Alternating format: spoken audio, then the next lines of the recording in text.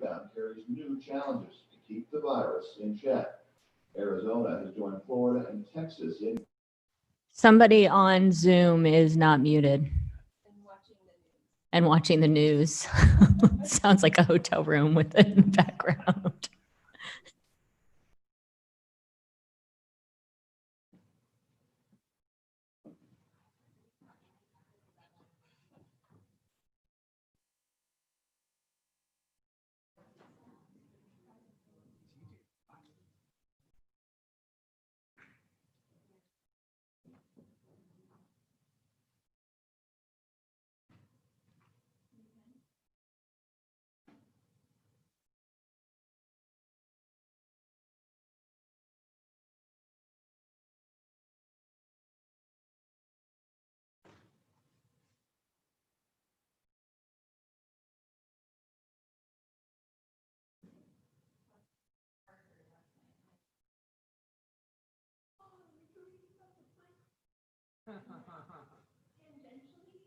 Kind of, yeah.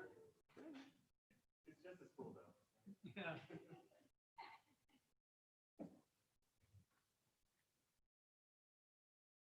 We did discuss on the pictures. Yeah.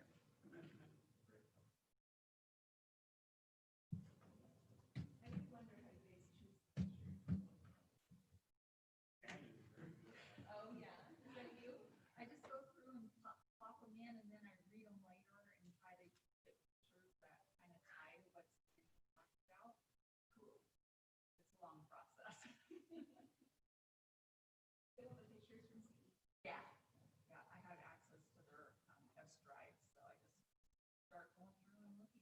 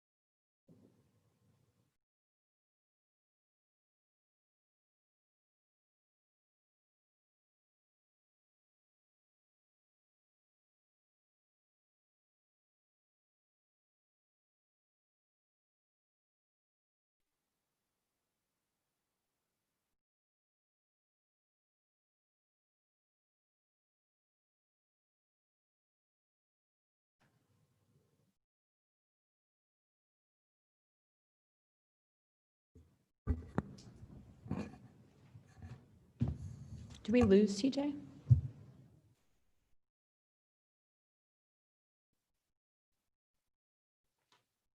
Oh no, there's TJ. TJ, if you just turned off your camera, that's okay. I just didn't want to start without everybody. Thank you. There are non-video participants. Does that mean could that be where Jimmy and Lisa are? Sorry.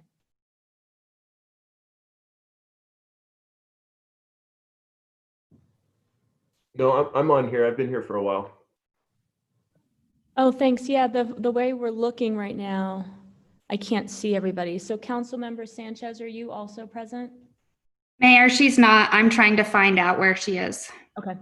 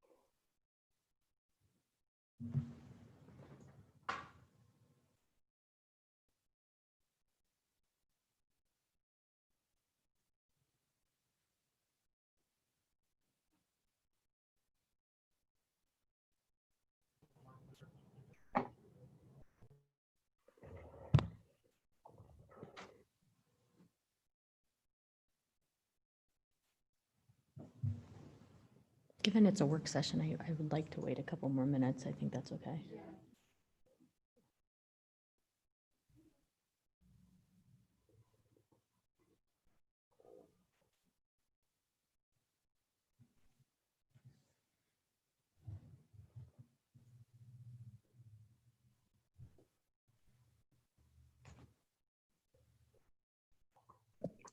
Mayor, I just resent her the link. She should be on in 1 second. All right, thank you.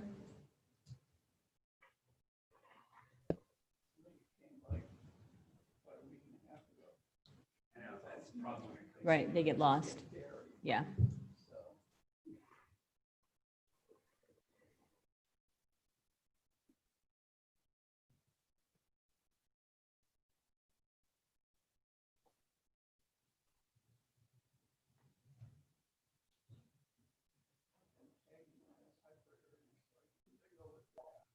I have Sarah put him in my calendar appointment. So I click on my calendar appointment and then I click on the link. Let's see.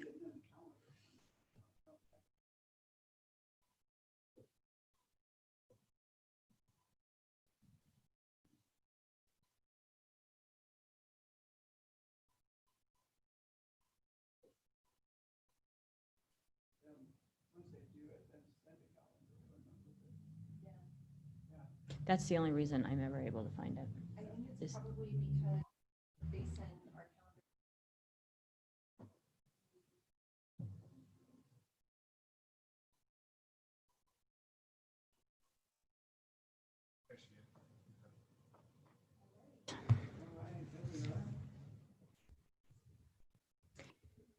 Well, good morning, everybody.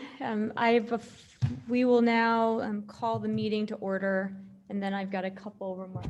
Will you please call the roll? Agent. Here. Clegg. Halliburton. Sanchez. Here. Thompson. Here. Woodings. Here. All present. Well, thanks. Good morning and welcome, everybody, both of those few of you that are here. It's the budget team. Thanks for all your work. And the members of the public who have joined us and council members who are virtual. And thanks for joining us that way. We've got before us our workshop. All of the council members and I hope the public was able to access the budget book. And we'll be working through, as you see the agenda today, the budget, and then some important presentations related to investments that we will be making in the long term in parks and fire facilities, and then a very important conversation about police policies and budget, and then the services that support our community that we're currently investing in to lay the groundwork for a longer and larger conversation about how we make progress there. I just want to say a couple things. I really appreciate the work of our staff, first and foremost, and then the partnership with our council in these unprecedented times and coming up with a way to build a budget that first seeks to provide property tax relief and for our residents in these tough times by tightening our belt as a city, but then really reflects our values and connection to people that we have and the importance of investments in our community, the support that people need now because of the crisis, the investments we need in the long run in order to be able to recover and to achieve our vision of a city that truly welcomes everyone and creates opportunity for everyone. So I look forward to the presentation on the budget, the conversations we'll have about it. And then I want to make sure, and we'll reiterate this at the end as well, that while today is a workshop and we review everything and we'll make motions to then put a budget in front of the public, on July 21st is our public hearing. And between now and then, we would love to hear from all of you, your thoughts on the budget, things you would like us to be thinking about to help us make better decisions and move actually through this next year when it comes to setting priorities and meeting community need. So thanks, Eric. Go ahead and get us started. Thank you very much, Madam Mayor, members of the council. Happy to be with you this morning to present our fiscal year 2021 proposed budget. And we're starting off with a freeze. There we go. To run through the order of events for this afternoon and morning, we'll start with an overview of our general fund budget. looking at goals, themes, looking at the economic environment. Then we'll move into an overview of our revenues and expenditures. We'll then provide an overview of our capital fund as well as all of our other funds in the city. Subsequent to that, we'll have a discussion, as the mayor mentioned, on our Parks Capital Improvement Program, fire facilities, and police discussion, with the last event of the day being motions, which would be directing us to move the budget to the July 21st public hearing for City Council public consideration. So before we get into the specifics, I'll talk about some parameters that would be applicable to any budget year. First and foremost, the city is required to develop a balanced budget for the general fund, meaning projected revenues and expenditures must equal.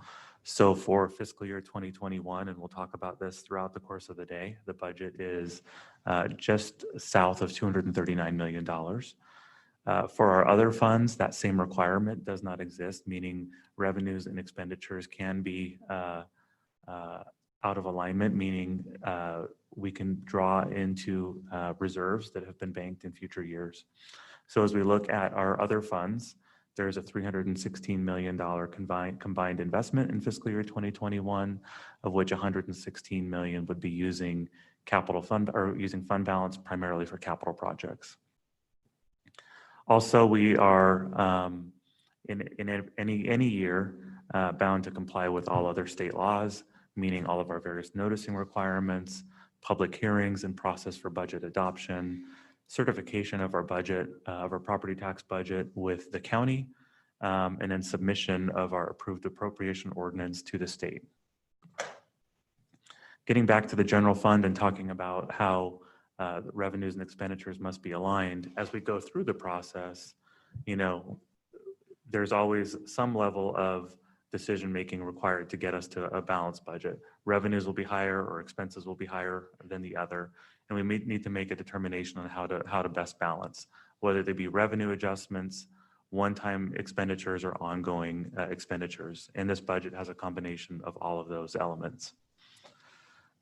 As recommendations are made by the mayor and advanced to the city council, those recommendations are based on a multi-year view of the budget. And in developing the budget, we set a goal of ensuring that our revenue estimates are achievable, you know, and that's certainly been a challenge this year given the rapid onset of a recession, and also not overly conservative to where we have a lot of funds unallocated. We want to make sure that we can proactively allocate and plan for the resources that the city will collect. To do a brief overview of the budget process to date, January through April, you know, those months we're working on our revenue and expenditure estimates and developing anticipated changes both to our revenues and expenditures. This year has been obviously unique, and on a subsequent slide, I'll talk about some of the factors that we've faced this particular year. In May, there was a discussion on the Public Works Enterprise Funds, a very detailed discussion on the budget. And we had kind of a workshop before the workshop right after Memorial Day, where we went through department by department and kind of talked about themes and whatnot. Just this month, we had a discussion on the airport budget and went through some of their capital investments, some of the operating impacts. Just about 2 weeks ago, we had a discussion on property tax. And since that time, we've put together the budget document that you have in front of you. Brings us to today, where we have the budget workshop. From today, we'll advance the budget to a public hearing in July. In August and September, we'll have our budget readings and adoption. And then in September, certify our property tax budget and submit the budget to the state. In terms of environment that this budget was developed under, it was a quite unique year to be developing a budget. There was a lot of things happening. You to start at the beginning of the calendar year, we had new elected leadership, both at the mayoral and city council level. There was an active legislative season that we were monitoring and analyzing and reacting to. There were bills being discussed that would impact our property tax, our sales tax, and as we were trying to assess impacts of those various legislation, all the other budget activities were ongoing. And then the largest thing being the onset of COVID-19 in March. So numerous impacts on the budget. There was obviously a recessionary environment that came on very rapidly beginning in February at the national level as well as at the local level. We are still analyzing on a daily basis really the local impacts of it. And I think we're going to continue to have to adjust as we go through the next fiscal year as more data becomes available. When that event first happened, it kind of threw finances for a loop a little bit. We needed to reforecast both fiscal year 20 and fiscal year 2021, and it was important to do fiscal year 2020 so we could have a very clear picture of the resources we'd have going into fiscal year 2021. And we did that all very rapidly. So we went through all of our revenues, and we did have, I think, a couple of discussions about anticipated impacts in fiscal year 2020. The most recent forecast showed a revenue dip of about $12 million in the current fiscal year. When we returned to City Council in August with our Q3 financial report, we anticipate having revised numbers from that. We were also evaluating reimbursement opportunities and reviewing new expenditures that the city took on. There were also numerous discussions around property tax policy type discussions, and the mayor and city council, in recognition of really the challenges attributable to this virus, have recommended a 0% property tax growth for fiscal year 2021. There were really three key goals present as we were developing the fiscal year 2021. Goal number one, and this is not necessarily in priority order, protecting financial resources. So, developing expenditure reduction strategies to basically allow the city to maintain a balanced position, looking at opportunities to reduce growth and costs associated with growth, making sure that we had flexibility to respond to future COVID-19 impacts, and then preserving our cash flow balance, which the city council has worked very hard over the last 7-8 years to build up to where we are right now.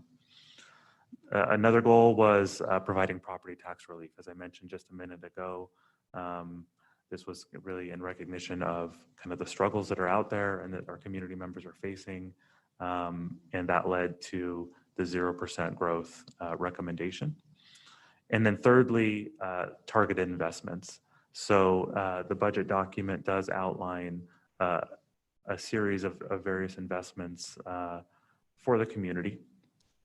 And those investments, they have multiple goals: supporting vulnerable community members, investments in key strategic areas such as housing, climate innovation, transportation, and accessibility. To provide just a really high-level overview of the fiscal year 2021 budget, I did, kind of speak to the fact that we're in a recessionary environment. There's been a lot of economic uncertainty. That we're still relatively new into this event. We're just starting to receive financial data and see how some of the impacts are going to flow into the budget. And I think a theme we're going to have, not only for this, kind of budget cycle, but throughout fiscal year 2021 is going to be kind of the need to frequently review and adjust our estimates and react accordingly to the data that we're receiving. The general fund budget for fiscal year 2021 as proposed is in fact lower than the fiscal year 2020 budget. It's 1.1% lower in total than the prior year. There is a 0% property tax base increase. And really the way property taxes work, there are two opportunities for year-over-year collections to increase. One would be by increasing the prior year budget by up to 3%. And that's the 3% is the max per state law. And that's the situation where we are at 0% for fiscal year 2021. The other way that the budget can grow for property taxes is attributable to growth. So as new buildings, new homes, new businesses are built within the city, taxes can be assessed on new payers, and that's a way that the city looks at paying for growth. So within fiscal year 2021, that element is intact, and that element has a $2.6 million impact to the city's budget. By taking a 0% growth on the base, there was about $4.8 million that otherwise could have come into the city that is not present as part of the fiscal year 2021 budget. Madam Mayor? Yes.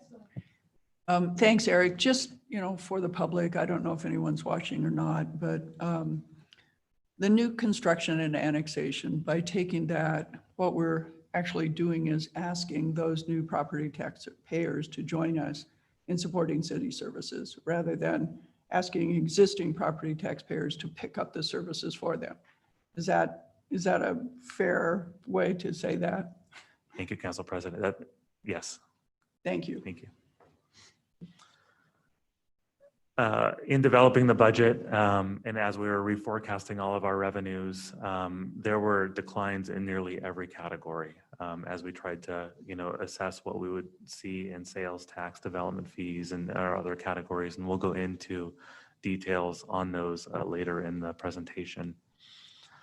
There has been kind of a simultaneous effort, and we'll speak to all of these elements to reduce costs, to advance strategic investments, and also to support normal cost increases. There are certain elements that just cost more each year, and we need to support those within the budget as well. Finally, there was an establishment of a reserve for fiscal year 2021 to respond to COVID-19. That reserve could be used for any number of things. It could be used to offset revenue shortfalls if, in fact, the implications of COVID are more severe than we had planned for. It could be used to support costs that weren't built into the budget that we might incur in fiscal year 2021. Or it could be used to supplement the capital fund at the end of the year if not used. That was a thing we talked about a couple of weeks ago when we talked about property taxes. So that money, that $2.6 million exists. As we look at the citywide budget, and I'm gonna kind of do an overview of expenditures by fund. The budget document outlines a budget of $731 million. I have focused for this slide on a $555 million number because that $730 million figure exists on page 32 through 35. That $175 million for the contingent appropriation is really budget authority rather than funding that we are planning for. So that $175 million, the difference between the 555 and the 730 is what we call a contingent appropriation. It allows us in fiscal year 2021 to carry over any unexpended funds typically associated with capital projects into the next fiscal year. It also allows for the expenditure of any unanticipated funds, such as grants or donations. So in terms of really planned expenditures going into fiscal year 2021, I'll focus on the budget minus that 175, which is represented on this slide. You can see that the largest slice of this pie is the general fund at 43%. The next largest slice being the airport and water renewal fund. Airport at about 1/5 of the budget, water renewal just over 15%. Then we have solid waste, our capital funds, and then an assortment of other funds making up the last 7%.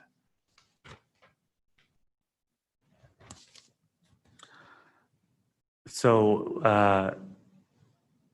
as part of the fiscal year 2021 budget, and really as a kind of a byproduct of the uncertainty that we have and some of the approaches that were adopted as part of the budget development process, we have some interdependencies.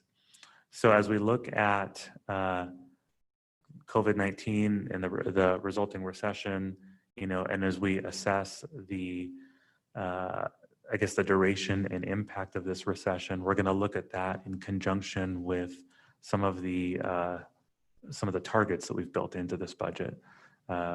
We have built in a $2 million savings reduction target, some of which has been identified, some of which we are going to be working on in the subsequent months. We've also built in a target for salary savings. To the degree that all three of those things come together in a positive way, there would be additional resources for departmental workload requests, for future strategic initiatives, and for future compensation growth.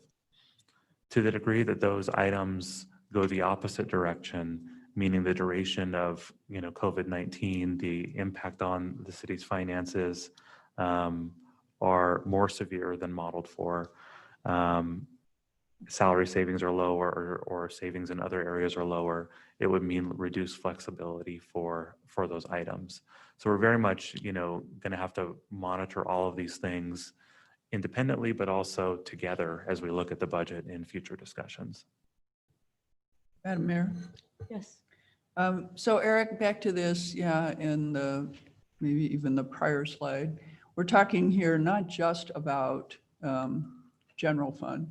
Those interdependencies are impacting also our enterprise funds in this case, which was not quite the same case, I think, in the prior recession. Is that correct? I think that's a very true statement. So as we look at some of those strategies that would have implications on other funds, and certainly the COVID event has had implications across the entire organization. And then just a note, I meant to point this out. Some people may wonder why the airport is, the proposed budget is so much higher than prior years and such a big part of the pie in a time when the airport, frankly, the services are down quite a bit, but correct me if I'm wrong, but most of this is capital investments that are being made anticipating recovery. And if we make them now, then we'll be ready for the recovery. And they're money that's been saved over time so that we could make those investments, or much of it. That is correct. Thank you. Thanks.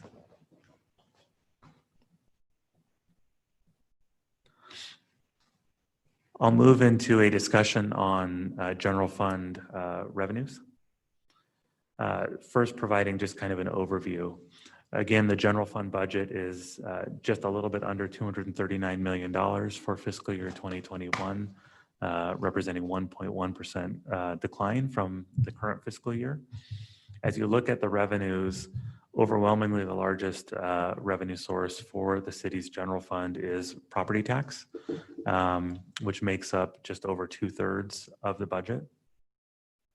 As we look at the remaining kind of slices of the pie, you can see departmental revenue at 11.6%, sales tax at 7%, really being the next two largest categories. We have franchise fees and liquor tax, internal charges, and a few other categories. If you look at the right-hand side of this slide, you can kind of see thematically what we were dealing with as we were developing the budget.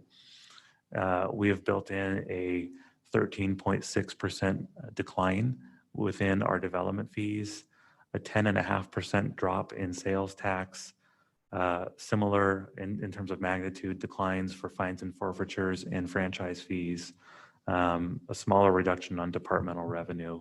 And really the three categories that we have any kind of an increase in are property tax.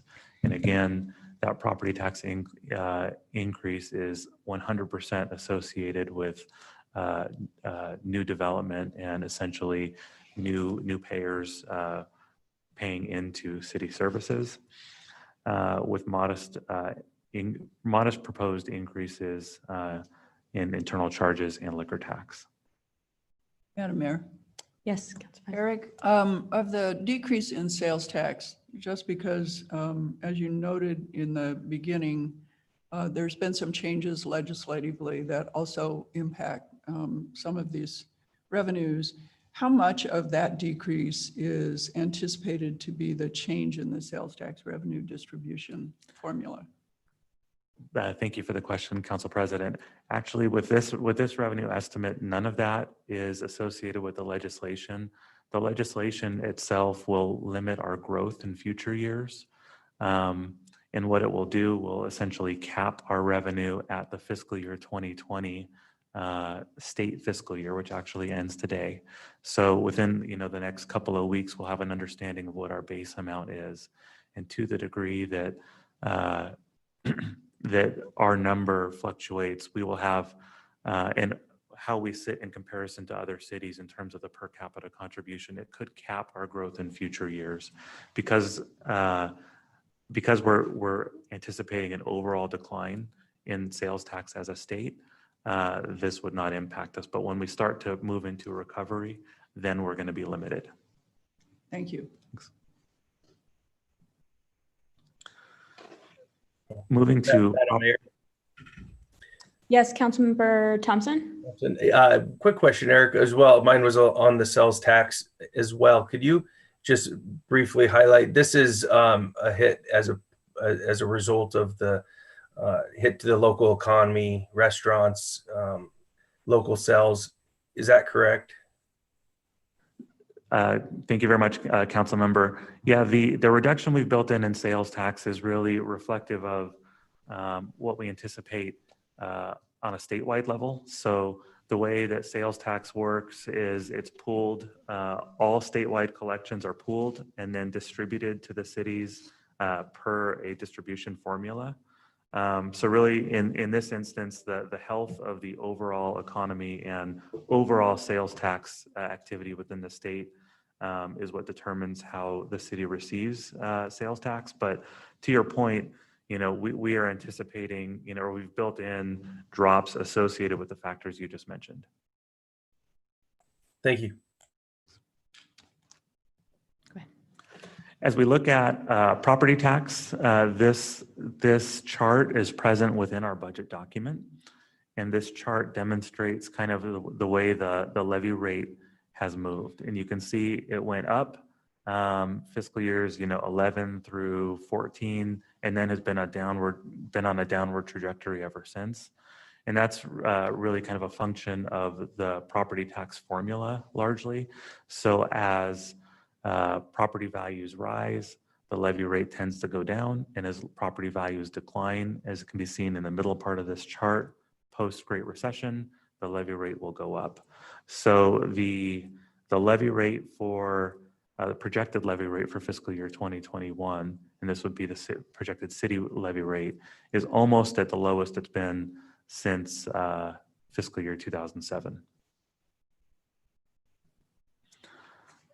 We do an analysis every year to look at the impact on the average home associated with the city's decision to or not to increase property taxes.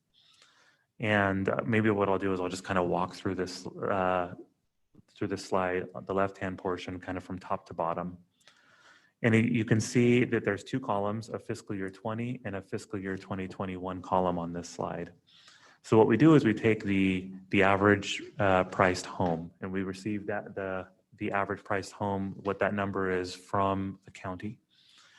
And for fiscal year 2021, which essentially is reflective of December 31st, 2020, the average priced home would be just north of 350,000, 351,000, or 6.3% higher than the average home in fiscal year 2020. On line 3, you can see the exemption, the homeowner's exemption. Fiscal year 20, 100,000, and fiscal year 2021 remaining at 100,000. Previously, the homeowner's exemption was indexed, and it would essentially rise or reduce based on statewide metrics regarding average home prices and whatnot. Back in 2017, the homeowner's exemption was frozen. So as homes appreciate, the impact of that homeowner's exemption, I guess, declines each year. So you can see that in this instance, on the average home, the assessed value goes up by 6.3%, but the taxable value goes up by 9%. Again, a product of the homeowner's exemption being frozen. So what we did is a calculation, and we looked at, and this is the city's levy rate only, looking at what the taxes would be on an average home if the 3% were to have been recommended. And you can see on line 7 that on the average home, that would have been $77.93. When you look at the bottom portion of this, we did the exact same calculation as above, but we removed the impact of the 3%. And you can see on line 14 that removing the 3% as recommended in this budget that we're discussing today, the increase on the average home would be $37.82. So another way to look at this, represented on line 15 here, would be that there are savings from the city taking a 0% base increase on the average home of approximately $40. I guess the inverse of that would be to look on line 14 and say that even with the city taking no increase in fiscal year 2021, we're projecting taxes to go to be increased, but to the tune of about $37.82. And that increase is associated with burden shift, and the burden shift that we've talked about in many prior sessions, largely associated with that frozen homeowner's exemption.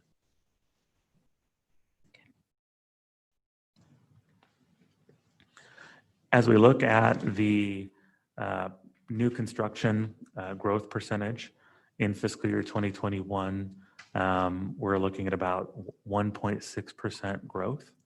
The prior year was about 1.8%, and you can see how this has kind of ebbed and flowed over time, coming out of the Great Recession, 2012, 2013, 2014, increasing, and then we have projected a lower amount of development activity in subsequent years of our forecast.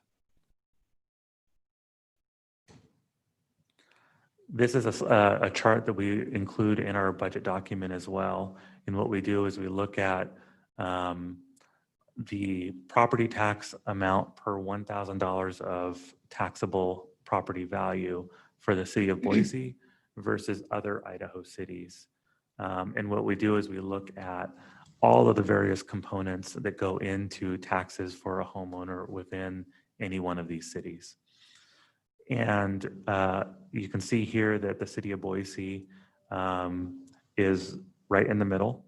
As a matter of fact, this is the 7th year in a row that the city of Boise has been in this position. Just below Nampa, just above Garden City. I would note that as we prepared this, the gap is shrinking, and we are getting closer and closer to Garden City and to Kuna. And the cities on the right-hand side of this slide.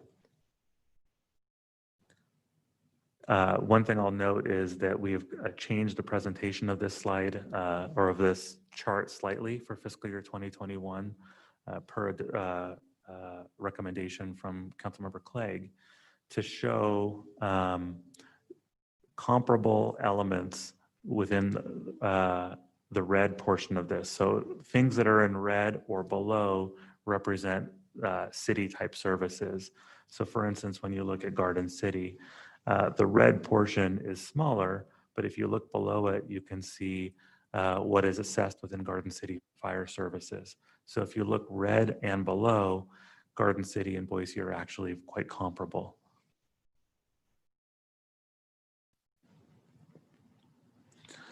As we look at sales tax, and we spoke a little bit about this a few moments ago, we have built in a decline for fiscal year 2021 of 10.5%. That 10.5% is, again, fully attributable in this instance to projected economic activity. As we get into further years of the recession, and I think really fiscal year 2025 would be where we would anticipate hitting that base amount. So post fiscal year 2025, we could be looking at growth rates of 1%, really being capped at 1% based on the current distribution formula as approved by the legislature this past session.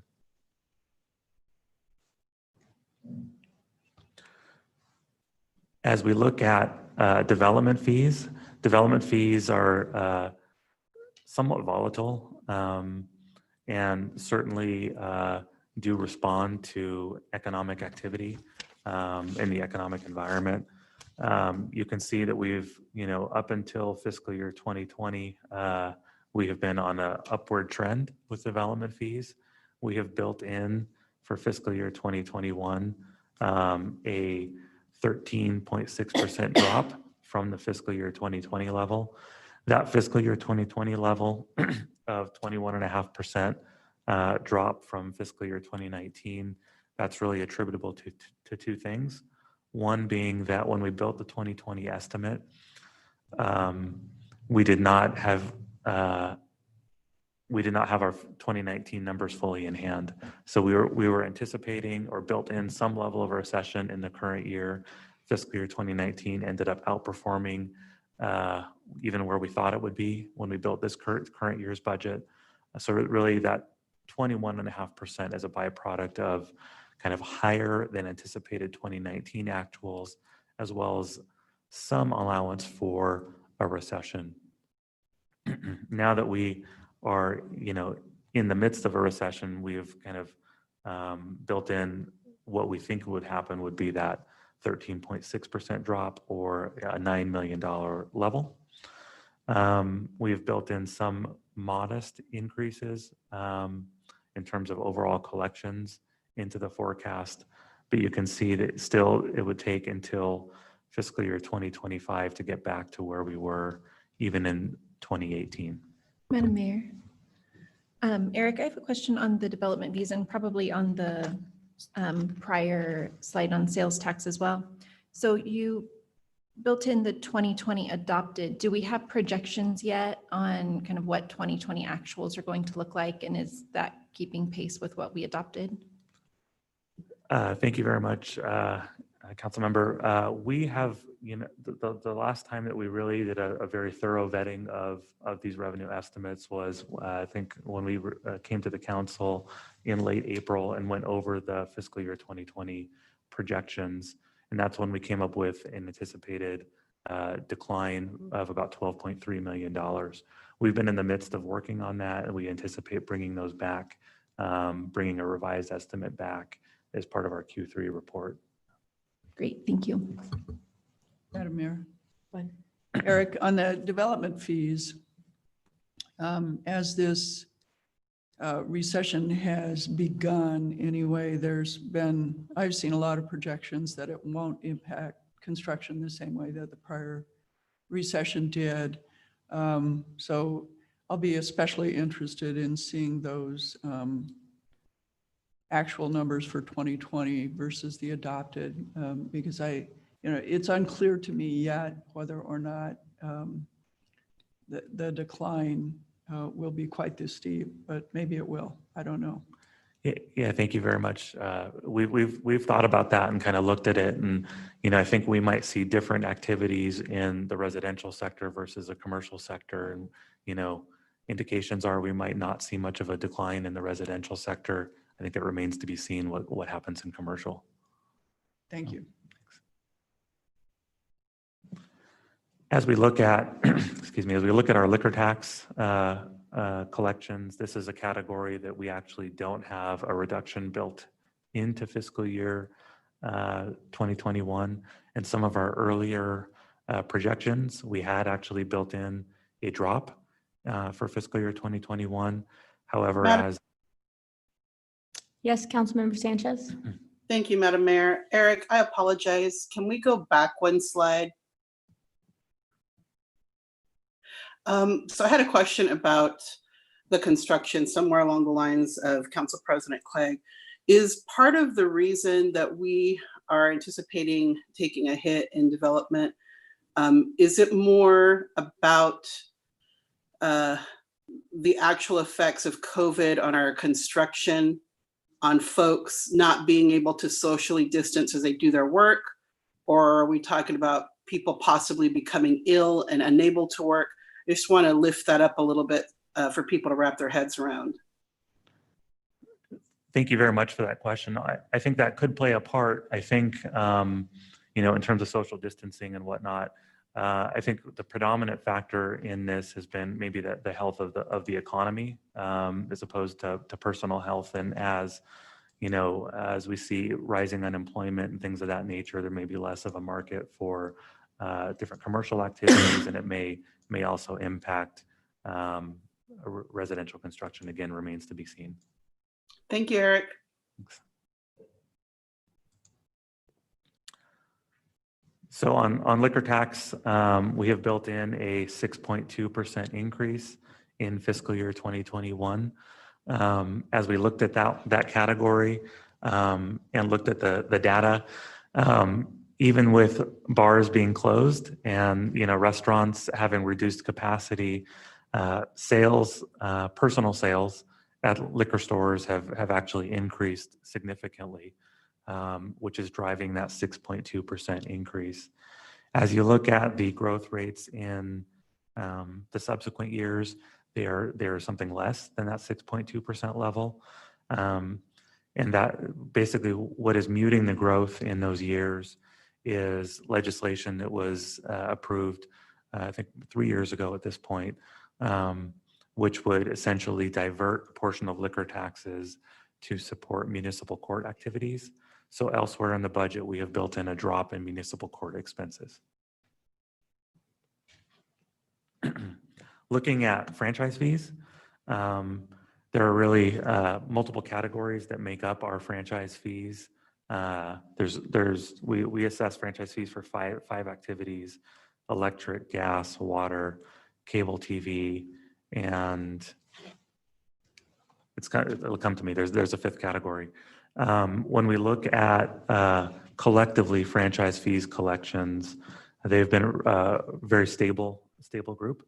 Over time, looking at 2010 to 2020, it's really been one of our most stable resources collectively. However, if you look at the individual franchise fees, there has been differences. So for instance, we collect a franchise fee for cable TV services. That franchise fee has been dropping at a pretty precipitous rate as more and more people are pursuing internet-based cable options. And then as you look at other areas such as garbage and recycling, we have seen an increased level of franchise fees in that area attributable to growth and cost increases. For fiscal year 2021, collectively, there is an 8% drop built into the budget. That 8% really, I think, has less to do with COVID than some of the other drops we've built in.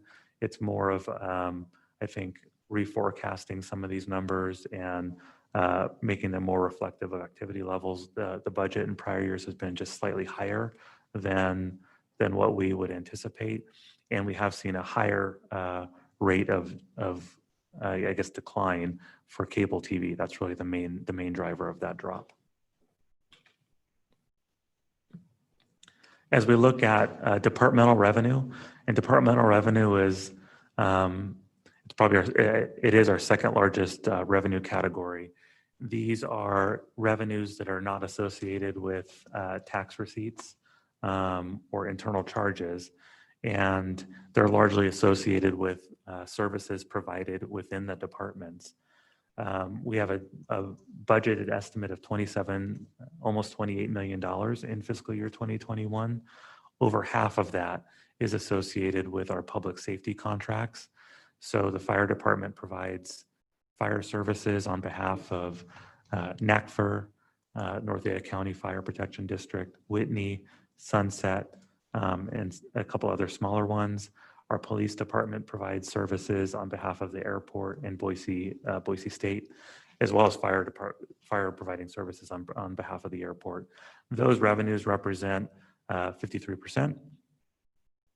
Next largest categories being parking. And this parking, 9% represents it doesn't represent fines and forfeitures or tickets. It represents meter fees. And we've seen a drop in that category. Golf at 11% of this $28 million. Golf, we've also built in some declines. You can see on the upper right-hand portion of this, all the various parks and recreation activities, at least the most significant: zoo, ice world, golf, cemetery, and aquatics. All of those, there is a revenue and there is an associated expense associated with those services. We have licenses and inspections, and then there are various other minor categories across all of the departments that make up about 10% of that number. Madam Mayor. Eric, I just thought of a question that I've never actually brought up before. So on like the Whitney and the Sunset Fire Districts, are those within the city of Boise boundaries? Thank you very much, Council Member. Sunset, I think I would have to look maybe to Jade. I know that Whitney is not. Madam Mayor, Council Member, neither are. Okay. Whitney is a little bit into the city limits, or actually it's not. Neither are within the city limits. Yeah. Okay. Just based on their names, I was kind of like, oh, are these kind of like districts within the city, or they're outside of the city boundary? Sunset was established only about 2 years ago.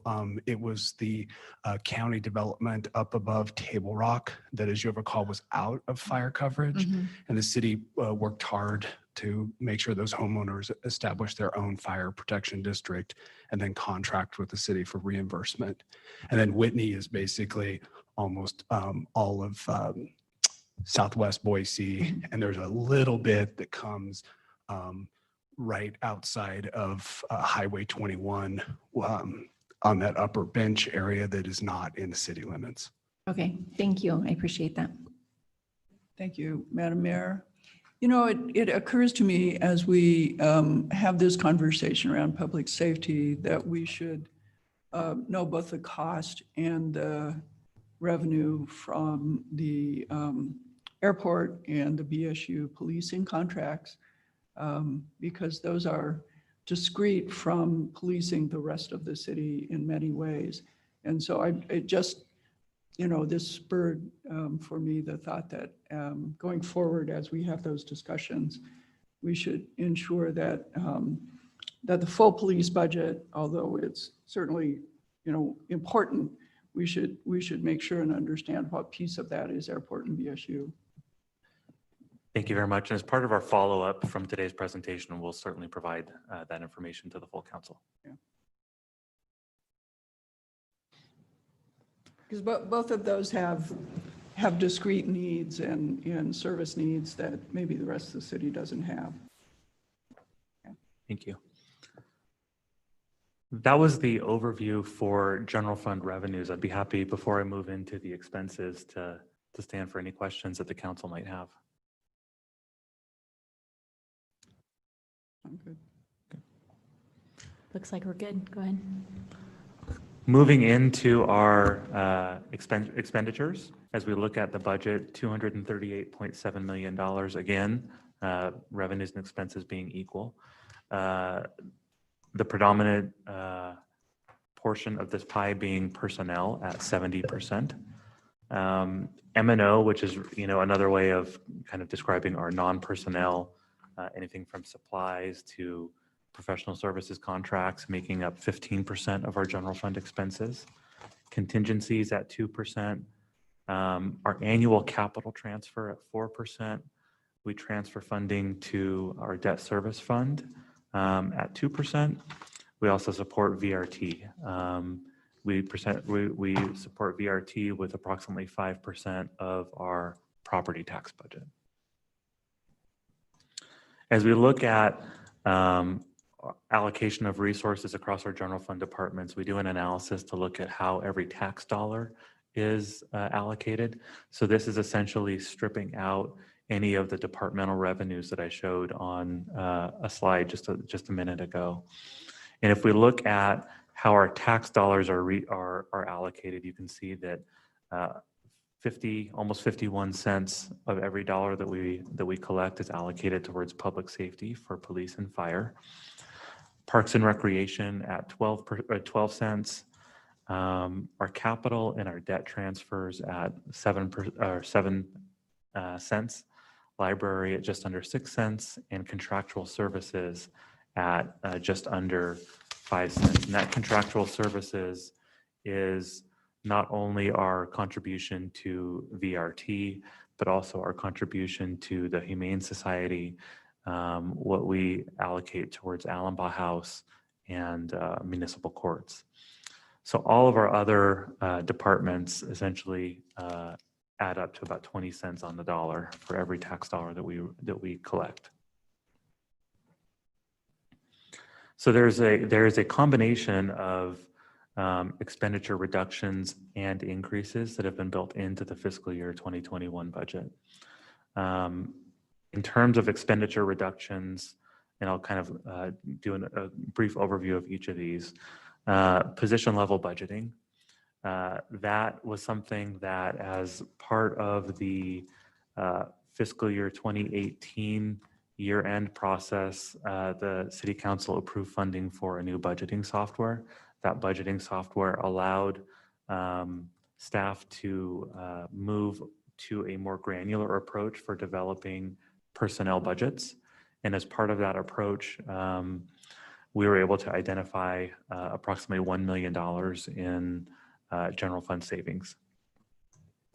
We also conducted over the course of the last year, and this exercise actually predates COVID, a right-sizing exercise where each of our departments were tasked with going back and in partnership with the budget office and our finance manager teams, looking at historical expenditure levels and aligning our projected budget with historical expenditure levels.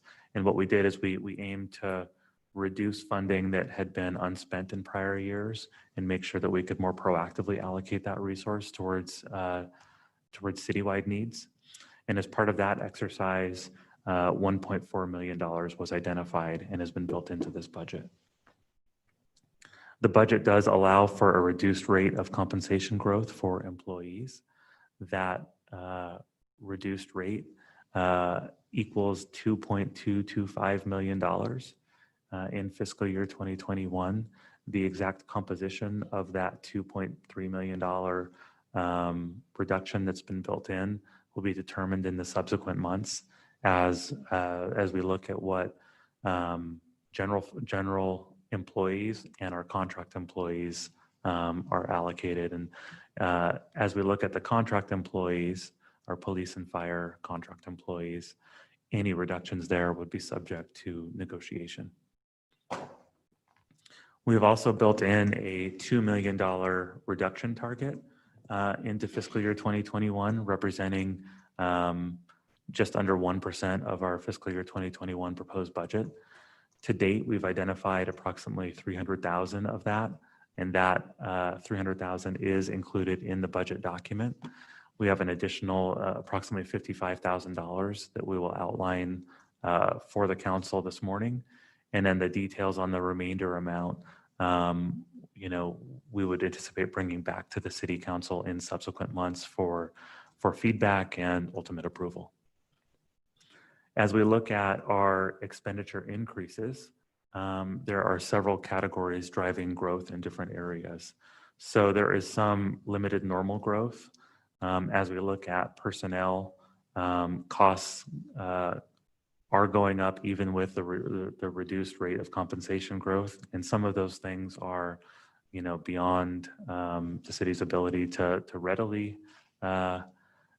effectuate in fiscal year 2021, certain benefit costs and things of that nature, health costs. As we look at M&O or non-personnel, most all categories have been kept flat or even reduced. There are a small handful of categories that have expenditure increases built into them, most primarily being insurance, so both risk and workers' comp insurance, as well as our software maintenance. We do have some strategic investments at the citywide and the departmental level that have been built into the fiscal year 2021 budget.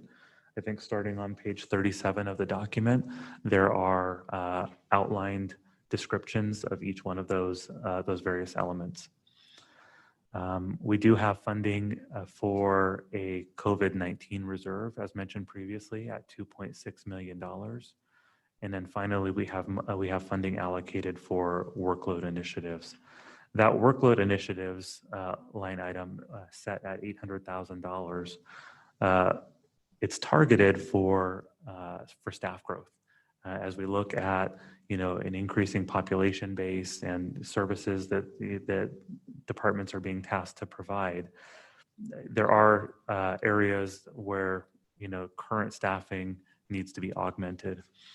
But rather than develop specific recommendations for that $800,000 as part of this budget development, the recommendation is to hold on that for now and see what the status of the economy is as we get more data associated with COVID, look at some of the other reduction strategies and make a determination of whether or not we can advance some of those workload requests based on kind of the whole picture, looking at all those different elements. Madam Mayor. Thank you, Eric. So a couple of points here. If we're unable to make the reduction target, which is a good target, but may have to be phased over time, at least portions of it, the strategy would be to use either the COVID reserve or the operations reserve contingencies in the meantime to make up that difference. Am I reading that correctly? Come on. Thank you, Council Member. Yes, we would look at the operations reserve, the COVID reserve. We would look at one-time vacancy savings. We could look at our capital fund balance. We have a couple of different areas we could look at. Okay, and then follow up. This has been such an unusual year, and this was the first year we were going to begin to get regular reporting on the priority-based budgeting, and recognizing what an unusual year it's been, and that just hasn't, there just hasn't been an opportunity to do that. It does seem like going forward, especially as we begin looking at these departmental workload proposals, that at some point bringing a more robust report on PBB to the City Council and having that discussion. My sense is that we've kept city staffing levels at a per capita basis pretty low, even as we've experienced all the growth over the last few years, but I'm not, I don't have any data for that. That's just an assumption. So anyway, I guess I look forward to working, as you say, through the year to implement some of these things and seeing some of that detail from the PBB. Madam Mayor, I actually had a similar comment like later in my budget book, so I'll just bring it up now. I was thinking because we just got the report on who our peer cities are projected to be, and I'm looking forward to kind of seeing comparisons on our peer cities and where we are on personnel per capita, and kind of make sure that we're in the range on where we should be. I don't want to grow unnecessarily and just have people in meetings all the time, because that's like soul sucking work. But I want people who are coming to the city and feel like they're doing really meaningful work on behalf of our citizens. So that's what I'll be looking for over the next year as well. Thank you. So I did mention on the previous slide that starting on page 37 of our budget document, we have some recommended adjustments. As we look at those adjustments, they hit on several key areas.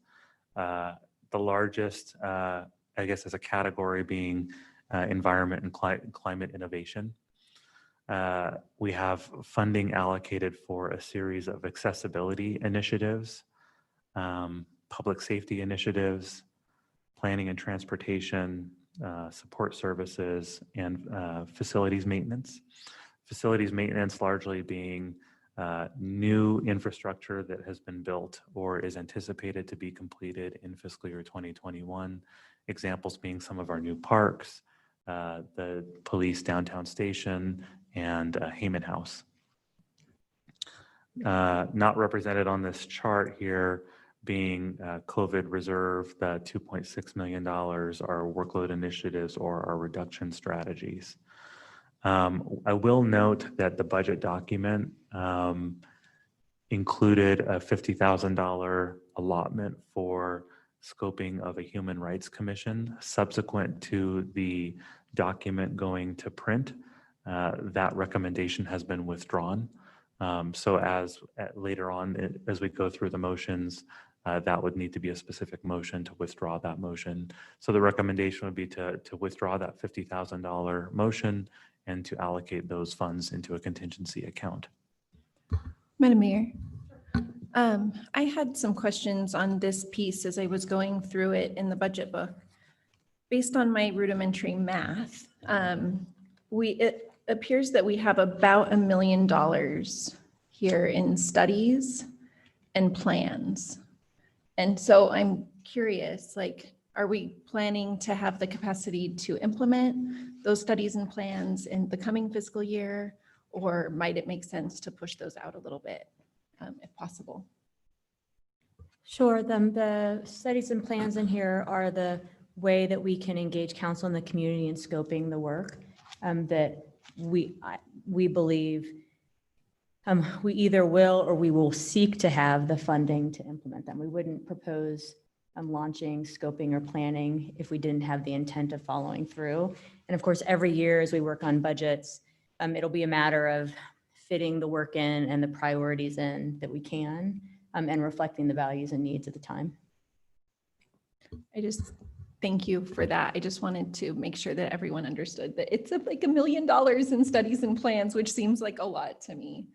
So I just want to make sure that we're feeling like these are things that are going to be able to fit into the workflow in the next year. They're not going to be things that require probably additional staffing, because I don't think we're going to have the revenue to do that based on our projections. So I just wanted to kind of put that out there. Yeah, and just as a follow-up, each department has worked with us to make sure that there is indeed capacity to do that. And these will set us up to address our clean energy goals that as a council we proposed. The interest in seeing housing strategies that can provide affordability and new policies to our residents. Part of it's not all studies and plans. There's funding for transportation priorities and getting people back into transit and figuring out how we deliver that service in new ways post-COVID, and making sure that there's equitable access to some of the benefits that will come from the work that Public Works is doing to implement our clean energy goals. Madam Mayor, I'm waiting for Councilmember Halliburton to pipe up here. At least one of these studies is something that I think sets up a long-term goal, and I think more than one of them, but that would be the Canal Pathways study. In fact, there's a note in it that 50 years ago, when the Green Belt was brought forward, it was brought forward as a plan. It took 50 years to implement, but we've all seen the benefit it's been to the community. So I think from my perspective, that one, for instance, is an investment in making sure that that we are set up to recover from COVID in a way that serves the community long-term. Madam Mayor, I just want to clarify, I don't think that any of them are necessarily bad. I just wanted to daylight that there's like $1 million in plans. So we need to be sure that we have the capacity to implement those plans when they're done, because nothing feels more like government waste to me than a plan that sits on a shelf and never, because I think we have some of those in our plan catalog too. Madam Mayor. I think, was that Councilmember Halliburton? Yes, since Elaine called me out, I felt like I better at least respond. But yeah, I know that we've talked with a lot of the folks in planning and our different groups, and I think that they know that sometimes they don't even have the capacity to, to put some of these plans together. And so having some of those funds there, it seems like has been helpful for them to make sure that they have the ability to implement some of that work. And so I do appreciate Councilmember Clegg, Council President Clegg bringing that up, and that, some of these things really do address some of these long-term solutions as far as equity goes, and that the Greenbelt may not run by your house. And so in all these different areas of town where they aren't connected to these incredible pathways like the Greenbelt, that this really is a recovery plan as well. And so I appreciate the capacity for the city to be pushing forward on plans and solutions in that way.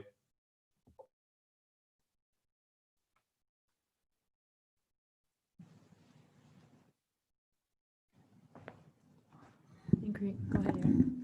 Thank you. As we look at that $2 million base reduction target that I outlined a couple of slides ago, I mentioned that we basically had solutions identified for about $300,000 worth of those. And we had talked about these in subsequent or in prior conversations. I'll just outline them quickly. A fire duties consolidation. This was a position in the fire department that was vacated. Upon the position being vacated, an analysis was done and determined that the work of that position could be absorbed within that division. So therefore, the position is being recommended to be eliminated as part of this budget. There is a recommendation as part of this budget to consolidate management of our hardware assets being laptops, desktop computers, tablets, things of that nature. Previously, all of the budgets for replacement of those assets were allocated out in the various departments. As part of this budget, all of the budgets have been collapsed and consolidated into our IT department, who will then be able to manage those replacements. As part of that, the replacement cycle for our laptops and desktops has been extended by 1 year. Included in that $55,000 savings amount is the addition of a position to manage all of that work. There is funding included in this budget it's actually a revenue, as a reimbursement for school resource officer services within our West Ada schools. We're pursuing similar type agreements for other schools. We have insourced utility location services. This is a service that we previously have contracted for. Both our Public Works Department and our IT department have done have employed contractors for this work. By bringing it in-house, we anticipate saving approximately $15,000 per year. And the last one that we had outlined previously was elimination of landlines associated with faxes. There are two new items that we have today to discuss, being City Hall West and City Hall janitorial services and unmarked police vehicles. Neither of these items have been built into the fiscal year 2021 budget as in front of you today, so they would require an IBC in a subsequent session. To the point that Council President Clegg was asking earlier in terms of kind of offsets if there is a timing issue with achieving this $2 million in fiscal year 2021. There are numerous areas we can look. We can look at our capital fund balance. Obviously, we've talked about the COVID reserve. We could look at our fuel budgets or other M&O accounts where we might have one-time savings. We could look at one-time vacancy savings as well as our contingency accounts. One note, and I'll talk about this again in a moment, when we look at the unmarked police vehicles, there is a $40,000 base savings to be had, as well as a one-time $200,000 savings associated with that. So I'll outline both of those. As we look at City Hall and City Hall West janitorial services, there was an analysis that was done to look at kind of the level of service and to determine if there were opportunities to reduce. So, we looked at some of the activities that are being provided by our contract custodial service in terms of looking at sweeping stairwells, dusting of our blinds, and then cleaning our lights. For all three of those activities, we propose moving to a reduced level of frequency, which would save about $6,000 a year. No impacts are really anticipated from that. The other item that we looked at was collection of trash and recycling from individual workspaces. So within our offices and within our cubicles, every night, basically our trash and recycles have been collected. So what we're looking at is really kind of a two-phase approach here to realize cost savings. As part of this first phase, the frequency of collection would be reduced from daily to twice per week, Wednesdays and Fridays. And that change would save about $12,000 on an annual basis. So collectively for fiscal year 2021, we'd be looking at about $18,000.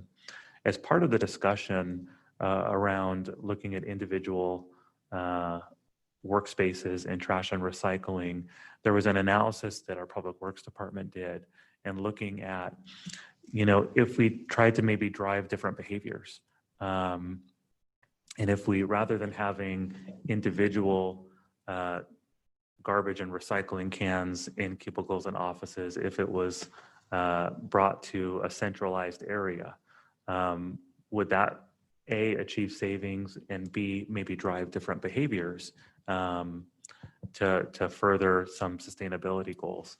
And basically that analysis showed that the savings might not necessarily be greater than reduced frequency on individual areas, but it would further some of our environmental goals. So the notion being, rather than having individual garbage and recycling cans, you have maybe a larger can or larger cans in central areas, break rooms, or different pathways. And really the thought being there is, again, it could drive different behaviors. It would really force employees to think about what they put into the garbage and into the recycling, as opposed to just putting it right there at your desk. And the other thing being that we could essentially, by moving this, maybe have a campaign, a reduce and reuse campaign associated with that. That element, in terms of the centralized trash and recycling, isn't recommended quite yet. And the rationale for that is we want to get through COVID. Essentially requiring folks to to all gather in one area to throw away their stuff. There's going to be less opportunities for social distancing doing that. But once we get through this activity, we think that there's opportunity there, and no additional cost. Madam Mayor.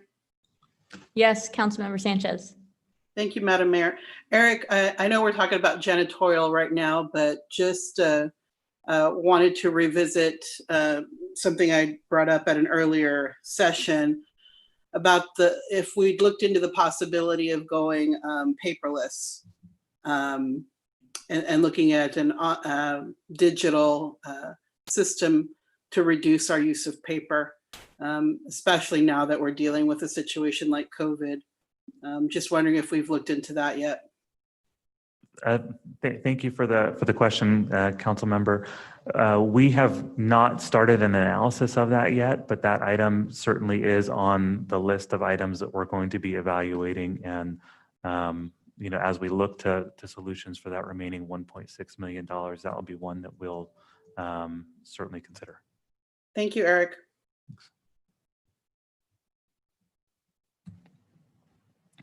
The other new item is police unmarked vehicles. So our police department has done an evaluation and they looked at our unmarked fleet and looked for opportunities to potentially reduce the number of non-patrol vehicles. And really this analysis was, they looked at vehicles that were either assigned vehicles to individual members, and they also looked at pool vehicles that are available for departmental use. And in doing this, they really, thought maybe there's an opportunity to reduce our fleet size, but we want to make sure that we're not reducing service levels in any way. And we want to make sure that if there are any underutilized vehicles, that we can, kind of right size our fleet. And they did determine that 5 vehicles could be eliminated from the fleet. Those are primarily civilian assigned vehicles that are not utilized at a high level of frequency. So the thought being that, when any one of those staff members needs to use a vehicle, a pool vehicle would be available. So again, no reduction in service. By eliminating those vehicles, there's a couple of things that occur. One would be we don't need to allocate money in our replacement plan for those vehicles. And we had actually, in the fiscal year 2021 budget, allocated approximately $200,000 for the replacement of those vehicles, which can now be repurposed. And our transfer to the capital fund from the general fund can be reduced on an annual basis because we're not going to have to replace them in the future.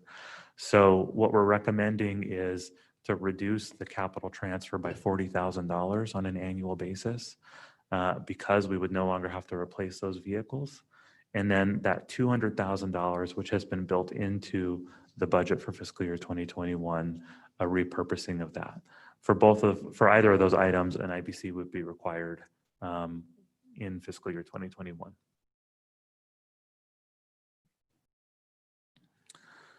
The fiscal year 2021 budget does, and we talked about the COVID reserve, it does allow for this $2.6 million,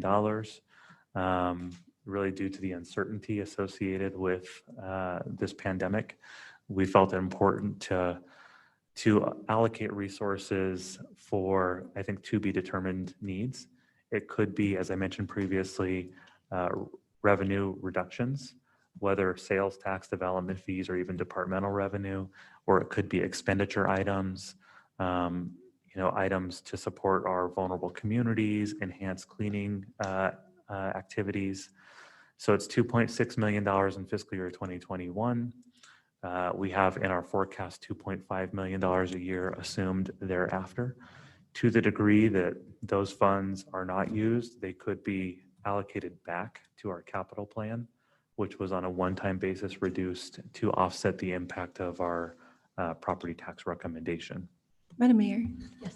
On the COVID-19, the COVID-19 fund, I'm hoping also that since City Council is giving up half of our strategic contingency account, that if we, are out in the community and identifying, things that could be helped that are impacted by COVID-19, that we might, instead of using our strategic contingency, be able to also have access to this fund for some of those community needs.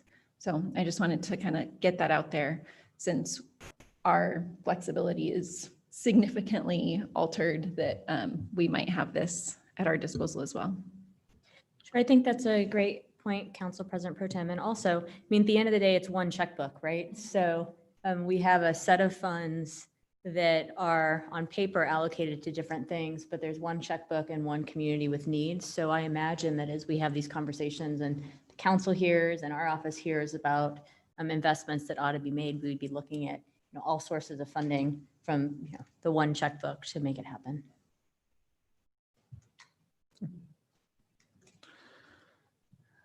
As we look at position adjustments that are included in the fiscal year 2021 budget, those are outlined in the document from pages 63 to 65. There's really three kind of categories that make up the change from our 2020 to fiscal year 2021. One being adjustments that have already been approved by the city council. Basically being items that were brought forward for consideration as part of the IBC process. And we do bring position adjustments as part of that process from time to time. Just before, I think it was right before the COVID event started to impact the city, there was an interim budget change to essentially trade in resources in the Parks and Recreation Department that were used for temporary positions for permanent, ongoing, full-time positions. I think there was 8 positions that were added there. There's been a couple other instances where we've added positions through the interim budget change process. Secondly, and I mentioned the position level budgeting, there was, as part of kind of this exercise to the kind of a more granular approach, we had identified just under 13 positions that were over time unfunded, but were still sitting in the authorized position count. So we have eliminated those as part of the recommendation here. And then finally, there are some staffing adjustments as part of this budget to consider in terms of new positions recommended. There are 6 positions within information technology recommended. 4 of those positions, 3 are contractor conversions, 1 being the previously mentioned hardware asset manager. All 4 of those positions are essentially at a cost savings to the city. So on the 3 contractor conversions, bringing those positions in-house is a more cost-efficient way to provide services associated with software implementations and project delivery than hiring contractors as we have in the past. We have recommended adjustment for police staffing, 5 new officers, 3 positions within our water renewal fund, so outside of the general fund recommendation, an energy manager in public works, a community engagement position in our Office of Community Engagement, that position being supported with offsetting savings in the mayor's office. A streetlight technician, I mentioned that one previously as part of the underground utility location insourcing exercise. And then the position in the fire department that is essentially going to be a consolidation of duties and that position being eliminated. Madam Mayor. Yes, Council President. So Eric, the 15.33 FTEs that were approved during IBCs, my memory is that all of those anticipated being added in. So while essentially, the full FTE count in this budget is plus 18, it's actually plus 3.33 compared to what we've previously accepted as the appropriate staffing level. Is that correct? Council President, I actually think they might be separate. So there was the 15 that were approved, like the Parks and Recreation one, for instance. In addition to that, there was these 18 outlined. Okay, here. so that was why I was trying to conclude. So we're actually at 33 some. 33, then subtract the approximately 13 positions that are being eliminated as part of that kind of right sizing attributable to position level budgeting, and you get to about the 19 net positions being added. Okay, so just again, making sure that we really dig into this in PBB, because that's you know, that's a lot of staff growth. Again, I think we've been really stingy with staff growth over a long period of time. And so it's not unjustified, but I do think that it's time to really take a big look at staffing overall. Thank you. As we look at the contingency accounts that have been built into fiscal year 2021, talked a lot about the COVID-19 contingency at $2.6 million. The operating contingency at $1.2 million, just slightly higher than what's represented in the budget book because of the withdrawal of the recommendation for the Human Rights Commission. That 1.2 million really has several elements underneath it. It includes $200,000 for facility assessments associated with Americans with Disabilities Act, kind of the second year of a 2-year planned investment there. It has ongoing funding for grower housing and in support of that program. Funding to advance priority-based budgeting projects, evaluations, and one-time costs associated with that. Contribution towards our cash flow reserve and an unallocated amount. Also within our contingencies, we have funding for the downtown maintenance. A couple of years ago when the Central District, Urban Renewal District sunsetted, the city received a bump in property tax due to the retirement of that Urban Renewal District. We've been allocating a portion of that revenue for potential maintenance needs within the downtown area. The strategic planning contingency at $324,000, our revenue neutral contingency, and our property tax contingency. The document outlines recommendations to whether increase or establish new fees. All of our recommended fee adjustments are included in the budget document with the exception of development impact fees, which are represented and brought forward for council consideration via an ordinance. We will be later on in this budget process recommending an increase to our development fees.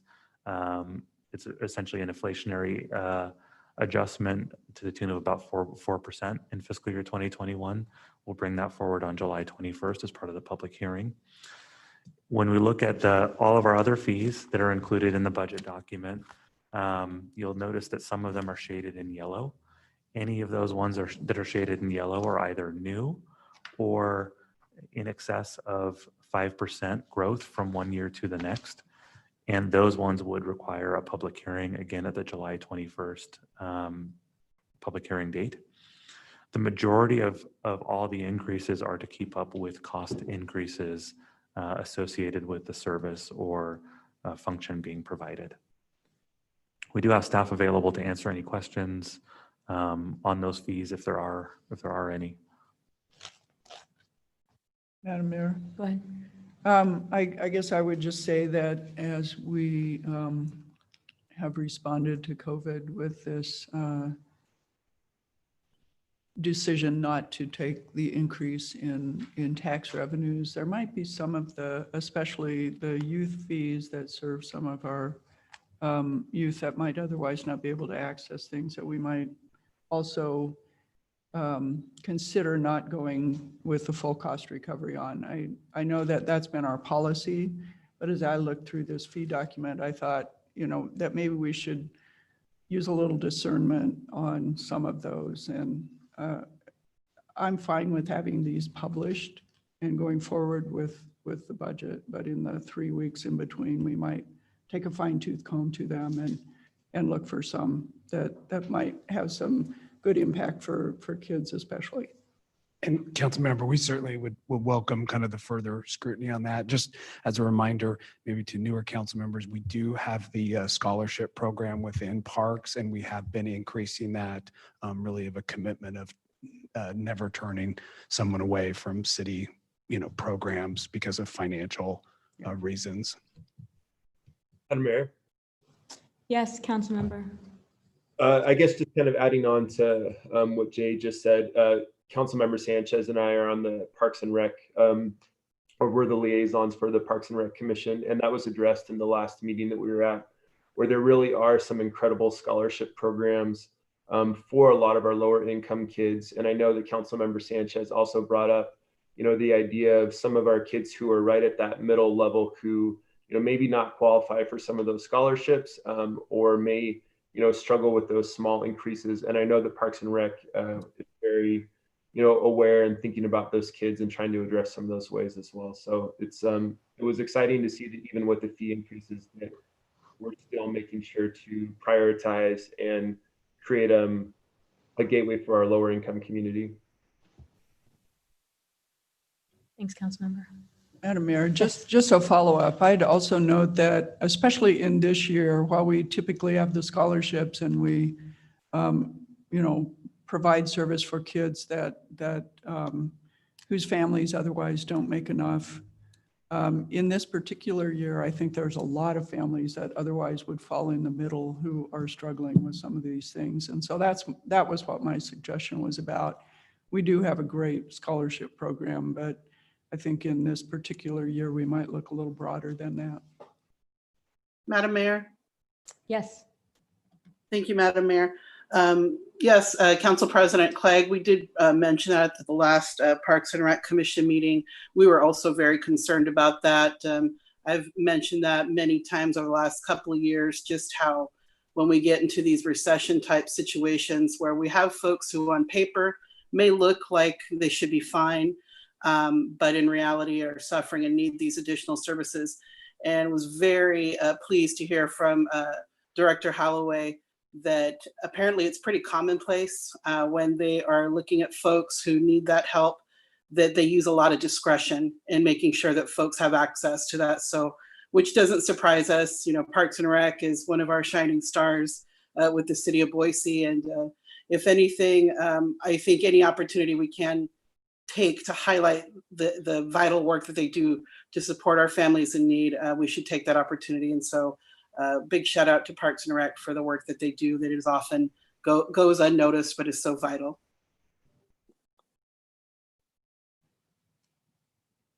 Ready. The last slide I have before maybe pausing for questions and then moving into our capital and other funds would be our preliminary end of year items. We have three outlined. The first being a contribution to our risk and workers' compensation funds. We have seen, higher costs in both of those funds in recent years, attributable to several factors.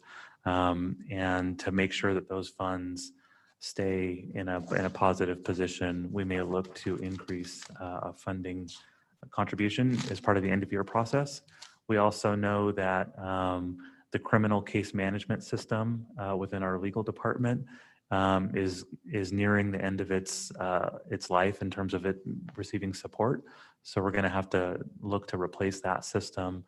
And then finally, there may be some additional costs associated with our procure to pay system. For the latter two of those items, before any recommendation would be made, we would certainly bring forward, very specific recommendations and funding requirements. That's all I had on general fund expenditures. I'd be happy to answer any questions that the council might have.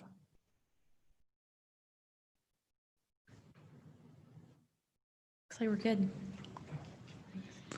So do a quick overview on our capital fund and our other funds.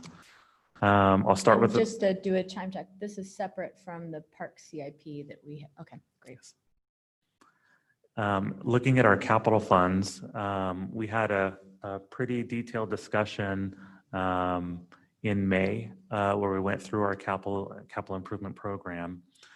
The capital fund on an annual basis historically has received a transfer of about $12.9 million to support capital projects, major equipment, which is largely fleet replacement, and then major repairs and maintenance activities. For fiscal year 2021, the $12.9 million transfer is recommended to be reduced about $2.1 million to help offset the property tax reduction, the 0% recommendation. As part of that recommendation, we anticipate no impacts in the near term to planned projects. So there was no projects canceled or deferred or anything associated with that. Our capital plan or capital fund also receives transfers from our development impact fee fund to support eligible parks, police, and fire projects. Transfers from our impact fee fund to the capital fund are based on actuals only. In our capital fund, we do have healthy fund balance levels presently, in large part due to funds previously allocated towards our downtown branch library. Specific projects recommended in fiscal year 2021 include housing initiatives, and we've had a couple of discussions on this one. In fiscal year 21, $3 million is recommended. In our forecast, an additional $3 million is recommended for fiscal year 2022. We have funding, and we'll talk more about this in a subsequent topic this morning about fire station remodels. We have $1.7 million allocated for remodeling 2 of our aging stations. We have new ongoing funding allocated as part of this budget for ADA repairs. I mentioned that we have the second year of funding for facility assessments allocated as part of this budget. Once we have all of the facilities assessed, we have a list of planned projects. The next step would be to go in and start making adjustments. So to make sure that we have funds allocated for that, we've allocated $350,000 as part of the fiscal year 21 budget, and then carry that forward into subsequent years of the forecast as well. Madam Mayor, Yes, go ahead. I just want to comment on this piece right here, since I bagged on plans a little bit this morning. This has been an ongoing planning process through our HR and PDS departments, and it's been amazing to see all the deficiencies that we have that are being identified and addressed. So I think that this is a wonderful investment that will make our facilities hopefully even more accessible than basic ADA for all of our residents. Madam Mayor, Yes. I have a question about the street lights. And I recognize that by forward funding it, we're going to realize energy savings, but the document says that those energy savings need to go back into the department budget to deal with maintenance of the poles and maintenance of the lights. And so I'm beginning to wonder, is that because we're continuing to grow and we're adding lights, or why is that cost going up even though we have energy savings? Thank you, Council President. It's really attributable to 2 factors. So one being what you mentioned, as we add poles, we need to make sure that we maintain those. Secondly, quite frankly, the maintenance budget for streetlights isn't where it should have been. So this essentially addresses that issue. Without a cost increase? Without a cost We don't increase. see the savings? Correct. Okay, all right. Other investments we have in fiscal year 2021 include an evaluation for fire station number 5. There'll be more discussion on that in just a few moments here. Northwest Station, again, opportunities to discuss that when we have a specific fire discussion. We have funding allocated for physical security. We have one-time funds associated with some of the cameras and other infrastructure to replace severely outdated equipment. And then we have funds allocated within our forecast for replacement of those cameras and other equipment. We have funding allocated for Memorial Park amenities, for planning of our pool projects, and then various investments in IT. The other one that I should have put on here is funding for our neighborhood improvement program. We have $500,000 allocated for that. Madam Mayor, Yes, Councilmember. question on the ADA investments. Is that separate from ADA investments at the parks level, as in those rubber as opposed to wood chips type investments that are great, is that a separate pool? Yeah, thank you for the question, council member. Yeah, as part of the fiscal year 2020 budget, there were funds allocated for, if memory serves, 7 or 8 parks to replace the wood chips with a rubberized surface. That funding remains in place, and this would be in addition to that. So for parks, on an ongoing basis, as playgrounds age out and need to be replaced, those would be built into the parks budget and again be separate from this ADA funding. Thank you. Looking at the major repairs and major equipment categories within our capital fund, major equipment I mentioned is largely for fleet replacement, police vehicles, fire trucks and engines, inspectors and things of that nature. We have $4.7 million budgeted.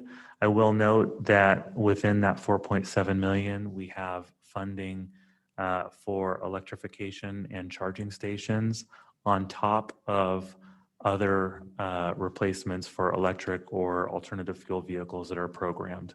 So that $150,000 doesn't represent the complete investment for electrification. It really represents a premium that's available if a vehicle ends up costing more to move to an electric rather than a traditional vehicle. Funds would be available for that. To the degree that when we're replacing vehicles in fiscal year 2021, that there isn't an opportunity or that the funds are already allocated within the budget for an electric vehicle, we could also use that funds for charging infrastructure. When we look at our major repairs and maintenance, we have an allocation of $5.3 million included. We have a series of ongoing type repairs, whether they be irrigation or pools or green belt or things of that nature within parks. We also have funding for rental housing and maintenance of our rental housing portfolio. We have $1.2 million allocated for repairs and maintenance of our library system, with a significant investment targeted specifically for our downtown branch. And then we have some site-specific investments within our parks and recreation, including the fountain at Ann Morrison Park, and then a structure at Eagle Rock Park to support play camp activity. As we look at the other funds, I have a very high-level overview, and we do have staff available if there's any questions. As mentioned at the onset of this meeting, there was a very detailed overview of the airport provided just a few weeks ago. When we look at the airport revenues of almost $37 million, expenditures of $115 million, a significant portion of that being capital projects. When we look at our public works enterprise funds, revenues of $104 million, expenditures of $128, and again, that difference largely being associated with capital projects and utilization of funds that have been banked for capital project delivery. And then when we look at all of our other funds, revenues of $40 million and expenditures of $43 million. Examples of some of those funds would be our fleet fund, fleet maintenance fund, and then our risk and workers' compensation funds and our various housing funds. That's all I had on the capital plan and our other funds as well. I'd be happy to stand for any questions we might have. Madam Mayor, I have a question about the alternative fuel vehicles. Will we see will anything come to work session as we're starting to procure more vehicles? Because I feel like our small vehicle fleet is really easy on some of those vehicles, but it'll be interesting to see how that rolls into other types of vehicles in our fleet. Jump in, Eric. I actually imagine that as to be part of the conversation that we have around how we achieve our energy goals. Okay. Because the fleet is a big part of it. Mm-hmm. And there are so many new and emergent technologies that make it possible to convert larger vehicles into an electric fleet as well.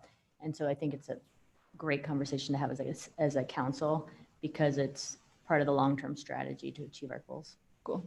I'm looking forward to it. I'm kind of a nerd about electric vehicles, so I think that'll be exciting. Madam Mayor. Yes, Council Member Bajent. Yes. Two things. The first is probably appropriate to congratulate you and Eric on the budget. If in January somebody told you your task was to deliver a budget in June, you'd be like, yeah. And then if they told you nobody was going to come to City Hall and everybody was going to wear a mask for the 90 days leading up to the budget, you'd think they were crazy. But you did it, and so congratulations to everybody. The second thing ties a little bit with the energy remarks that you just had a second ago. So before we start diving into parks and fire and police, I wanted to make a request for unanimous consent that pertains to Public Works. In the time since our Public Works budget presentation, I've been looking at the objectives and the capabilities and the talents of that department, at your initiatives, Madam Mayor, and at our city's goals in this regard. I think we're all talking about fiscal year 2021, but we're really looking at what we want our city to be like in 2041. And for a lot of that, I think we should really recognize and acknowledge and affirm the incredible work that the Public Works Department has been doing and is ready to continue doing, and has really set us up for success on. And so looking at the things we have coming up in 2021 and the position that that department is in, I'd like to request unanimous consent that at the end of the day, the council president makes a motion to direct Public Works to take certain specific actions on climate policy deliverables. And those will be in the upcoming fiscal year. And they are a publicly available 2019 greenhouse gas inventory, an update to Boise's energy future plan that will include a thermal energy plan, identifying in this budget $150,000 to spend on converting our fleet to electric, as the council and the mayor just discussed, integration of a first all-electric trash truck. And then important to me is an update to council and the public in the spring of 2021 regarding the climate action plan and suggested similar deliverables for fiscal year 2022. I bring these up for two reasons. The first is to highlight the fantastic work that Steve and his incredibly talented team are doing. And the second is to shine some light for the public on the really exciting things we have coming up in this coming fiscal year, and to make it possible for us to report back to the public on the progress that we've made. Without objection? All right, thank you, Councilman. Thank you, everybody.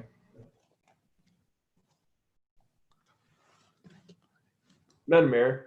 Let's be mindful of time too, because we all need to take a break before we get to the other ones. We're pretty close, right? Yes, I heard, was that Councilman Thompson? I don't know. Councilman Halliburton? Okay.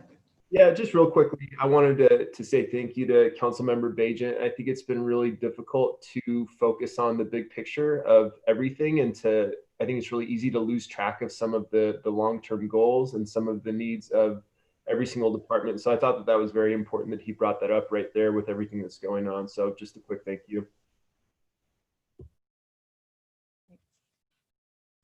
Thanks. Oh, is that it? Oh, well, we're right on time. This is amazing. I thought we were 10 minutes or so still because I had some more pages. All right, we will take a quick, what's the agenda say? A 10-minute break. Be back here at just after 10, is it 10? After 10:30 to pick up the Parks CIP. Thanks so much.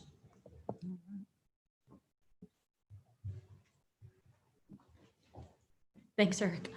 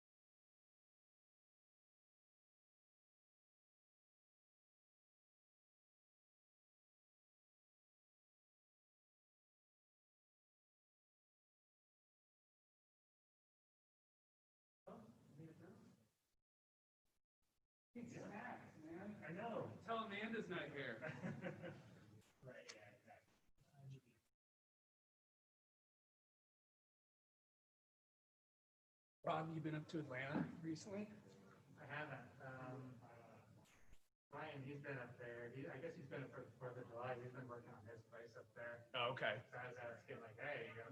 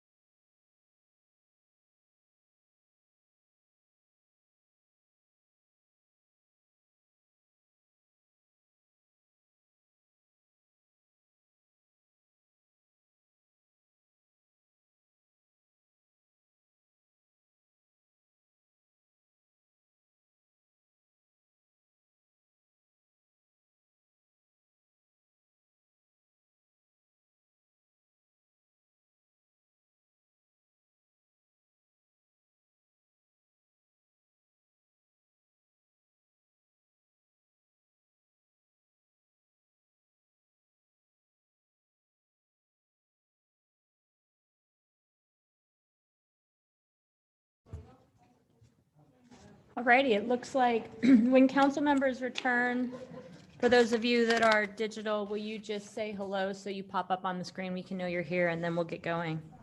Hello. Here. Hello, hello, hello. Whoa, you took me seriously. Hello. Howdy. Great, we are all here. Eric, welcome back. Thank you, Mayor. The next portion of this morning's workshop will be a discussion on our parks capital improvement plan, for which I'll turn it over to Jennifer Tomlinson.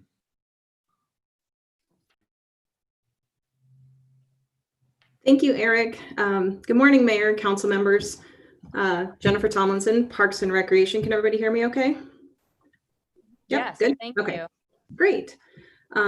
So this morning, I'm just going to go over kind of where we're at in our current capital planning cycle, just a high level overview of how we collect impact fees, and then what we have coming up in the next 5 years as we look out through 2025. So Eric, good slide, please. Our capital plan is currently largely based on impact fees. We collect impact fees based on different planning areas in town, and these are geographies that share similar populations, similar features, and are smaller service areas than the entire city limits. We have developed a series of levels of service for each of our different types of facilities. So we have like neighborhood parks, and those are generally 7 to 10 acres, and we expect users to be drawn from an area of about half a mile. When they use their neighborhood parks, and then it tiers up as we get into our larger facilities. So our community parks are generally around 20 acres, and those have a service area of about a mile, and then we get up into some of the more regional facilities. So the way that we calculate the impact fees is our service level is adopted in each of our planning areas, and then we try to serve the entire geography of the city with a fairly standard hierarchy of parks. This is all outlined in our 2011 comprehensive plan, and that serves as the foundation for how we calculate out the collection of those impact fees. Eric? So when we go about developing parks, we do it in 3 different phases, and this is largely because we don't have enough funding from the onset to be able to fully acquire and develop a park all the way through to completion. So our first phase is acquisition. Our second phase is green up, and that we have completed a lot of in the last 5 years. And that includes usually turf, irrigation, trees, pathways, and parking.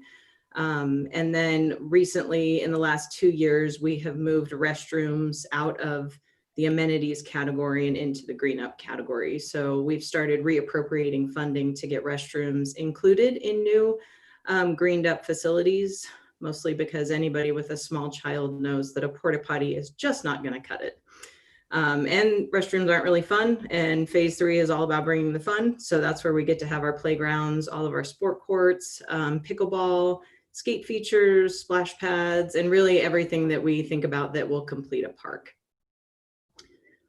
So in our first 5 years of the capital cycle, we had 3 parcels that we have acquired. We acquired Spalding Ranch in 2016 through a land swap. So that's a 20-acre site over off of Cole Road. That's going to be a large urban agricultural operation. We acquired a small parcel off of 3rd Street that fronts onto Julia Davis Park. And then we had a large donation from a private citizen who was really interested in getting a park named after his wife. And so he purchased about 14 acres off of Highway 21 in Warm Springs. And that's our further easternmost, both city limits and park location. And it's on the way out to Lucky Peak. And only the Julia Davis parcel was impact fee funded. Could you go back one, please? Thanks. Oh, what? Yep. Okay. So this is just a list of our green ups that we have completed in the first phase of the capital cycle. We got through quite a few neighborhood parks, and we built a park in almost every planning area that we have, with the exception of the southeast. So we were able to get Magnolia Park in the northwest, Franklin Park in the central bench, Mariposa is in the west bench, and then Molinar is in the southwest off of Maple Grove Road. We completed quite a few amenities projects. This was actually really surprising when I put this list together of how many things we've been able to get incorporated. And there are a few things in here that we did a little bit out of sequence. So for example, out at Boise Hills, we've put the playground in there first. So we came back and then did the green up of the site and then included the basketball courts and tennis courts. We added a few restrooms and a few amenity type facilities at some of our larger regional parks. And then construction of the J.A. Catherine Albertson Family Foundation Whitewater Park Phase 2 that we completed last year. And probably one of our most surprising and successful projects this last year has been the Together Treasure Valley Dog Island at Ann Morrison, where we, on our highest use days, are seeing well over 700 to 800 people going into that park or going into that portion of Ann Morrison Park, especially on the weekends with their dogs. So we currently also have quite a few projects going on right now. Right now we have Bernadine Quinn Riverside, Golda Harris Nature Preserve, and then we have the new trailhead parking lot at the Warm Springs Golf Course. Those are all currently under construction. The trailhead parking lot at Warm Springs Golf Course is intended to serve the users of the Mesa Reserve to help alleviate some of the traffic that we get over at the over adjacent to the Botanical Gardens at that parking lot for Table Rock. So that'll provide another additional parking area with direct trail access up to Table Rock. And then Bernadine Quinn Riverside Park is a small parcel that is right adjacent to the CWI parking lot that's not developed at all. So that has direct access into Quinn's Pond through a new series of sandstone steps, and it'll have like pollinator gardens and pathways through it. It's actually turning into a really nice facility, and that one will be completed probably in the next 2 weeks. And then Golda Harris Nature Preserve is over in East Boise off of the East Park Center Bridge. It's a very small area, and it's really a nature preserve where we are very aware of the amount of wildlife that are in that area. So we've worked to preserve those areas where we can for wildlife to limit interaction a little bit and clean up a lot of the overgrown and invasive species that we have in there. So we have quite a few projects also in the remaining CIP. In 2021, we'll be completing the amenities for Molinar Park. This is a project that we actually worked with Councilmember Clegg to get funding sooner.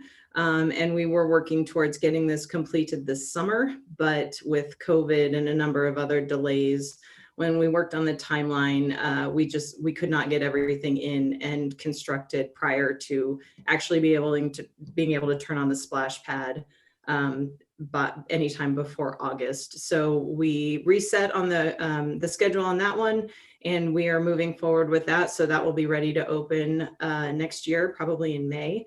And that will be our largest splash pad installation that we have in the system. We're also building probably one of the coolest playgrounds that we're going to have in the system at Molinar. And then there will also be a new large shelter that's going to be going in at the same time. We just recently completed an off-leash dog area at that park. So that'll be open to the public here in the next probably week or so. At Memorial Park, we don't currently have any plans for what the amenities are going to look like that we are going to be proposing out there.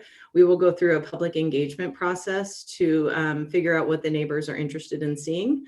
And then we'll go through and go through like a voting process to see what we can fit and what fits within the budget on the site. So that'll probably be constructed sometime next year, and we'll go through public engagement this fall. At Spalding Ranch, we're working on developing a road to connect the site because you can't actually get interior to the site. And we will be developing some parking so that some of our partners who we're working with on urban agricultural operations out there will have the ability to actually access the site. And then we're looking at our two pools that are in some need of a little bit of love. That would be South and Lowell. And we're trying to figure out what the best plan is for reconstructing or replacing those and how our service delivery model is going to work when we talk about providing pools to the public. Madam Mayor. Jennifer, I just had a question about Memorial Park. And it's a little bit hard to tell on the map. Is that in the downtown impact fee area or is that in the North River? Madam Mayor, council member, that one is actually in the North River planning area. I think Fort Street is actually the boundary between the two. Excellent, thank you.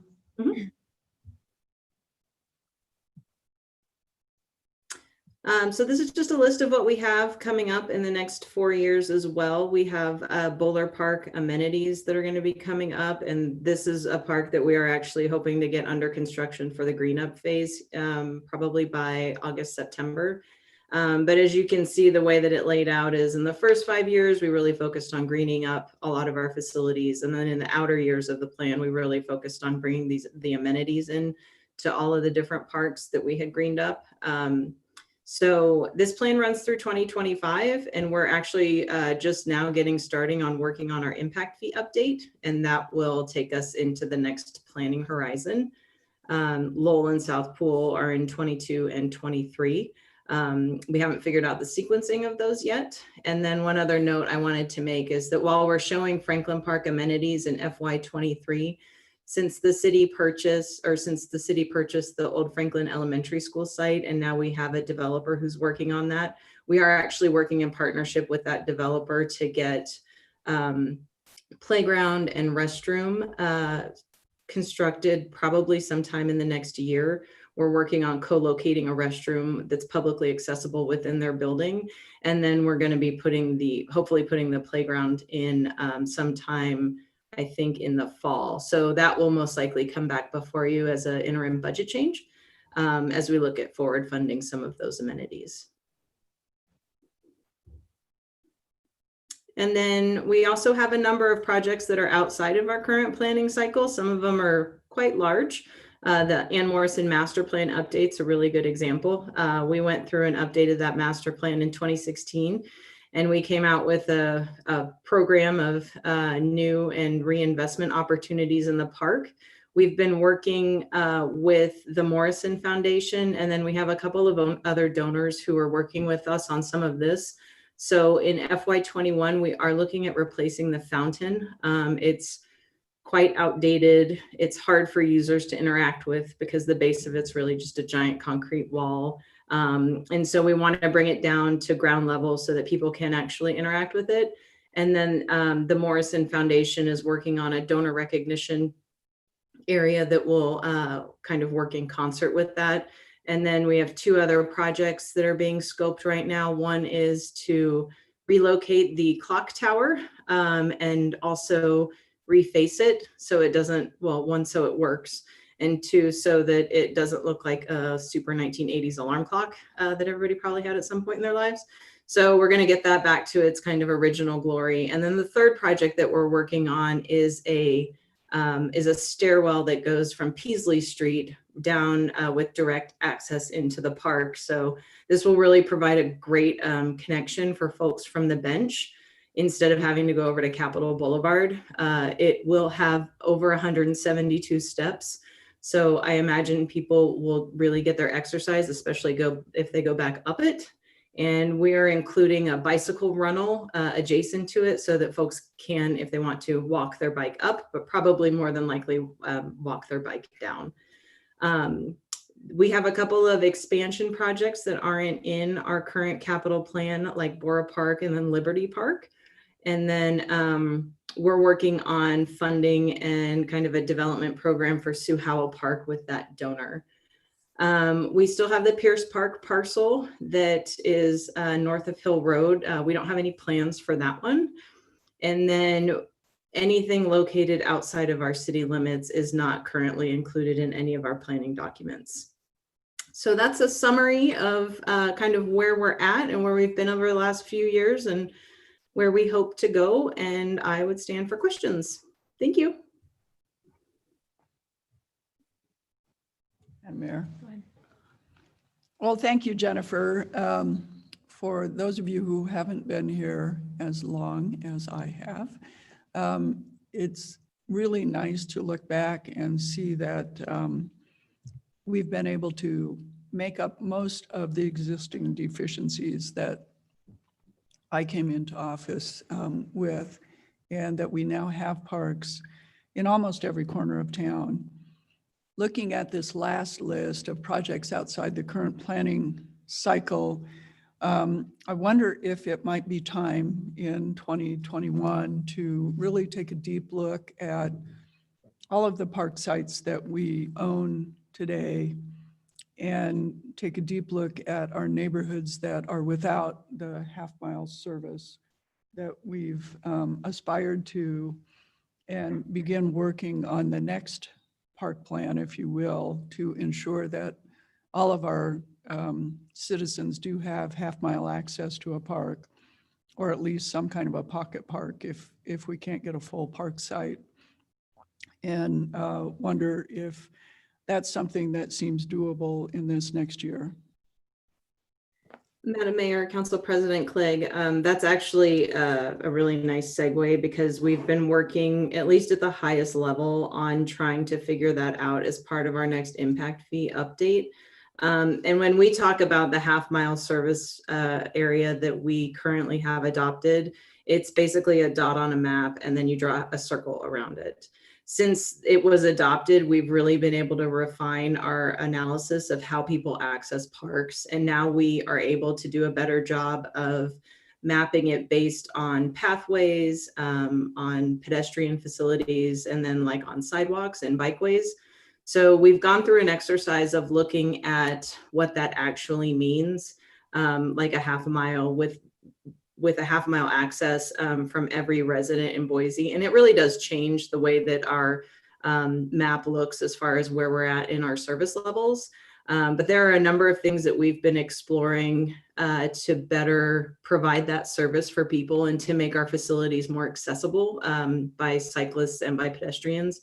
And so there are areas where we have opportunities where we could buy a small parcel that we could turn into a micropath connection. So, you know, it's not necessarily like we have to buy another 7-acre piece of ground in a fully developed area, but we are able to provide better connectivity to those areas. So there's a lot of different opportunities that we have, and it's definitely something that we would like to take a look at, especially as we're moving forward with figuring out our base level of service in calculating out what the impact fees are. Thank you.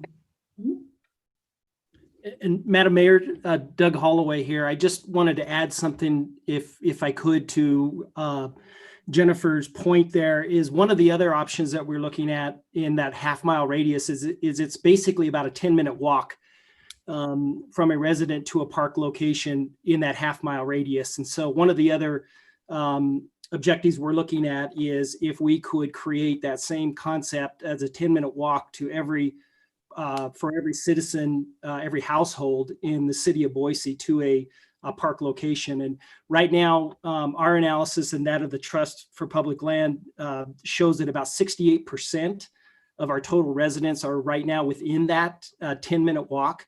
So we've made great progress, as Council President Clegg has pointed out. And, you know, we would just like to use the tools that Jennifer just spoke about, increasing some pathways and just access points into different park locations, and see if we can get that 68%, you know, closer to that 100% mark. But 68% of our households are in that location, which is really, I think, a pretty good testament to what this council has adopted over the past several years in trying to create accessibility for our residents. Madam Mayor. So Doug, if I could follow up, do you believe within the existing budget that we can continue this discussion through the year 2021?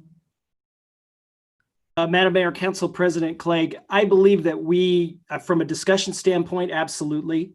And again, as Jennifer has pointed out, at a very high level, her team has already begun looking at all of our park locations and how we can, first and foremost, create better access to all of the assets that we have.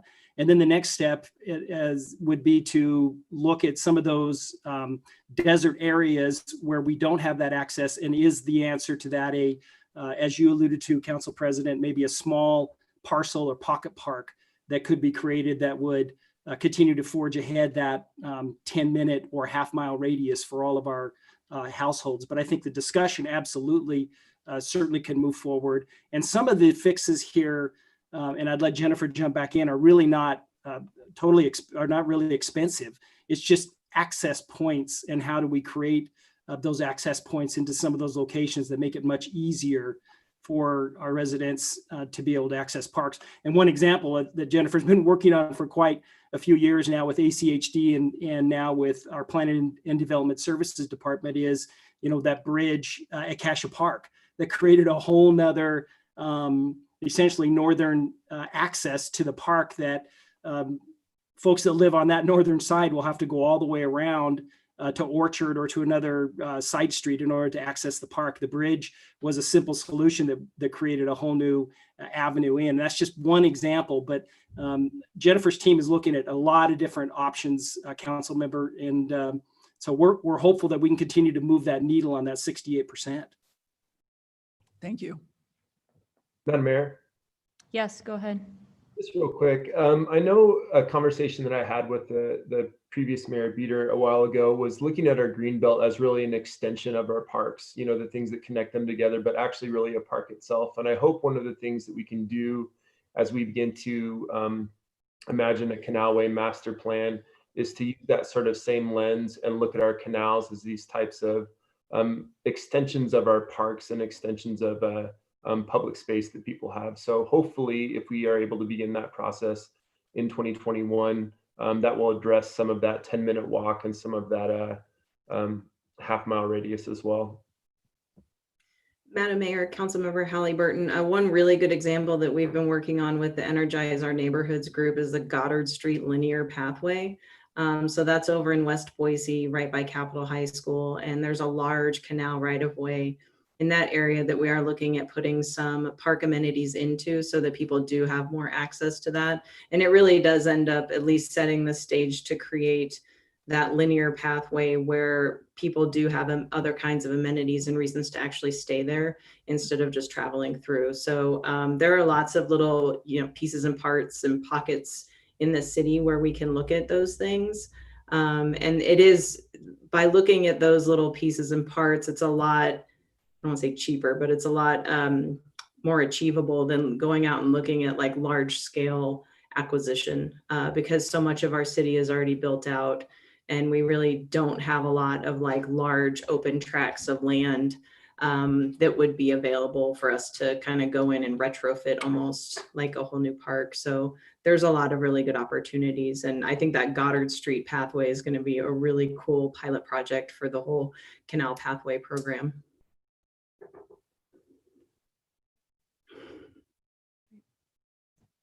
Thank you. Looks like, okay. Thank you very much, Jennifer. And Doug, good to see you for a moment. We will now move on to fire station facilities. Is this you, Eric, or do we have Romeo and crew on? Oh, there's Romeo. Great. On. Well, good morning, Mayor, members of council. Romeo Gervais, acting fire chief for Boise Fire. I have Sean Wilson here from facilities, and he's going to handle a lot of kind of the remodel stuff. But I wanted to start a little bit with just some goals of the presentation and then covering a couple of different objectives. Thanks, Eric, for switching the slide. So a couple of things we hope to get through this morning is an update on the Northwest Fire Station or NACFR Fire Station 16. We'd like to cover a little bit on that financial approach for that facility, the timing of that facility, and the location of that facility. The Southwest or Syringa development down on the south side of the city, just a high level overview on that. We had talked earlier at some of the budget hearings about kind of that 5-year capital plan. And I believe Council Member Clegg asked about, is this kind of what you need for the next 5 years? But we do want to put the Southwest on there because that's just outside that realm. So just a high level overview of that. And then Fire Station 5 going through some of our alternatives, our alternatives evaluation, and then confirming the timing on that and just some discussion on options. And then the final one is just all those long-term facilities planning over the next 5 years, really looking at where our facilities needs are and what our current plan is for those facilities. Next slide, Eric. So as we roll into the Northwest Station, many of you, we were here probably about a year or so ago, maybe even a little bit longer, in talking about the Northwest Fire Station with regards to site list selections and locations, things like that. Many of you sat through the hearings for the Prominent subdivision and know that as part of that Prominent subdivision, a condition was placed on the development that requires the construction of that Northwest Station to be underway prior to the final phase or the multifamily phase of that subdivision. Currently, what we have from the developer is they're estimating that multifamily likely will start in 2022.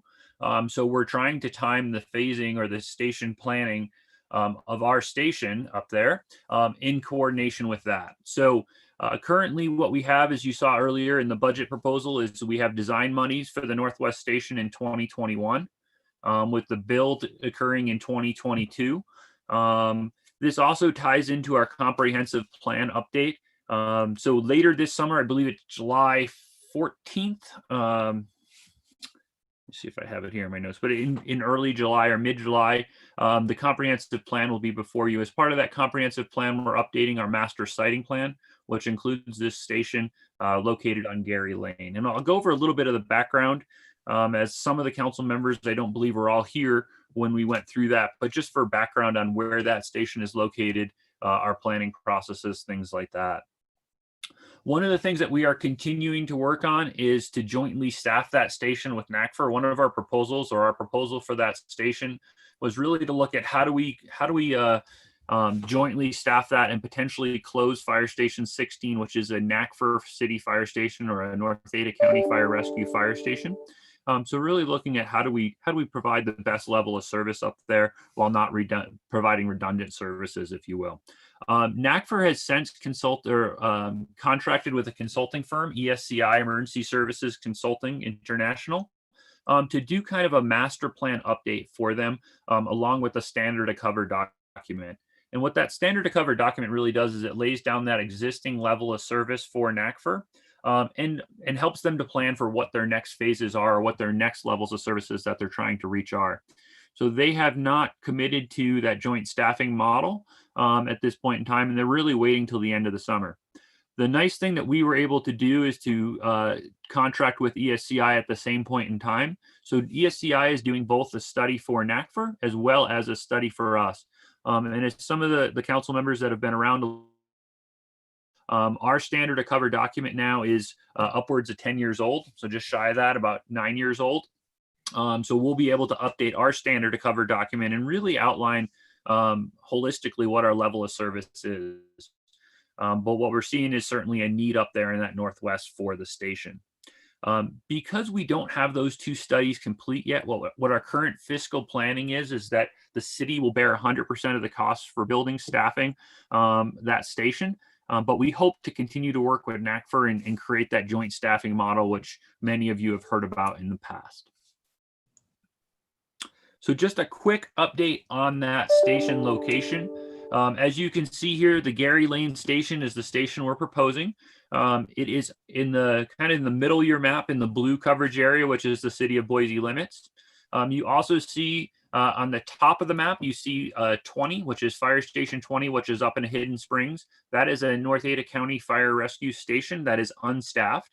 Kind of in the middle of the screen, you see 16. That's the current North Ada County Fire Station that's staffed, as well as 18 kind of in the bottom side of Garden City, which is currently closed as well. So 16 is open as a NACFR station, 18 and 20 are closed, which is NACFR stations.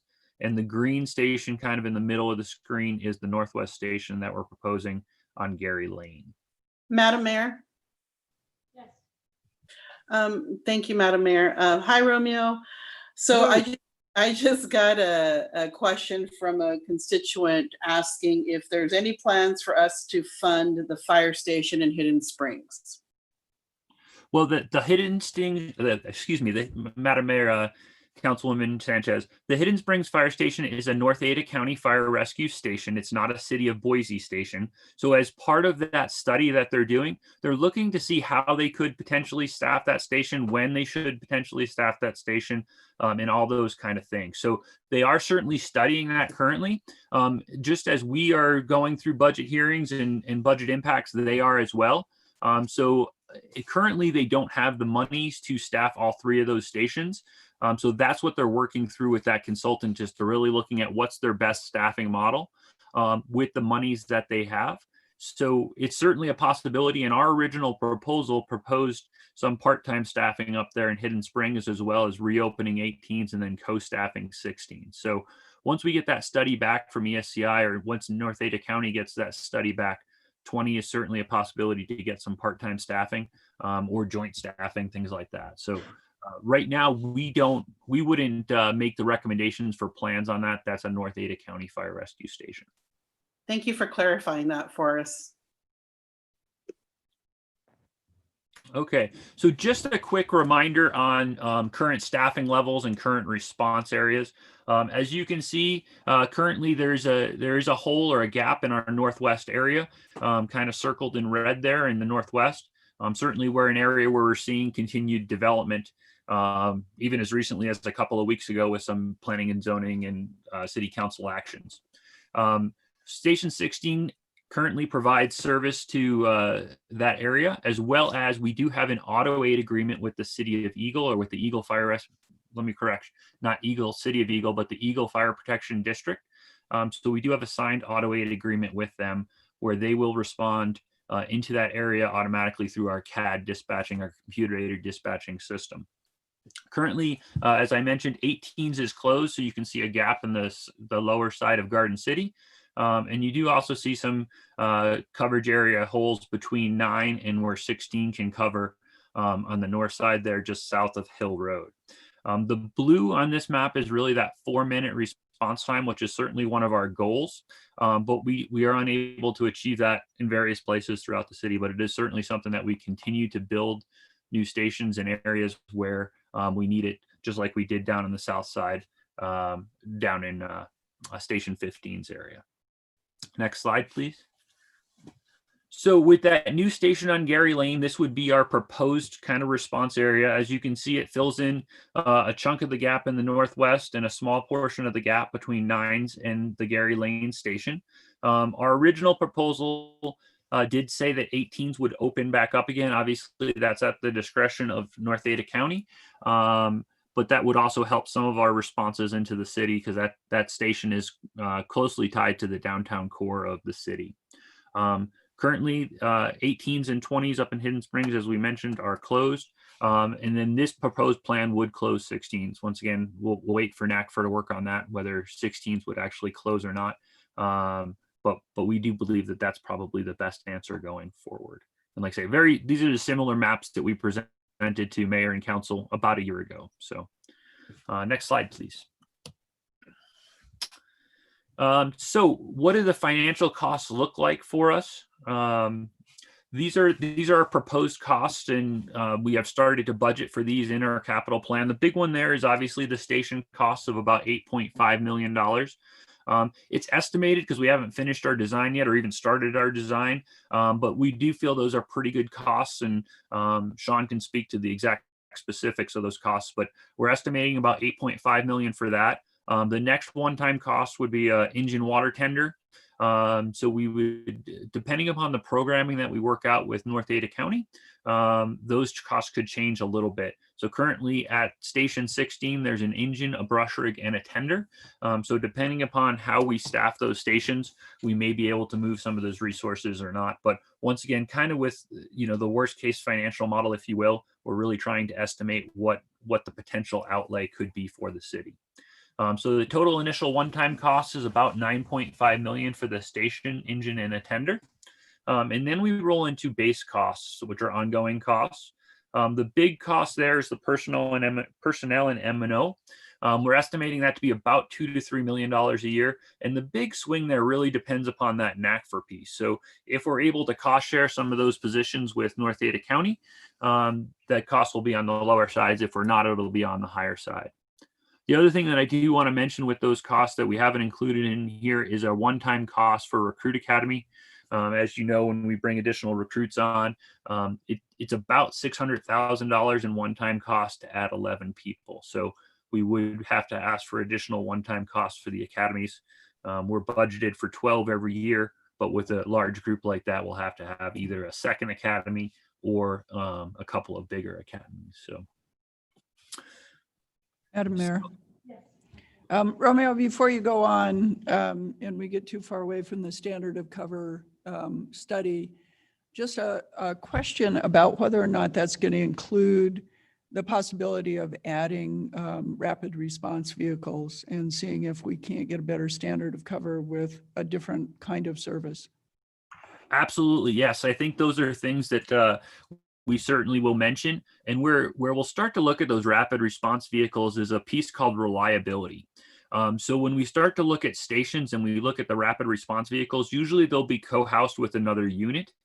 And that's where we start to get some ability to use those vehicles, is in those areas where we don't want to take that primary engine out of service, and we're able to use the rapid response vehicle, a smaller pickup truck with a couple of firefighters in lieu of a larger apparatus. So not only does it have the benefit of keeping that engine in service more, but it can respond to a larger area potentially quicker. And then obviously the wear and tear and costs, environmental concerns, all those kind of things are much better with a smaller vehicle. So yes, I would anticipate that we'll start to see some of that stuff in that standard of cover document. It may not be specifically spelled out. It says add a response vehicle here, but the data will help inform those decisions when we start to see Station 5 has only got a 50% response reliability. And that's not an accurate number for Station 5. But if we see stuff like that, that's where we can add a rapid response vehicle into those areas and keep that engine in service more for the calls that it's really needed to go to, the car accidents and the fire calls and things like that. Thank you. Go ahead, Romeo. Okay, back to Southwest and Syringa. Next slide, Eric. So as we mentioned, this is our future siting plan that will be in that comp plan amendment that's going to, in July, it's going to Planning and Zoning Commission, and then will be carried on to the council. So in the middle of the map, you can kind of see a yellow highlighted area. That is the Syringa development. That is continuing to build out, and we anticipate a continued development down there in the south side of the city. This is an area where we need to continue planning for, and it's probably in the 5 to 7 year time frame is what we would anticipate. In the middle of the map, you can see B17. Fire Station 17 is a Whitney Fire Protection District station outside of the city limits currently.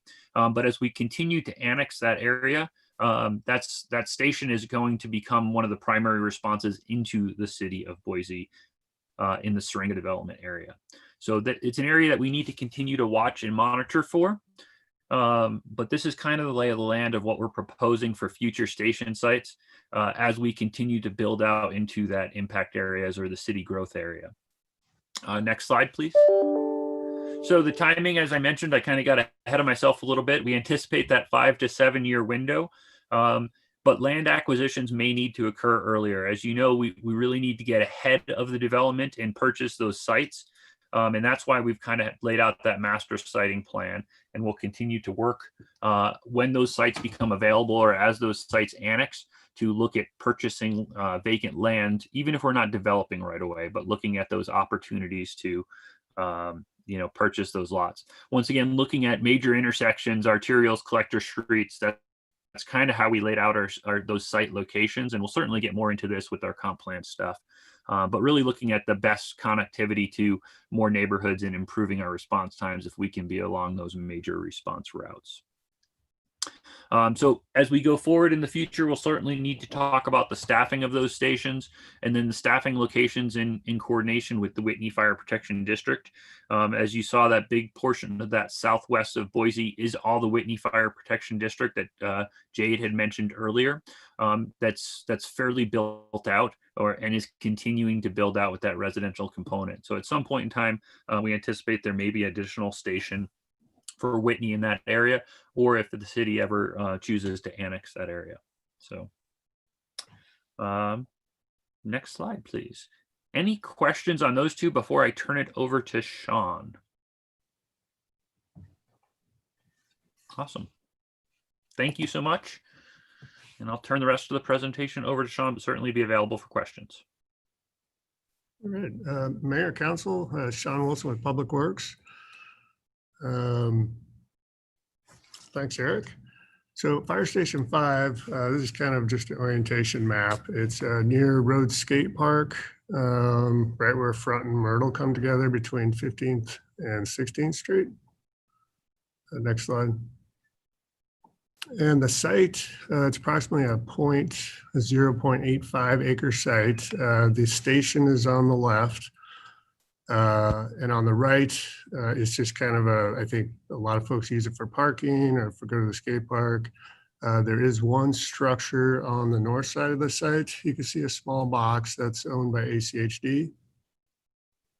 Next slide, Eric. Just looking at some photos of it. There's a bays off 15. There's what it looks like, the front entrance behind the station.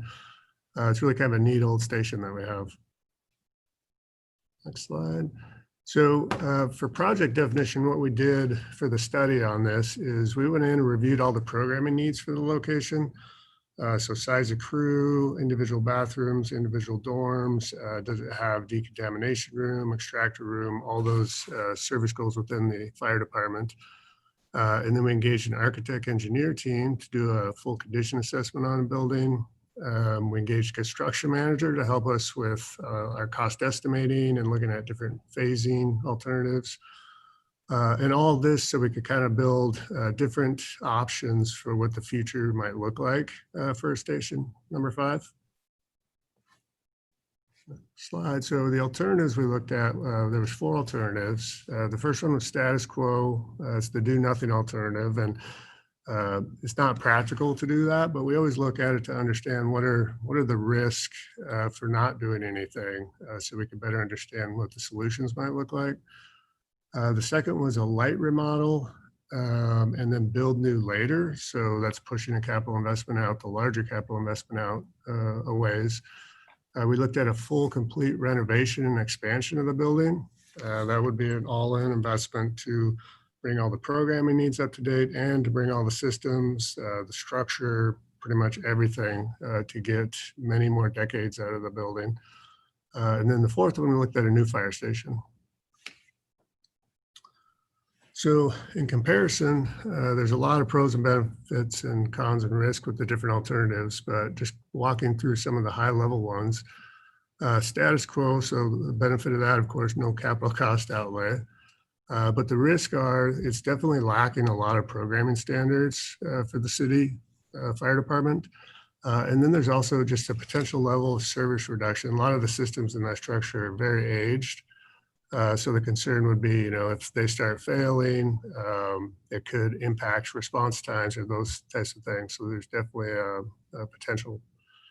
The second alternative was a light remodel, build new later. We looked at this, there's a benefit, it helps manage cash flow. And I'll present the overall life cycle cost on the next slide, but the risk or the con of that, it definitely has the greatest net present value cost by pushing it, but it would help manage cash flow if needed. And again, potential level of service reduction. If we just do a light remodel, we're not all in the building. There's still things within that structure that may not last for the next 10 years.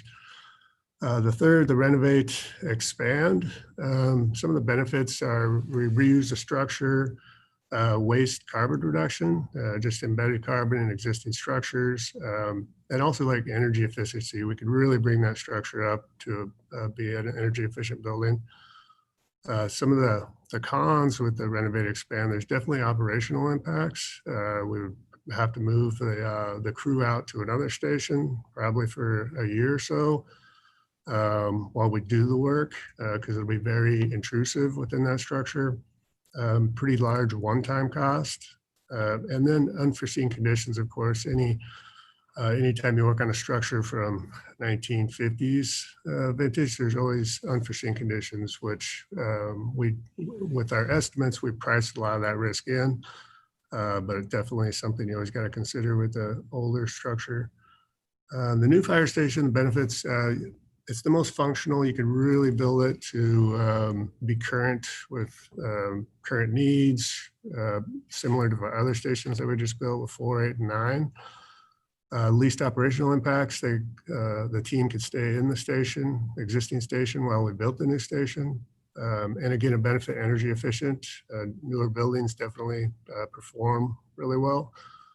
And then the cons, similar to the last one, a large one-time cost. And then what I list as a risk is the existing structure reuse. We don't currently have a plan if we did build a new station. So having that structure there without a plan could become a liability. Next slide, Eric.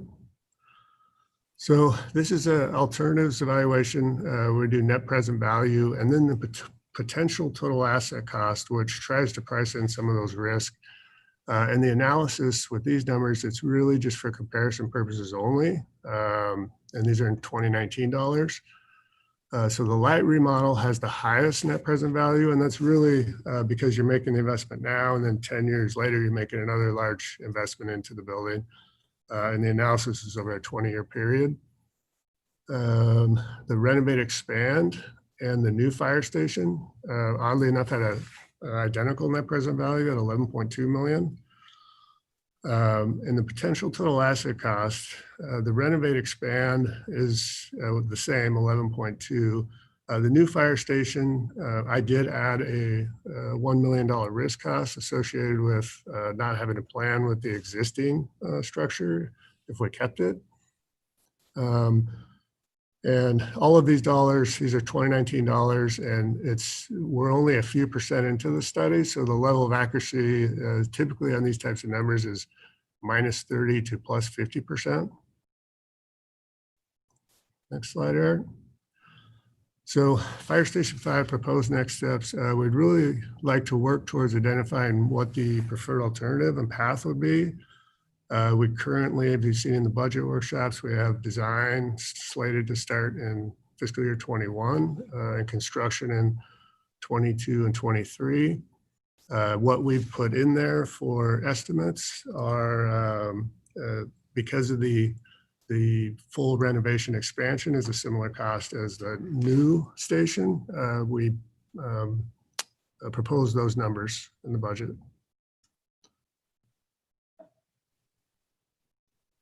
So with that, is there any questions on Fire Station 5? Madam Mayor? Is that Councilmember Thomas? Yeah, TJ. Yeah, thank you, Madam Mayor. So Sean Romeo, thank you for your detailed analysis on this. I have a very special interest in Fire Station 5, as I know it's the most busy station by far, by a long ways.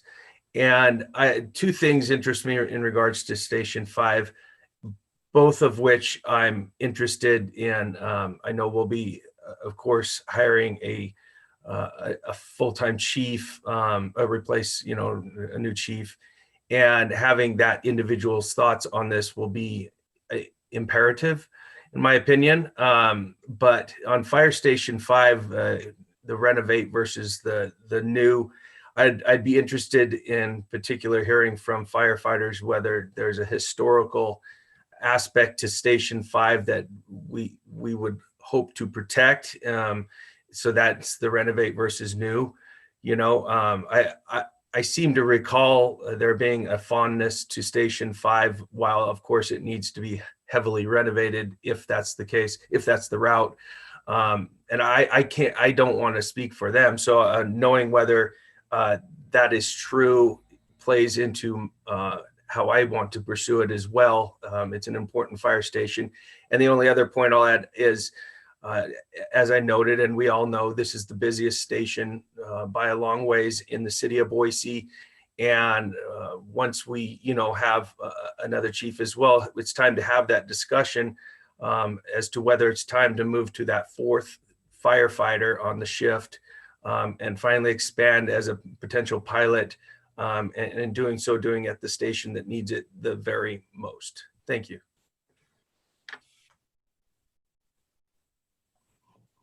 Oh, yes, you, sorry. I knew there was somebody. No, you're fine. Madam Mayor, Yes. Sean, I'm wondering, I really appreciated the chart with all of kind of the pros and cons of each. And I'm looking at you on my screen, Sean. So you can't tell, I'm looking in your direction. I appreciated the pros and cons of each. I'm wondering if there has been any input from the firefighters who use that station into which one they would prefer.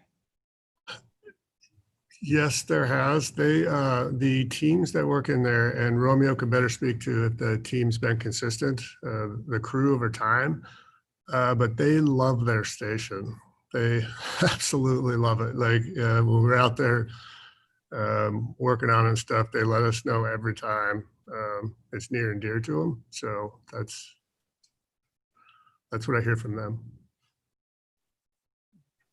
Good information. Madam Mayor, Councilmember Woodings, I would agree. Station 5 is certainly, as Councilmember Thompson had mentioned, historical in the sense that there's a lot of history and tradition in the fire department, and our crews do enjoy Station 5, and certainly that is part of it. I would say, however, a brand new station for them also offers benefits as well with just some different things there with energy efficiencies and abilities to respond and lay out the station a little bit better. But I do feel that the remodel or a new build would fit the needs. But I would wager if we polled the firefighters that they would prefer to remodel and stay in the Station 5 with the historical components. Thank you. Madam Mayor. Yes. Sean, Romeo, question about the full site. And I know over time we've talked about potentially using either a new station to co-locate some housing with, or if we remodel the existing station to utilize a piece of the land that's remaining as part of our housing land trust. I wonder if a path forward might be a comparison about how we could utilize the full site and a life cycle cost analysis of new versus rebuild, and see if we can't come to a conclusion that gives us not just the feel for what would happen to the station, but whether or not there really are opportunities on the site to do some other stuff as well, meet firefighters' needs, respect the historic nature of the building itself, and maybe have a bigger win for the community than just a new fire station.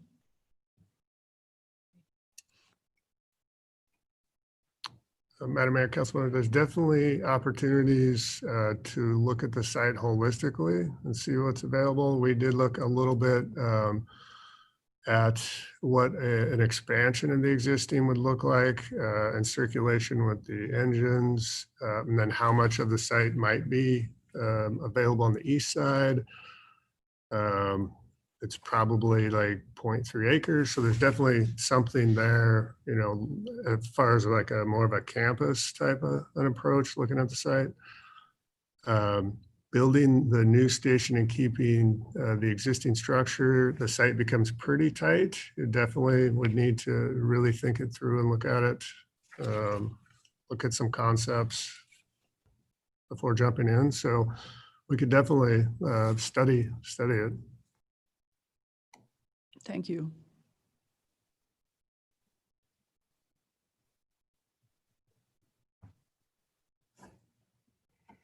All right. Moving on. There's no questions. Just a clarification, even if we continue to evaluate Fire Station 5, I think the budget as it's currently proposed would allow that continued evaluation before the fiscal year turns over without any changes in the budget as it's proposed. Am I reading that correctly? Madam Mayor, council members, The budget that's proposed is for one of the alternatives, but I think in terms of planning the site and designing, it would cover that. It would cover that study on the site. Because either approach, I think you'd want to look at the site holistically to make sure you're maximizing the use of it regardless. So yes. Sorry, long-winded yes. Thank you. All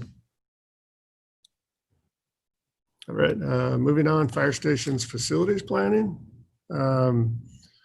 So we went on a robust study to just sort of look at our complete fire station asset inventory with the goals of really understanding the condition of all the assets, understanding how they meet our programming needs or not meet them, and then trying to figure out how do we prioritize reinvestments to make sure that we're targeting the stations that need it the most. We call it a FCI or FNI, which is a Facilities Conditions Index, and a Facility Needs Index. And then outline next steps for budgeting and timing. And then kind of there's an ongoing R&M, of course, with all the city assets. So aligning our results with our asset management software. So the steps we took, we evaluated condition and programming. Every single station went through the entire city.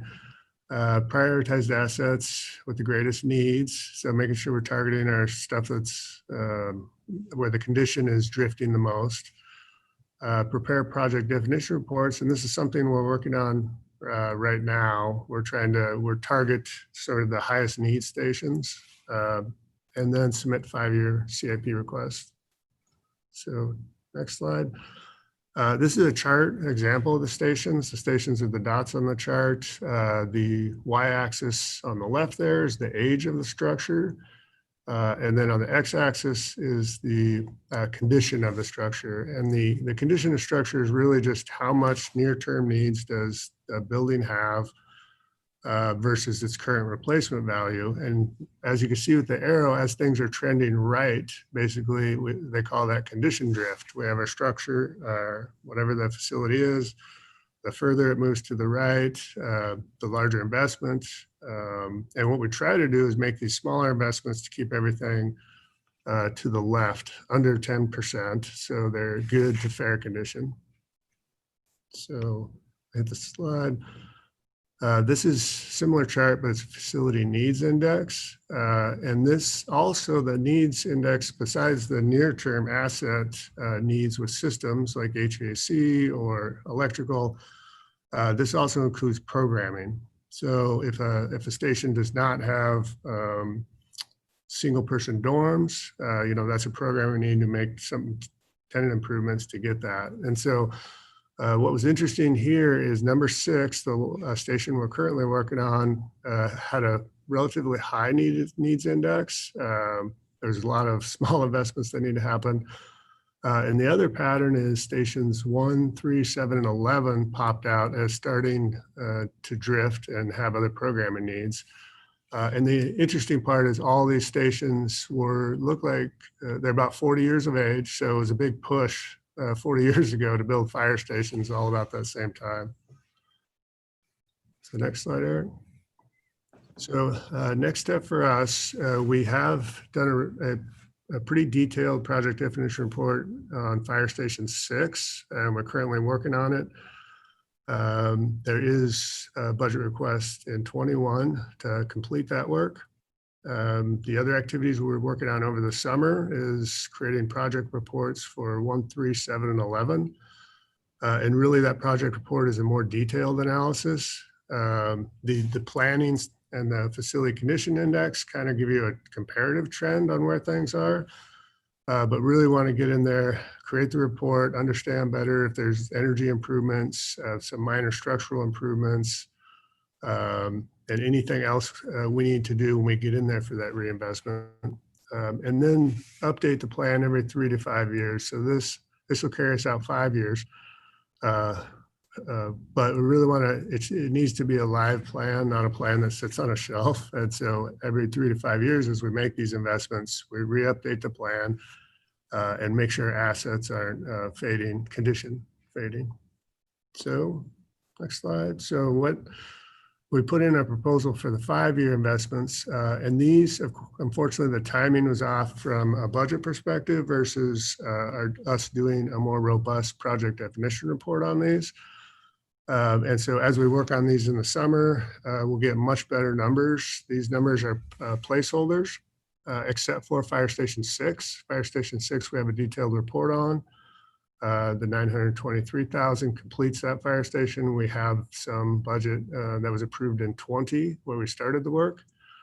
Fire station number 1, approximately 800, but it's really rough. It's a plus or minus probably 50% until we get in there and finish our reports this summer and refine the numbers. Fiscal year 22, we did not plan anything because the construction for Station 16 and Station 5 is planned to start. We figured that's probably enough operational impacts for the fire department to be in any of the other stations. And then in fiscal year 23, Station 3, 24, Station 7, and then 25, Station 11 for the remodel and investments. So with that, I'll stand for questions. Yes, Council President. Sean, remind me, is Station 7 the one that's on the airport grounds? No, it's on Commerce. It's right next to the airport, but it doesn't, it's not internal to the airport, it doesn't serve the airport. Okay. I was trying to remember which one that was. Thank you. Yep, it's. All right, that looks like it. Sean, go ahead. Oh, that's not Oh, American. that's it. Then. All right. Well, with that, then we are ahead of schedule, but given that we posted the agenda with the police presentation at 12:25, and I know there's interest in that, I'm going to propose we keep with that time, and we have a slightly longer break right now for lunch before we get going again. So if everybody would please be back in the room or on Zoom at 12:20-ish, we can be sure to have a timely start. Thanks all.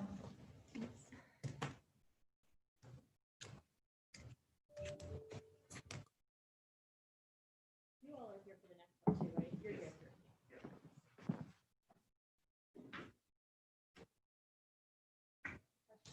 I just didn't even think about, I was just trying to update people what would be on the motion.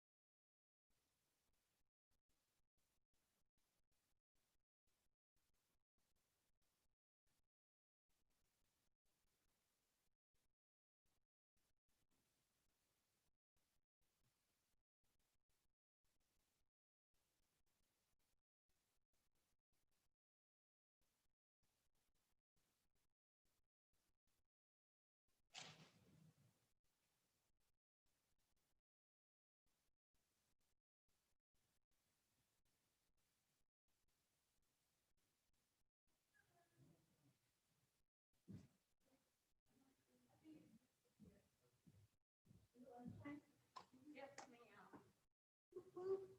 How are the chickens? They're so cute. I've tried Priscilla and Aaron's like, no. No, with Ryan, and then suddenly like this.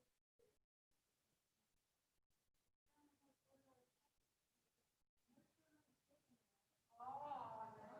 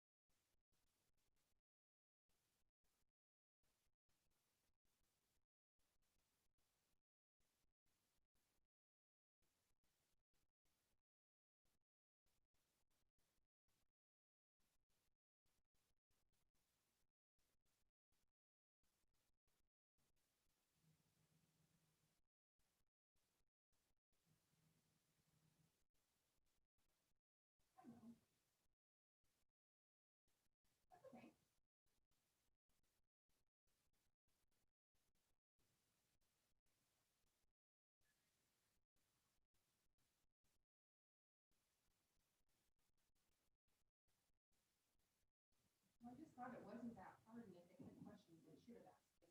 Right.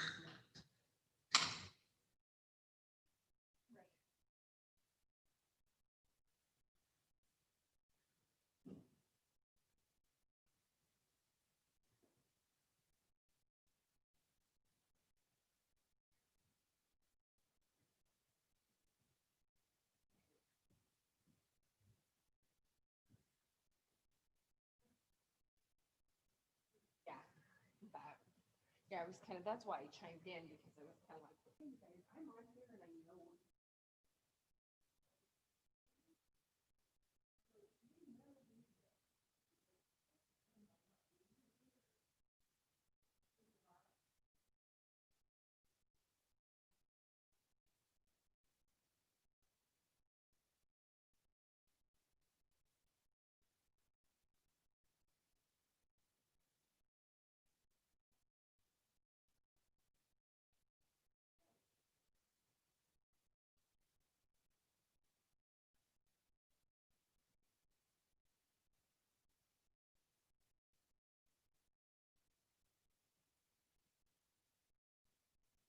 Yeah, but still, I mean, like you said, the two of us, we're basically here all night, whether we're here or not, we're here.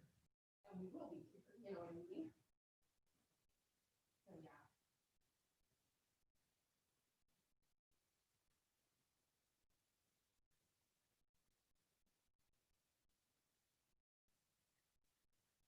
Oh.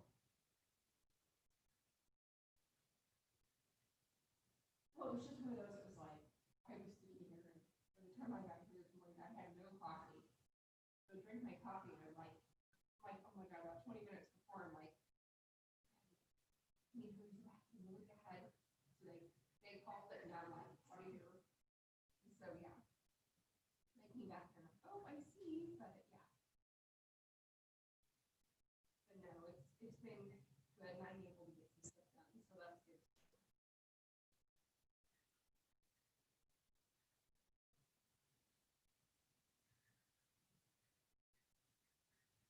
Right, yeah. Yeah, no, she's gonna be on the whole meeting. Is she gonna be there for the whole meeting, which it sounds like? I may not do a whole lot of walking. That's okay.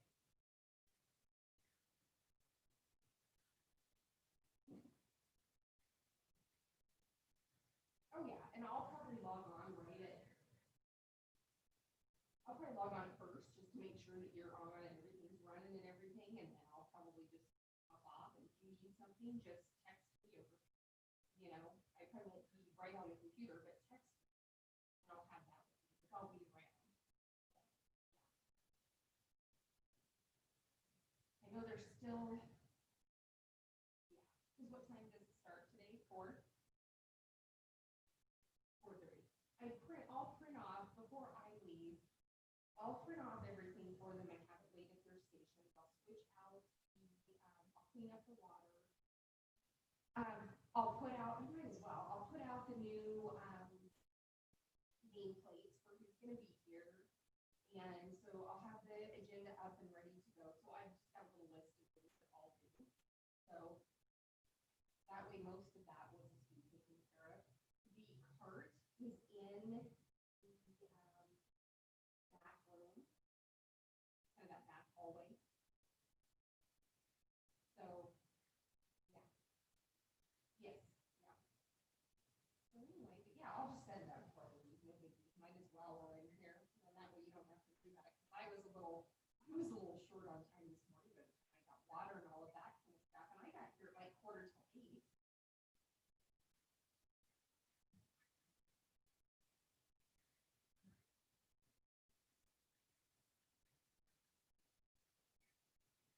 Right. Well, and I do know they are considering everything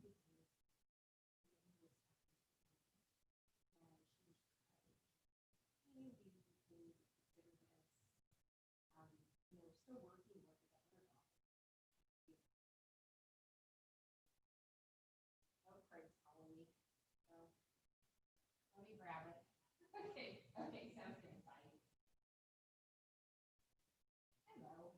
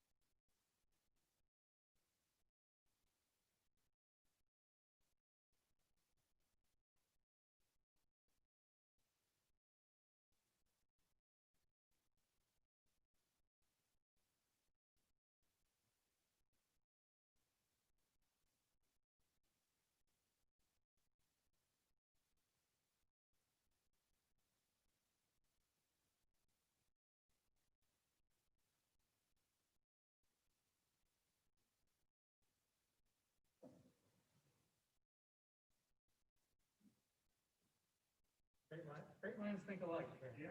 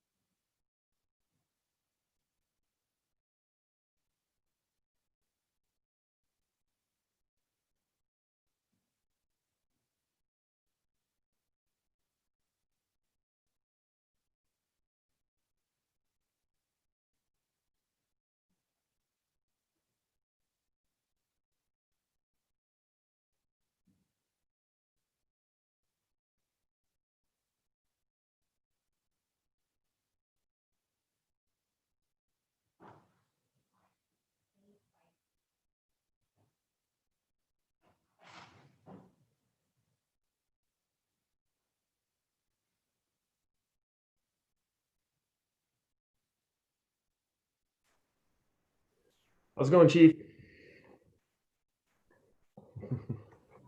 Good. How are you? Had to unmute. Sorry. That's all right. Good. I got out of town for a little bit this weekend. I was thinking about how nice it was to get away and how it's going to be your turn here pretty soon, I hope.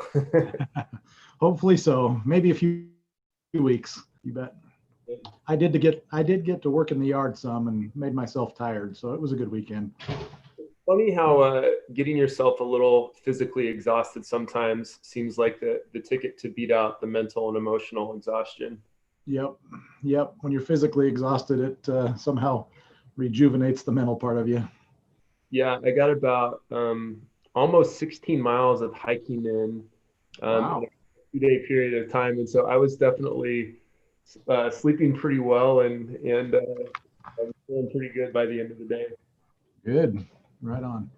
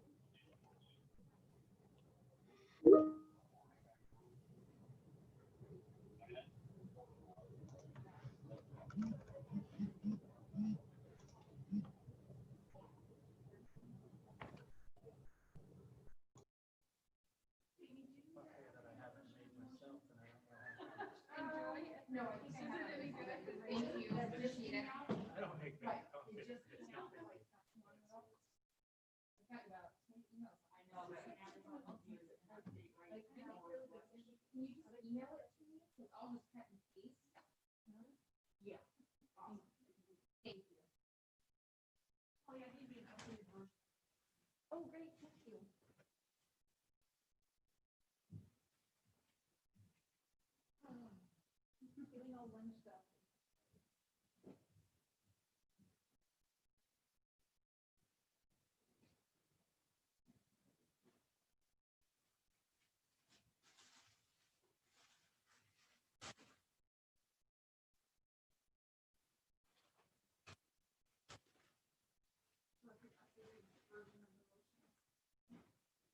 Yes.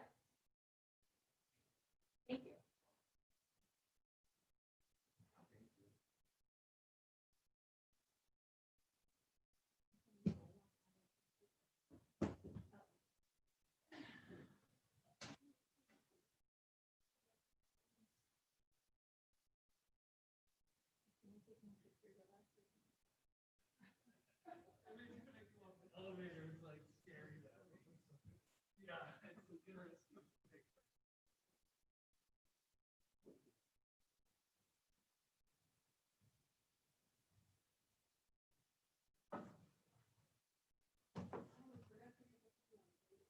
Okay, yeah, I can. Yeah. Oh, yeah.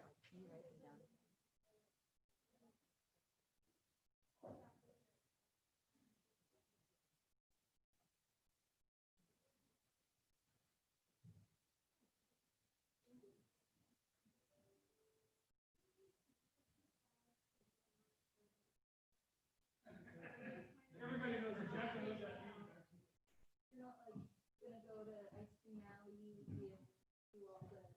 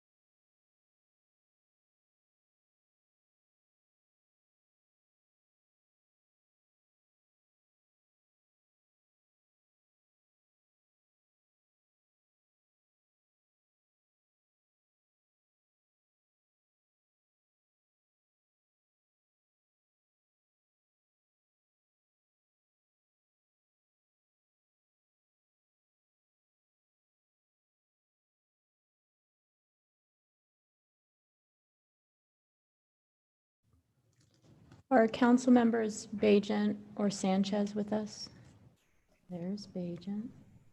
Yes, I'm here. There you are. Oh, great. Alrighty. We are all back from our lunch break. Welcome back, everybody. And now up, we're going to have Interim Chief Weiniger talk about police policies and investment.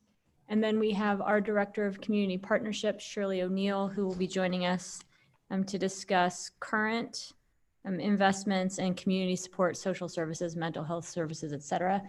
All because as we move into this budgeting process cycle and beyond and have an important conversation as our community, we want to continue addressing the police budget, policies and services week by week as a council so that the public can hear and understand where we're at. But then also have a really important conversation that we've been called upon to have because of the events around our country in the last 6 weeks to 2 months. Many people in Boise, as elsewhere, are concerned about the approach that departments take to policing and have called on us to either defund or divest and invest in other things. And I really believe that it is more than a conversation about policing that we have to have as a community and a nation when it comes to addressing the systemic issues that have bogged our history for many, many years, and that's made it harder for people in our community, particularly people of color, to advance and to have the same advantages many of us have had. And while it's important to look at policing, and we have to, I do believe that it's not an either or, but it really is an and conversation. How do we ensure that our community is safe? And that means everyone in our community feels safe and is safe. But then also, how do we make sure as a city we're making the investments that support the creation of opportunity and better chances for our residents, and also addresses real needs beyond policing with regard to addiction, mental health services, medical health needs, et cetera. And this council, I think I speak for the council, at least at this moment, and my office and the department, that we're committed to having authentic conversation as a community, coming together with people throughout the city in dialogue to look at what we can do better, what we need to do differently, and how we all move forward, particularly with the department, with our staff, with community members that are concerned, and with a new chief who joins us soon. And so with that, I'd ask Acting Chief Weiniger if you would like to go ahead with your presentation, because what we wanted to do was talk about issues of policing, but then also talk about the investments we're currently making beyond that, so that as we have these conversations in the coming months or coming weeks, and the council's looking at where we might want to make additional investments, we all have kind of that foundation of information moving forward. So, thanks, Ron, for joining us remotely. Thank you. It's my pleasure to be here. And Madam Mayor, I appreciate you setting the framework for this discussion so eloquently. Mayor and members of the council and members of the public who may be joining, it's my intention that as we begin this discussion today, that we have a framework to work. Excuse me, Chief, could you maybe talk a little closer to your mic or something? At least those of us in council chambers are having trouble hearing you. Okay. Is this any better? You. It's better. Okay. I appreciate the framework with which we have this discussion set. I think it's important to remember as we start that our most recent community survey in Boise indicates that the vast majority of our population does feel safe here in Boise, but we must work until every member of our community feels safe. And so that's where we come from as a police department. And I just want to go through some of the things that we will be discussing today, and I will try to be brief. I know we're in a crunch for time. So Eric, if we could advance to the first slide. Thank you. We'll be talking, and I'll be discussing first today, Boise Police Department's allocation of resources to community policing and the transformation that has undergone over the past 20 plus years. I remember in 1993 when I started my very first Phase 1 FTO, field training officer, Jim Martin, seemed to know every single person in his assigned area. And as I drove around with him, I was amazed as he explained to me how important it was to be able to know people and know everything about the area that you work in. And he was teaching me about community policing before we really knew what that was as a term. But certainly shortly thereafter, we embraced it wholeheartedly in the Boise Police Department. And so I just want to outline some of the things so that everybody has a baseline to go on to know some of the things that we have done in community policing. And after I'm done, I know that Shirley will be talking to us about the city's allocation of resources that support vulnerable populations. So we'll just jump right in.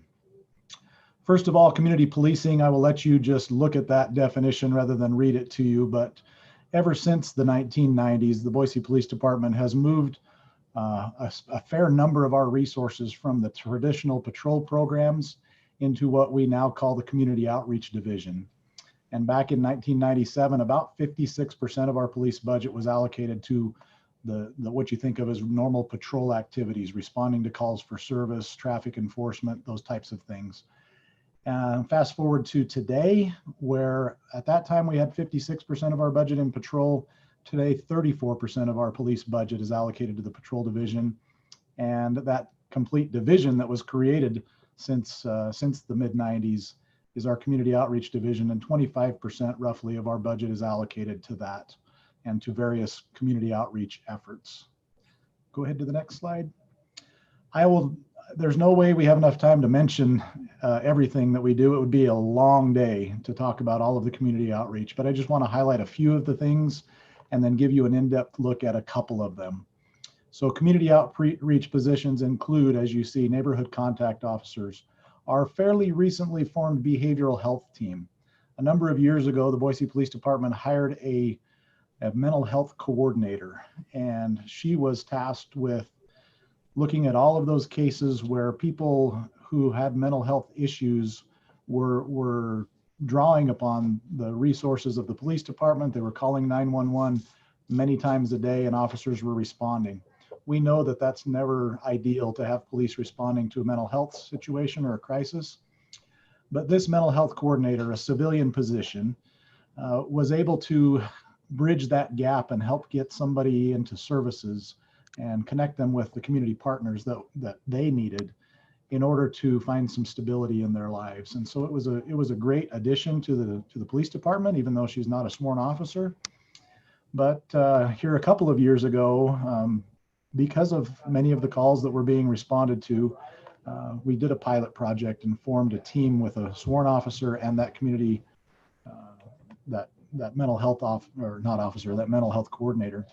We called it the behavioral health team, and we did a 6-month pilot project. And I can't tell you how well it worked and how they formed a partnership and have just been responsible for some amazing things in our community with those experiencing mental health issues. We could talk all day about stuff like that. I'm going to move on. Bicycle patrol officers and the relationships that they have built both with our shelters and our community experiencing homelessness downtown. They know those folks by name. They interact with them regularly. They care about them and have built relationships. And that is where policing needs to go, in my opinion, is where we have taken it in Boise. School resource officers, I know there's much discussion on that subject nationally, but I've been involved personally with our school resource officer program since I was a supervisor there 20 years ago. And we truly believe that that is the way to mentor and build relationships between students and police and schools. And it's not that school to prison pipeline that it's been described in other places. We have the opportunity to have positive interactions with our students. And it's been a great and tremendous success. I think if you would ask for an outpouring of information from people who have gone to school in Boise over the last 40 years, which is how long our program has been in place, for 50 years now, you would find story after story of the benefits of having that program in place. We have a refugee liaison, not just someone to interact with the refugee community, but to truly bridge the gap. And as part of that, we have developed a vast interpreter program. This is a situation where we have taken those opportunities to employ many of our refugees, developed a rather robust interpreter program that allows us to interact with members of the community we would ordinarily have very little interaction with. For instance, if a person who only speaks Swahili needs assistance or is a victim of a crime, we can utilize an interpreter, often a refugee themselves, who's been selected and background checked, trained and vetted to work with officers to help them through the entire process of taking reports, explaining the next steps, helping navigate the criminal justice system here in Boise, and then making it a much more understandable process than we would be able to accomplish through maybe a language line or some other system where we would use an interpreter. This has been a tremendous success, in my opinion, here in Boise, and has been nationally recognized, this refugee program that we have worked to develop. It also has that added bonus of including training and employment for refugees here in our community who work with officers and do translations. So other things that we've added over the years that might not be up on the slide, in addition to our community liaisons, are officers that are assigned to the different communities with which we partner to provide policing services. We've added crime prevention and education programs. We've had great success with a civilian position. We have several now, probably 9 or 10 at this point, community service specialists who respond to those maybe low-level type crimes or cold calls, if you will, ones where there's not a suspect on scene. They can process crime scenes, take fingerprints, those types of things. collect evidence, write reports, do all of the things that an officer could do without all of the costs and training associated with an officer position. And so we have started with that program, expanded it, and it's really working well. And we think it's a shining success for our agency. Our victim witness program, we have an entire group of victim witness coordinators to respond to those who are victims of serious physical crimes, violent crimes, and they are able to help victims through the criminal justice process, helping them as they may need to testify in court or may need to just navigate the system, and it's tough. We have a special victims unit paying special attention to our most vulnerable victims, our children, our domestic violence victims, and those folks who ordinarily would not have a voice in the policing or the criminal justice system. Our detectives are specially trained to respond to those calls. Lastly, I'll just highlight our Internet Crimes Against Children task force members and detectives. We have created a specialty position to conduct those investigations that would impact so greatly our most vulnerable, our children in our community. So all of these things are part of our community outreach. And again, I could go on all day about so many of the different things we've done, but I know we're limited in time. So I'm going to jump to the next slide, unless we have questions at this point. Mayor. Yes. Thanks, Ron. I do have one question on that slide. Are all Yes. the neighborhoods in Boise currently covered by a neighborhood contact officer, or do we have holes in that coverage? Do you know the answer to that right offhand? Councilmember Whittings, thank you for the question. That's absolutely a great question. We have had to cut back in years past as we went through a recent, a few years ago, a downturn in the economy. As our patrol officers, our numbers shrunk, we had to take some folks out of our community outreach and place them back into the patrol division. But as we have started to catch up in hiring and been able to replace those officers that we needed to, we have started to put those back into some of the community outreach positions. The neighborhood contact officers being one of those that we have recently added back an officer, and I believe we could benefit from adding another officer or two in that program as we have the availability and as we get new officers coming on board. So I guess we're down from where we used to be, but we are building back and hope to have that going stronger in the future. Madam Mayor. There is certainly coverage in every neighborhood, but we've sometimes had to make those neighborhoods a little bigger, if you will, or the coverage area bigger. But there's one assigned to every neighborhood currently. Follow up? Yeah, just kind of a thought as we're increasing, steadily our number of officers to kind of catch up with that deficiency that Interim Chief Weiniger outlined. That could be a good use of resources, is getting a little bit better coverage on those neighborhood contact officers. I remember well when that program was kind of rolled out in the late 90s and meeting our neighborhood contact officer in the North End as he kind of like came around to all the businesses, and I was working in a coffee shop at the time. And it was just really great to know, to like have his card in our coffee shop and know who to call if we needed anything. So I think that would be a really great way to give people, somebody whose face and name that they knew to reach out to.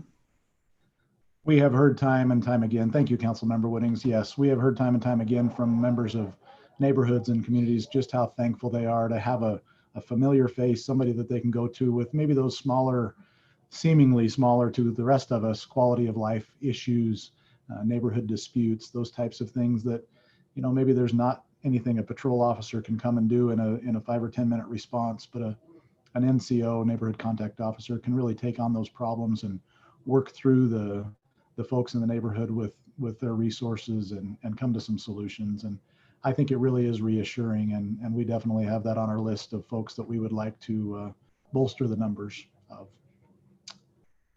Okay, if there's no other questions, I know I'm way out of time, so we'll just jump to the last slide in my part. And just want to make folks aware, I think most of the council is aware for sure, but we did a staffing study, or commissioned a staffing study, and looked at our numbers in 2017. And though we looked at a number of different models, and those models came back with a recommendation that we were anywhere between 48 and 69 officers short in where we would really need to be able to conduct effective community policing and handle the calls for service and all of the things that we would like to be able to do in a police department in a city of our size. We took that, and I know that's a pretty big pill to swallow as far as funding. We asked for 32 officers over a period of 5 years, rather than even the minimum number that was recommended of 48. And we were grateful that we were given an additional 7 officers in FY19, and then 5 allocated in FY20, although we are certainly struggling to hire and keep up with the demand.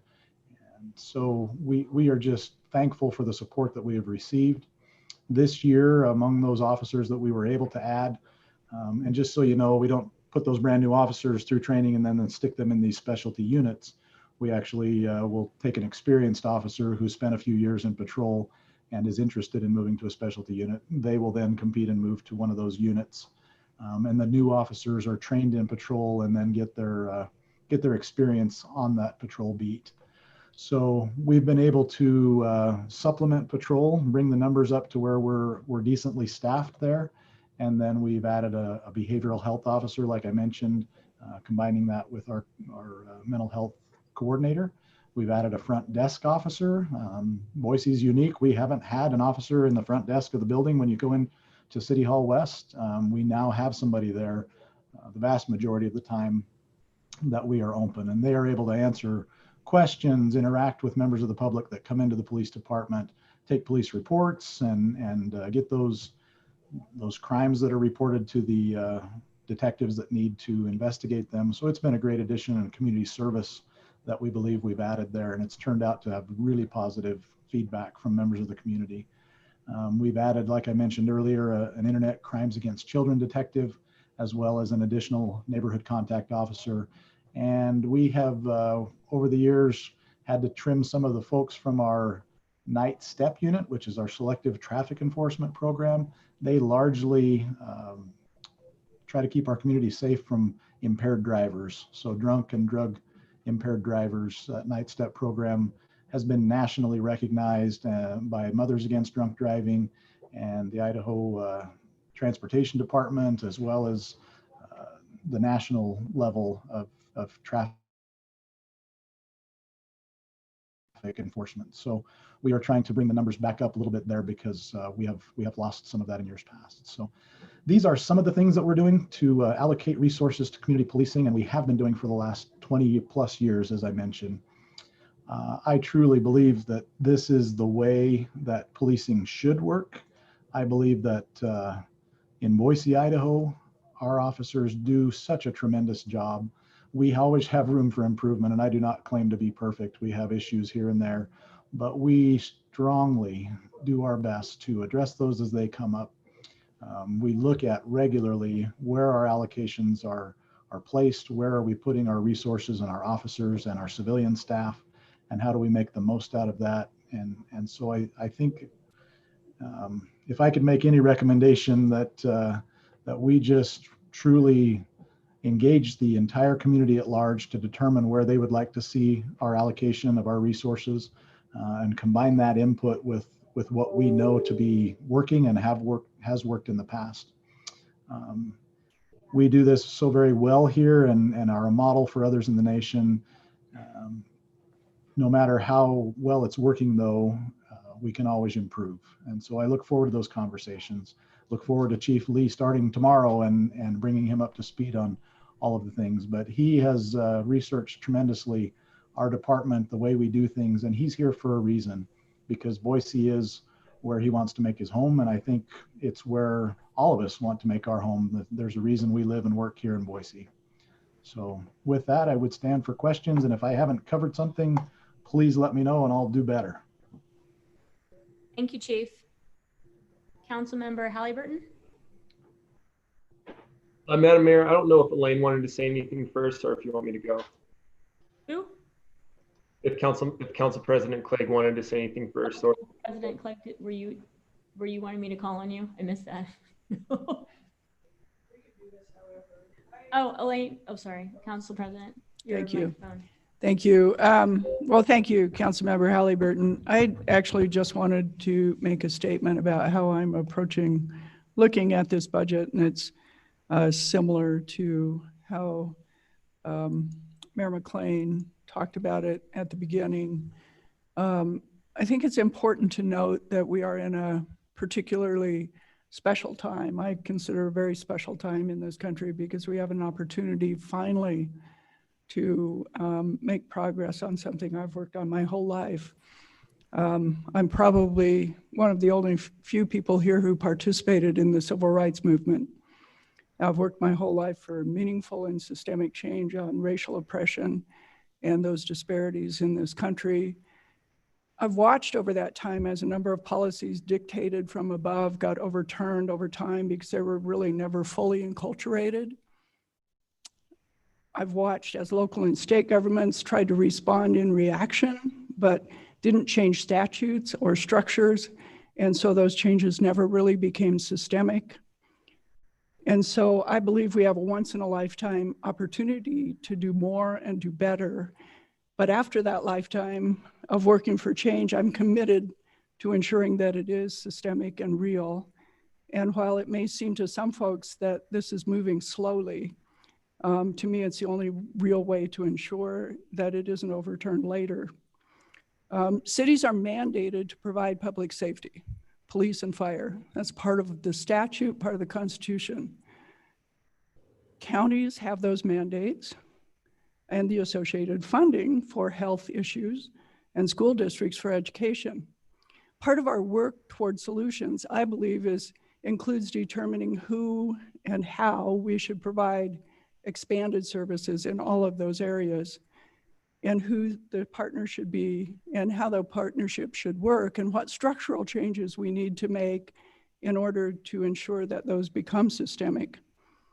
So as one council member, my approach to this is to lead by creating room for our police department, and frankly, other city departments, and for our partners in the county, the state, the school district, the federal government, to find creative solutions that promise a better outcome over time and to experiment with those. There's a real opportunity for those experiments to begin really soon. But the systemic change will happen over time as we figure out which of those experiments work and work to grow them. So for me, this budget is a starting point for beginning that experimentation. And I believe it will be a process that takes some time, but make sure that those change does become how we do business and does become part of the system going forward. So I just wanted to, for the public, let them know absolutely committed to this change, but absolutely committed to doing it right. Thank you.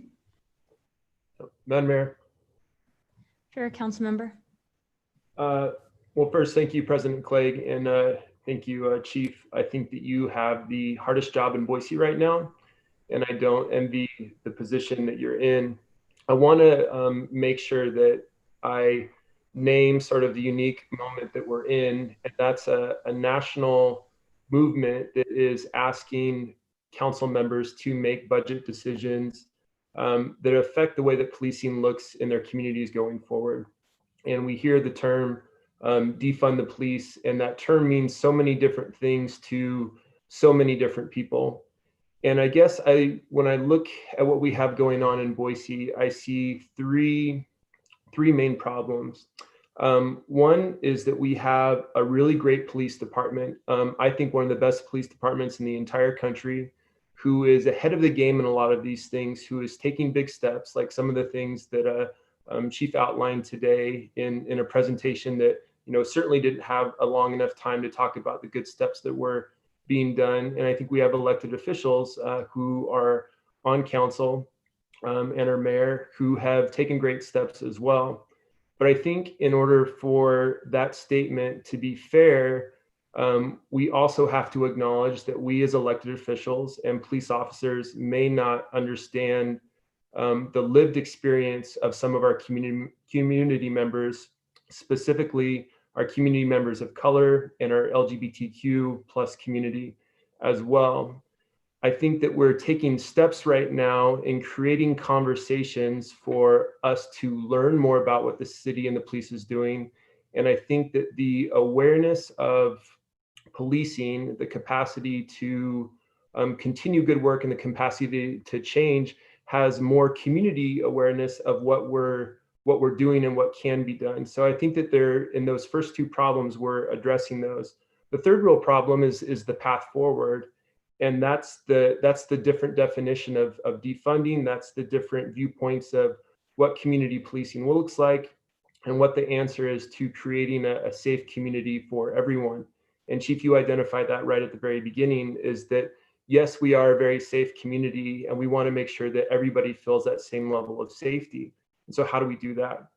And so for the last several weeks, I've been meeting with elected officials, nonprofit leaders, faith leaders, organizers, the police department.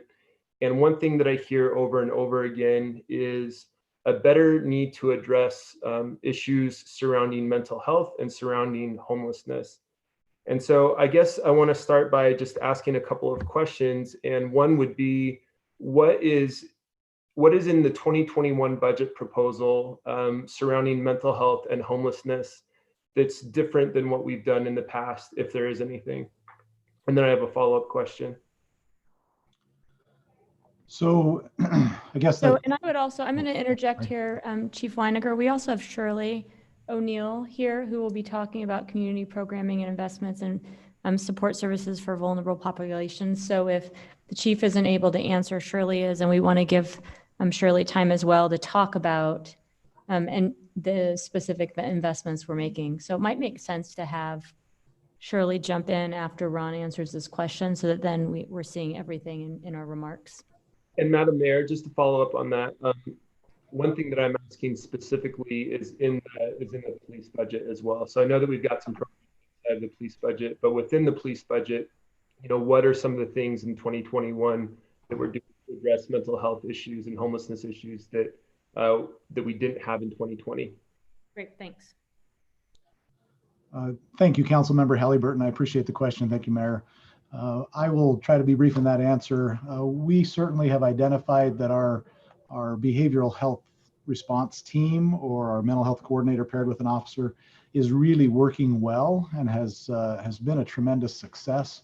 We have always planned that we could expand that program. If we could clone those two folks and have another team expanding the response and service to basically all around the week, that would be great.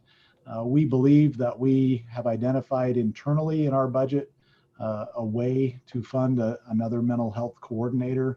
And if we could use one of the new officer positions in that role to create or replicate that team, that is certainly one of our goals for this coming fiscal year. So that is one of the things we are looking hard at. And I would say we are all supportive of doing something along those lines. That's probably the biggest, quickest answer to that question.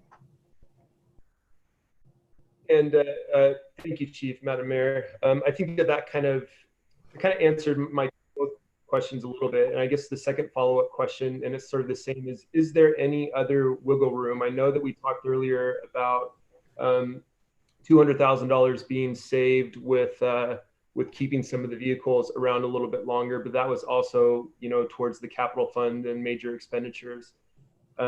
Outside of the behavioral health response team, is there any room, or do you know if there's any room within the 2021 budget as proposed to, again, further address some of the mental health and the homelessness related issues? I can jump in here if it's all right, Council Member Halliburton. This is Shirley O'Neill. I'm the Director of Community Partnerships in the Office of the Mayor for the City of Boise. And I'm very excited to be in this role, to be working with this team at this point in time. And part of what I see my role as is to create some of the scaffolding and support services that as a community we can be doing a better job at providing. And it's on my list of things to really look at mental health services. My former iteration is as a mental health provider, and we need access, we need services available, providers, we need identification. There's a lot of partnerships that I'd like to bring together at the table, and I'm just starting the process of gathering information and bringing some of those community partners together. But I think if we can really build out some mental health support services, we're going to impact homelessness and job loss and a lot of other things you will see around the community. So it's high on my list.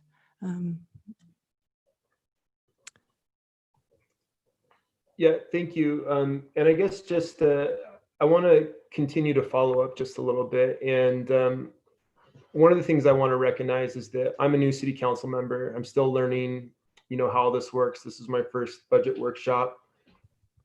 I want to make sure that I'm creating space and opportunity for the community conversations that we're about to have in the next couple of months before the budget is approved and before we have a public hearing, to make sure that we're doing all that we can to examine ways to address homelessness, mental health issues, homelessness that disproportionately affects our trans community, people of color. I know that I've been affected by some of these issues personally, and I know that that's what the community seems at large to be agreeing upon, is that we have to address these issues more.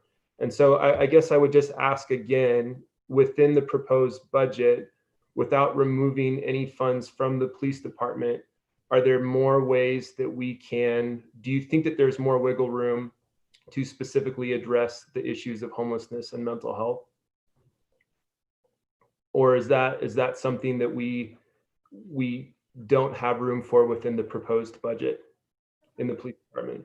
Councilman Halliburton, I'm going to jump in here. Are you directing that question to the Acting Chief Weiniger or to us, or do you have a proposed solution or proposal that you would like to make? I can answer generally where the intent is to find funds as we continue to have these conversations, but what are you proposing here? I don't have a proposed solution. I appreciate Chief's thoughts as far as behavioral health response team. We're about to engage in a few different community discussions, and I want to be able to tell people what we have the ability to do this year in our 2021 budget. And then I want to have what Councilmember Clay talked about, a really long-term conversation is what we can do going forward. And so I'm just wondering that within this year's budget, the $70 million that we have, we've identified an opportunity to expand our behavioral health response team, which I think is a great idea and is really appreciated. I'm wondering if there's any other room in this year's budget, or if everything is locked down with this year's budget, that there isn't room to adjust to address those issues further. To the Council President.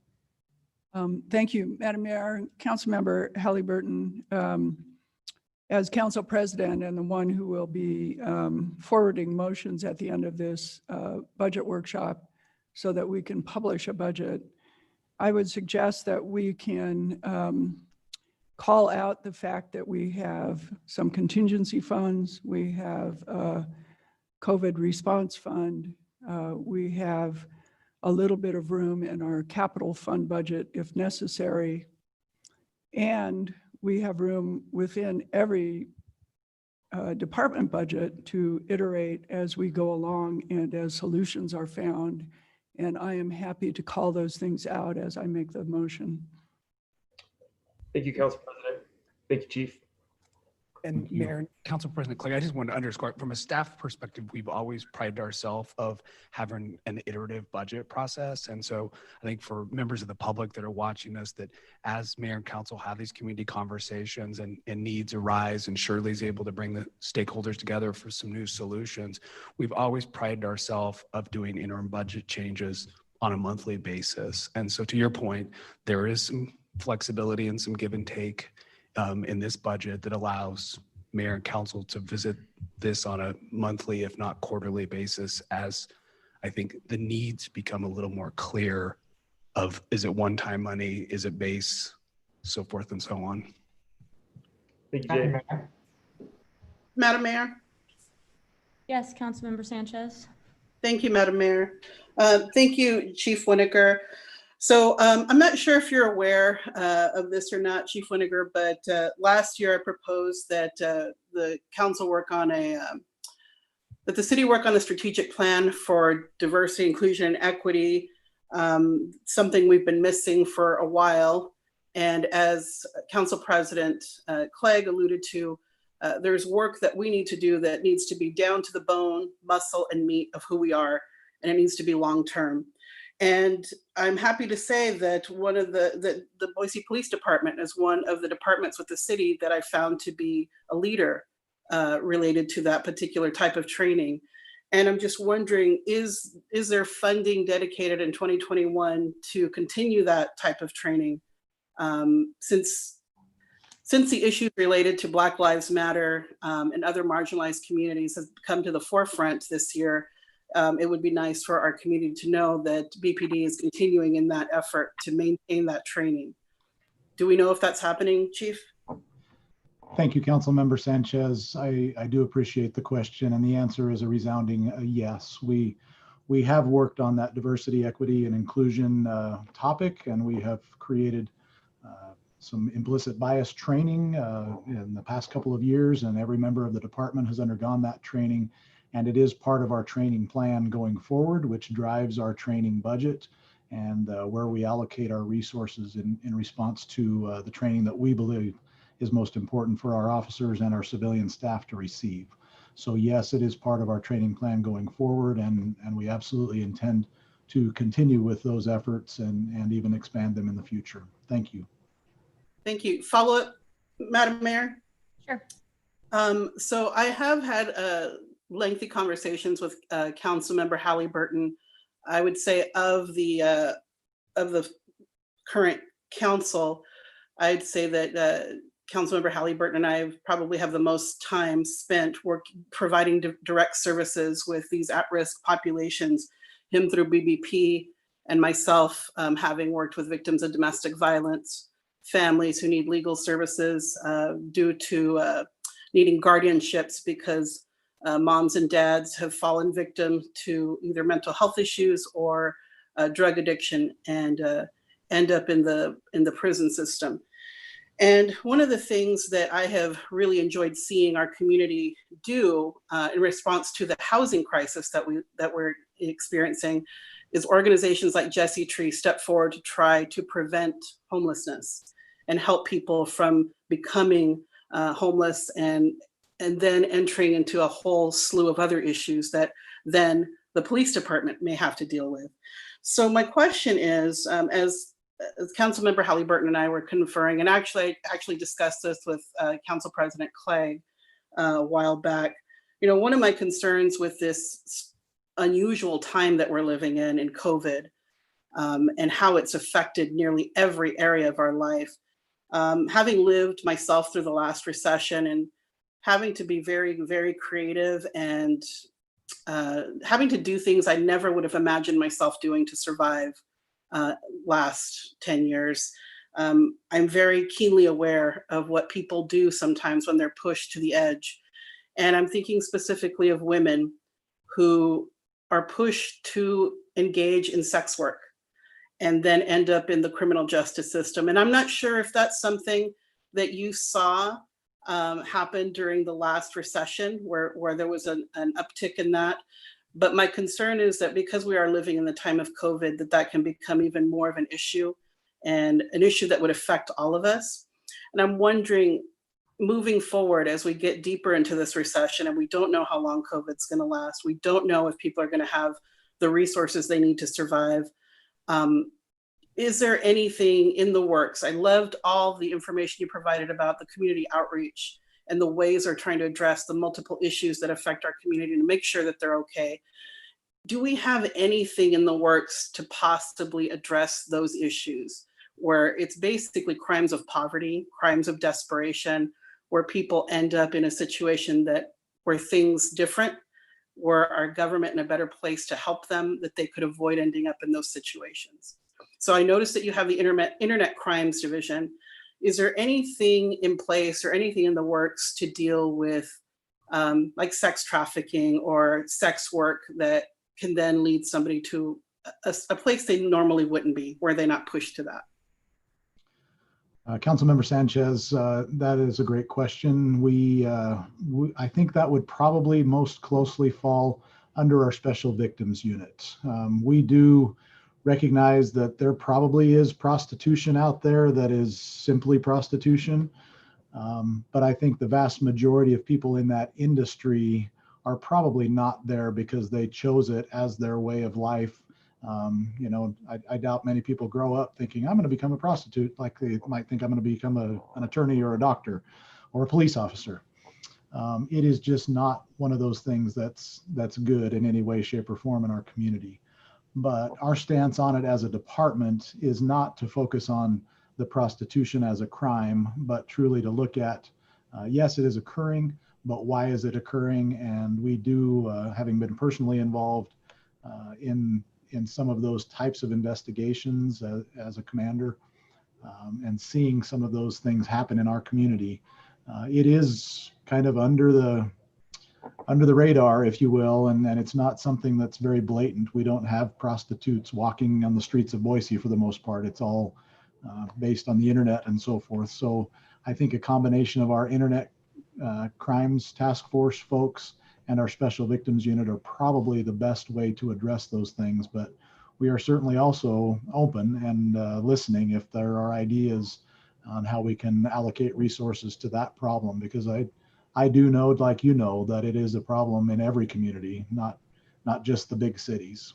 It is happening everywhere in America, and I have no doubt happening right here in Boise. And when we do get information about those types of things, we have done many things to try to address it. I know that there's probably some trafficking going on right here in our community, and we've made attempts, but we've not really had a great deal of success in that realm. We do try to connect with services, provide a way out, an option for getting out if somebody is willing to take that help. But you're absolutely right. It is a significant issue, and nobody really knows how big it is in our community, and including us, I don't think. But I think our special victims unit, our violent crimes unit, and our internet crimes folks would be probably the two or three most logical to attack that issue or that problem. Thank you, Chief. Madam Mayor. Sure. After Councilman Bajan, I'm going to ask Shirley to jump in with the information she has to share with us. Excellent. Thank you. I wanted to circle back really quickly to something that the council president and that Jade had said, which I think is really important and is easy to lose sight of. We want to get this right. And getting it right means real work. Boise is different than other places in the country. In many ways better, maybe some places worse. But we want to get it right. And we have the flexibility to do interim budget changes. We have the flexibility to gather the information we need to make the right calls for our citizens in our community and our police department. And for me, that means gathering a lot more information. We all have perspectives and we all have opinions. None of us represent or live everyone else's experience. None of us represent or live every perspective in our community. But what we do have here is a real opportunity to get the information that we need to make these decisions correctly. And to make them correctly, I know this isn't optimal, but it will take some time. We need to collect some information about what's working and about what's not working. We need to hear from a lot of people in our community. And so from my perspective, that's where we should be focusing our sights, getting what we need to figure out the policy moves we need to make, as opposed to focusing on particular policy moves and then building our plans around those. So everyone I've talked with on the council and in the mayor's office and the police department and the community is committed to doing those things. The defense bar is committed to helping us. The various victims advocates are committed to helping us. We'll get there. And I know that we're all motivated to do this and to do it correctly. I'm excited and I'm looking forward to this project in the coming months and in the coming year with the next chief. But I am trying hard to resist coming to concrete conclusions about specific interventions that we need to make, because I just don't think any of us have the full perspective yet. And so I wanted to circle back to what the council president and what Jade had said, because it's important to remember that we do have a lot of flexibility in the next year to move our policies in the directions that we determine are best, really based on the facts. And so I'm excited to do that, and I'm looking forward to doing that. The hardest part about it is the little bit of patience and temperance it takes to get into that process. Thank you. All right, Shirley, would you like to go ahead? Yes, thank you, Madam Mayor, Madam Council President, gosh, I can't speak, and Madam Council President Pro Tem and council members. Like I said, I'm thrilled to be here, and I'm going to just shine a light on some of the programs that we do already have to support some of those very things that homeless, mental health. And this is not an exhaustive list, it's an illustrative list. So, Ellenbaugh House. As you can see, this joint partnership is between Boise and some of our surrounding cities, the hospitals, the state, and it's a very collaborative endeavor. It's a place people can go to have detox, and if they're in mental health crisis, they have 16 beds available, and they're always operating on a waiting list. With more funding, they could expand. And then we have 2 of our housing for the vulnerable populations. These are going with the model of housing first, which is you house the vulnerable, chronically homeless, and you provide the wraparound services, because housing isn't enough. You need to have some of those services available. So with that, we open New Path. Again, you can see a list of the partners, and this list isn't all the partners. It's what I could fit on the slide, frankly. So far, we've had a great deal of success keeping those people housed. Valor Point is set to open in August, I believe, and this is going to house our vulnerable veterans. Go ahead. We have some street outreach and support. There's a Linda Fund where we were granted $100,000, and with that, we've been able to go out and send some of our outreach team to go out into the community and identify some of those people who are chronically homeless or recently homeless, and rehouse them quickly and provide the first month's rent and a deposit. And what we're finding is with that, often those people who have just been recently unhoused, they are able to sustain their payment after that. So we're also exploring a multidisciplinary team to expand some of that outreach team where we have ambassadors. That's what I like to call them, ambassadors, going out and connecting with the homeless and identifying what services they might need, helping to create relationships with them so they can provide some of the support and help them to become housed. Some of our youth programs, I have just seen how collaborative it has been for the city to be working, especially with the Boise School District. And over the summer, we provide meals at our camp programs, and the school is also providing meals at their community schools.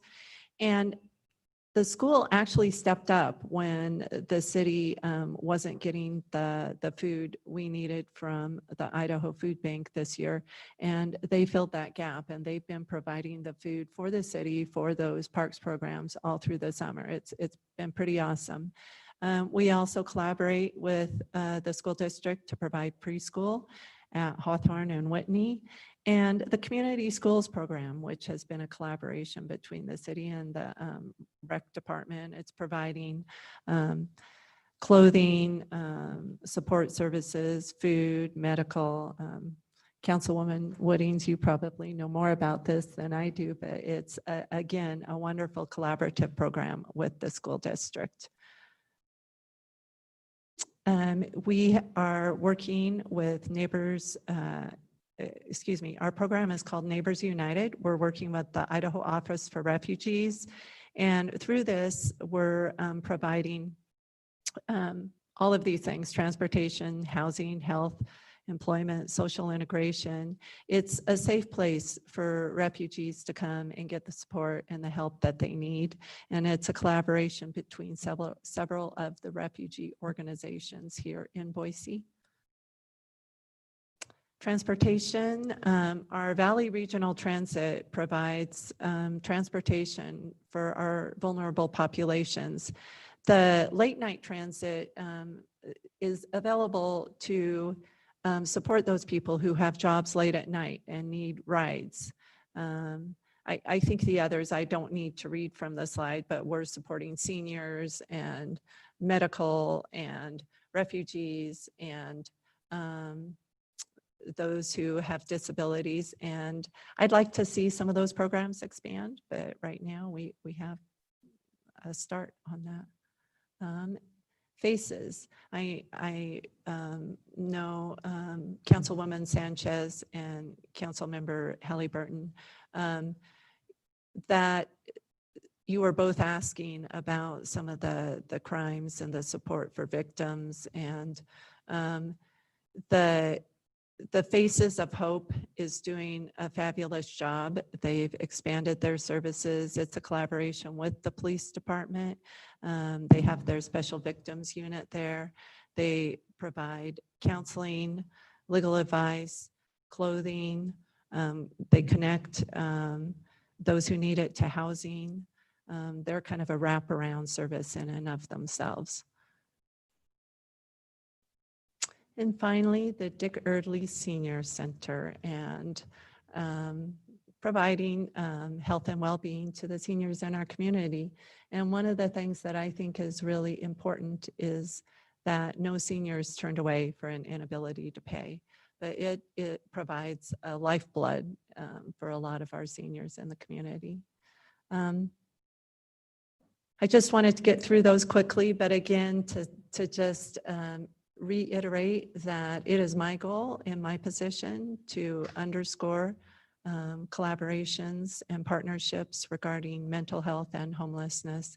And I'm happy to meet with any of you on the council individually, but that's kind of my vision. Thank you. Madam Mayor. Well, thank you, Shirley. And I think you couldn't have made my point better, that we really are not in this alone, nor can we solve it alone. The only way we've been able to solve it over the past 15 years that I've been here is to collaborate, to find the partners, to find the other folks, the other organizations, the other agencies that both have the responsibility and the desire to help serve these folks. I'm looking forward to the next few years. I hope that at some point the federal government recognizes that its role needs to be stepped back up. It's 93% less than it was 35 years ago in housing, and certainly in mental health about the same. And so I think together we can make these changes, but as you'll learn, those collaborations are hard work. So look forward to more of them, though. Thank you. Madam Mayor, I just wanted to follow up a little bit on Shirley's very brief talk about our community centers, which I think you touched on some of the things that they offer, but I think that they offer a lot as far as after school care so that parents are able to work and not have to worry about what their kids are up to. And so I think that that's a really critical service and has been shown to lead to better outcomes for the kids who participate in those programs, which I think is super important. And I want to add on to that as well, that it's one of the things that we have seen with school being out is that some of the kids don't have eyes on them from their teachers or their counselors, and that some of those community school programs provide that kind of connection. And it's a way we can help identify those who most need services in terms of housing, mental health. Thank you. Madam Mayor? Yes, Councilmember. Thank you, Madam Mayor. Hello, Shirley. I don't know if you and I have had the chance to actually meet, but I look forward to the day that we can share the same airspace safely. So I just wanted to follow up a little bit on the question I proposed to Acting Chief Winiger in relation to women and how women are adversely affected during these extreme times of poverty, and how sometimes those situations can lead them down a path they would not normally choose were they not desperate. So I had a constituent just message me wanting me to ask, do we know if BPD has a strong partnership with, for example, the WCA when they encounter situations like that, or other programs in community, when they encounter somebody who at first glance might appear to be an offender, but is actually a victim? So the city has a very collaborative relationship with the WCA and with the Idaho Coalition Against Domestic and Sexual Violence. And we're continuing to nurture and develop those relationships. Thank you for your question, Councilwoman Sanchez. Follow up. An organization like the Idaho Coalition Against Sexual and Domestic Violence, it is a wonderful organization. I don't know that they provide direct services like the WCA. So I would offline love to have a meeting with you and talk to you some more about those partnerships. Thank you. Thank you. Madam Mayor? Yes, Councilmember. Yes, I wanted to thank Shirley, and I want to thank our police chief. This has all been very enlightening to me. The more we delve in, the more I learned, the more I didn't realize that we were doing already into the depth that we are and levels that we can continue to go. And I really appreciate the depth of experience on this council and what I've learned from folks like Council President that has experience that dates back to having knowledge on some of these issues that predate us, and so helpful here. And of course, Jimmy and Lisa, your unique experiences and your jobs, that really brings a great deal of help to this process. And I just want to ensure that we get it right, and I think we will. And I really, truly believe that one of the best things I heard, this is going to take all of us coming together, not Boise solving it on their own. Many of these programs were put together by unique partnerships throughout this community, and those, as the council president stated, are not easy. But it's going to be a long discussion, as Councilmember Bajan talked about. And to get this right, we want to make sure that we've turned over every stone and talked to every person and engaged the public. And that's what's exciting, is this is just the beginning. We have the budget workshops. We have that upcoming town hall, so to speak, that we'll be a part of. And we have a new chief coming on. It's a unique time for us, and it can be an exciting time if we make the most of it. So I'll continue to learn from all of you and continue listening to the public and continuing this dialogue. And I really look forward to seeing what we can come out of this with together. Thank you.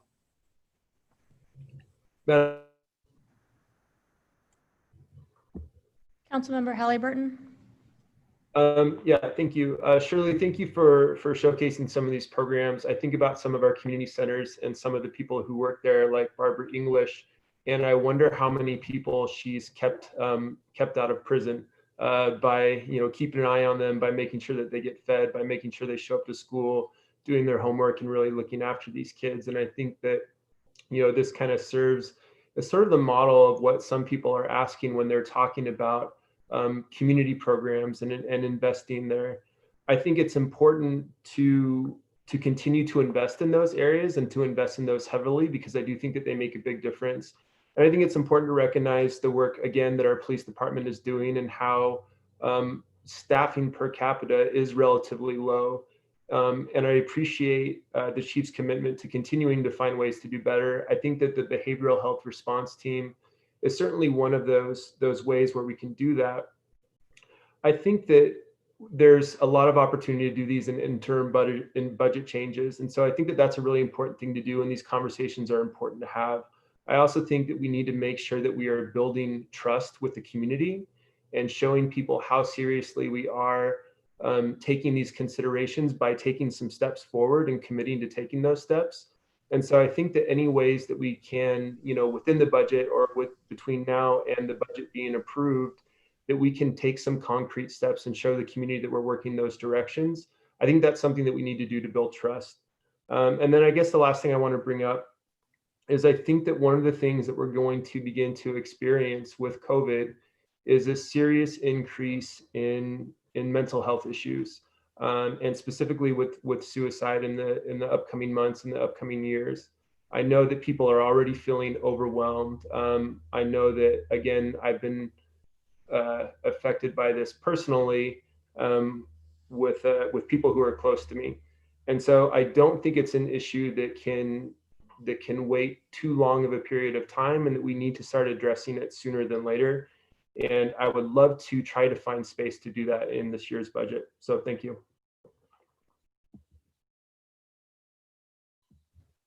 All right. Madam Mayor. Yes. Just kind of to, I guess, maybe close things out a little bit. I think like everyone else, we've all learned so much over the past several weeks about the current state of our country and the current state of many of our police departments in different cities. And so we do have such an opportunity right now to really look closely at our police department and look at how we approach public safety and how we approach community resources and the programs that we have in our city. And so I think that we have just an incredible opportunity to look at everything with a new lens and look at the way we're investing the public's dollars and providing for those in our community who really need right now. So thank you to our police department, Shirley, for bringing us all of the amazing programs that we have now. And I'm really looking forward to having this conversation with our community over the coming months and hearing from people that we haven't ever heard from before. And that's going to be really important on the community outreach side. So thank you. Great. Just before we move into the final part of the day, which is motions, I would like to say a couple things about this. These are tough issues for all involved, and the clarion call that we have to address race and justice in our community and in this country has come to us at a time that's been harder than any other. When we're addressing pandemic, trying to protect health, protect our economy, and launch a recovery. And it's exposed in our community and elsewhere fissures that many have talked to us in the last year about experiencing themselves, whether it be difficulty around accessing housing that's affordable for their budget, the wages that they make here, being able to access opportunity through transit, finding the jobs that they need to build a life here, or that we need to build a life here. And in the midst of this economic hardship, like the history that many, for so long, we have tried to deal with and not dealt with, tried to deal with and not dealt with for the last 200 years, but especially since really the founding of our state, is laid bare in front of us. And I am deeply committed to having an authentic conversation about what is community, what it is that is needed by our residents to foster a community that truly welcomes everyone. It's one thing to be a welcoming community. It's another one to be a city for everyone and to take very intentional steps to get us there. As I said at the beginning, and I deeply believe that this is an and. It's how we build out a future vision of policing that recognizes the importance of safety and the requirement in order to be a safe community that we create an environment and space for everyone. And we do have incredible teams in the police department focused on community policing. We have behavioral health specialists, but I want to point out too that we call them the behavioral health response team. In times like this, to prepare us for times in the future that will be difficult as well, we have to invest as a city in things that prevent, so that response is the last resort when needed. And it's the work of the city of Boise in the last 20 years that's moved us from community policing and changed the way that budget looks, but also the intention that has been brought to bear on expanding beyond, as Elaine said, what our lane typically is.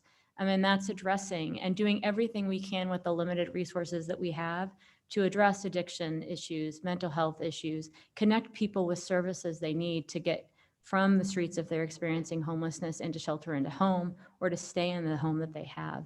And so it's my hope that while we're talking about policing, and the department is showing us that they're serious about reviewing their policies and making changes. Just last week, they put a moratorium on one of the holds that they use. But while we talk about policing, it's so important that we not lose sight of the other investments that we have to make. But most importantly, that if we want this to be far-reaching and sustainable and reflect what the council president wants to see at the end of her career of working on these issues, it has to be authentic to our community. We have to listen intentionally. We have to hear things that we aren't comfortable hearing. And then most importantly, we have to figure out as a council and as a community how to act. And it's my sincere intention, and I believe it's the city of Boise's intention and the council's intention to create a process that makes that possible, so that at the end of the day, when we've looked back at this time that's been so incredibly difficult, we're able to say it was meaningful and there was impact, and we've made progress because of it. So really appreciate the conversation that we've had today, but most importantly, look forward to participating in the steps that we have to move us forward to get to the point where we can, through interim budget changes and bring the full resources of the city from people, energy, and passion, and the financial resources to bear to create a better and stronger community for all of us.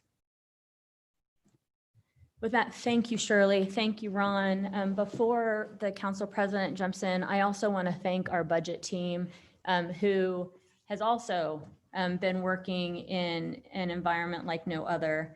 You outlined it in some ways. We started in January thinking we're one way, and then it seems like monthly, weekly, it was different from the session on. So Eric, Mike, Travis, Shannon, Joe, you're here, in your socially distanced seatings.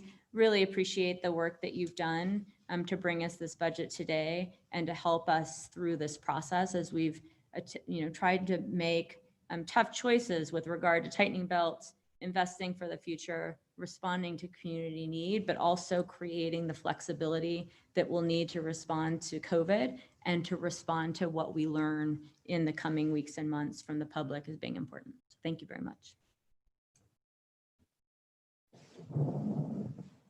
Thank you very much, Mayor. With that, maybe we'll move into the motions and next steps. Let me share my screen here.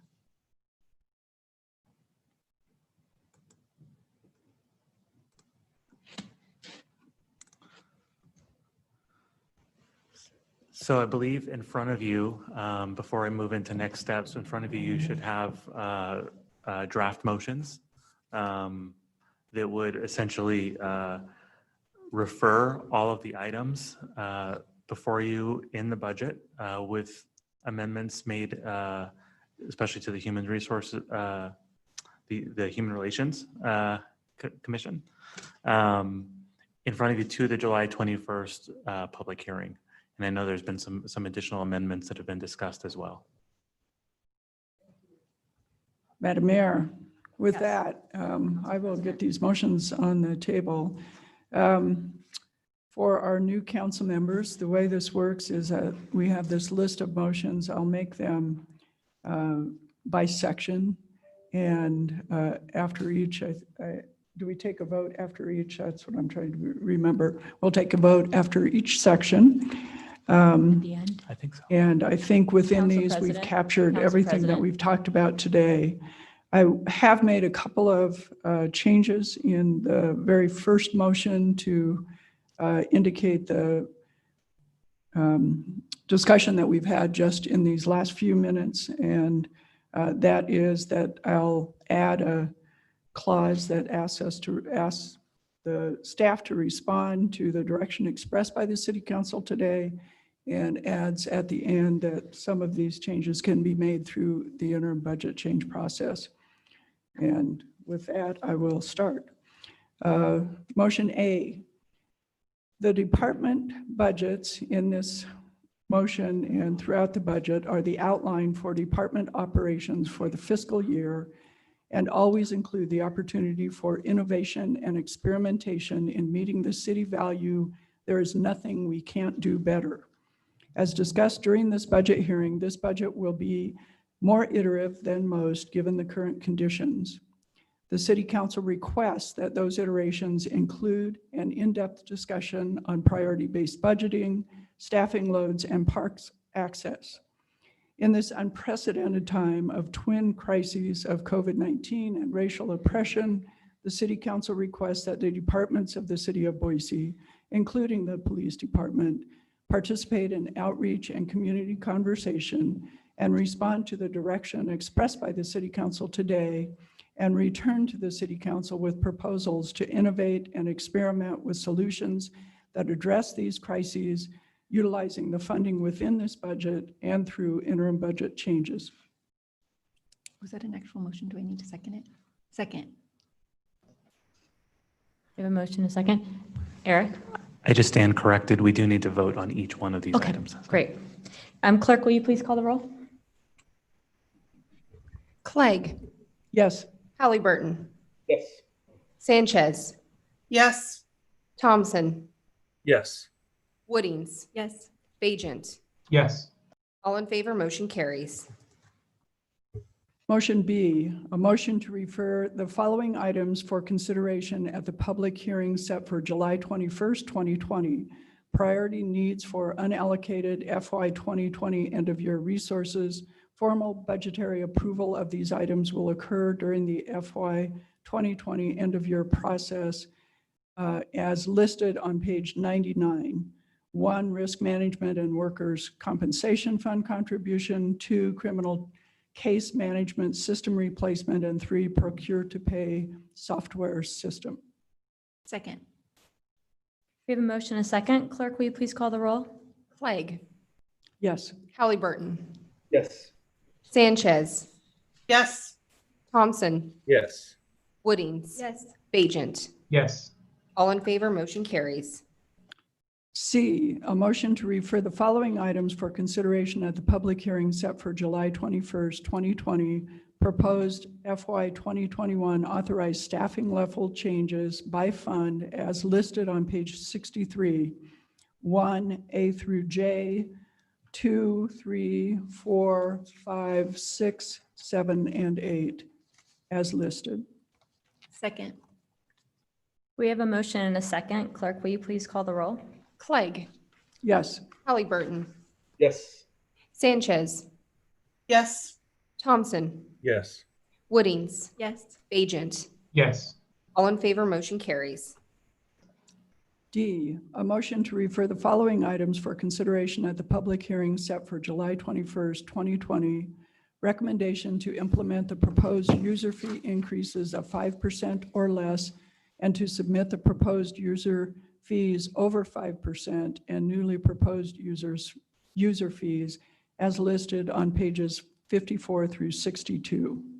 Second. We have a motion and a second. Clerk, will you please call the roll? Clegg, Yes. Halliburton, Yes. Sanchez, Yes. Thompson, Yes. Woodings, Yes. Bajent. Yes. All in favor, motion carries.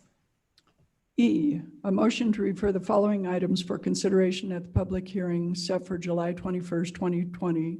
Funding allocations for the FY 2021 contingency accounts as listed on page 66, 1A through E, 2, 3, 4, 5, and 6 as listed. Second. Oh, sorry, we have a motion and a second. Clerk, will you please call the roll? Clegg, Yes. Halliburton, Yes. Sanchez, Yes. Thompson, Yes. Woodings, Yes. Bajent. Yes.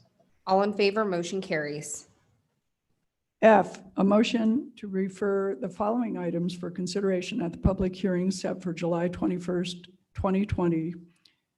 FY 2021 major equipment, major repair and maintenance, capital recommendations, and percent for art as presented, including the use of operating contingency for the operating impact of capital projects, if applicable and necessary, as listed on pages 74 through 76.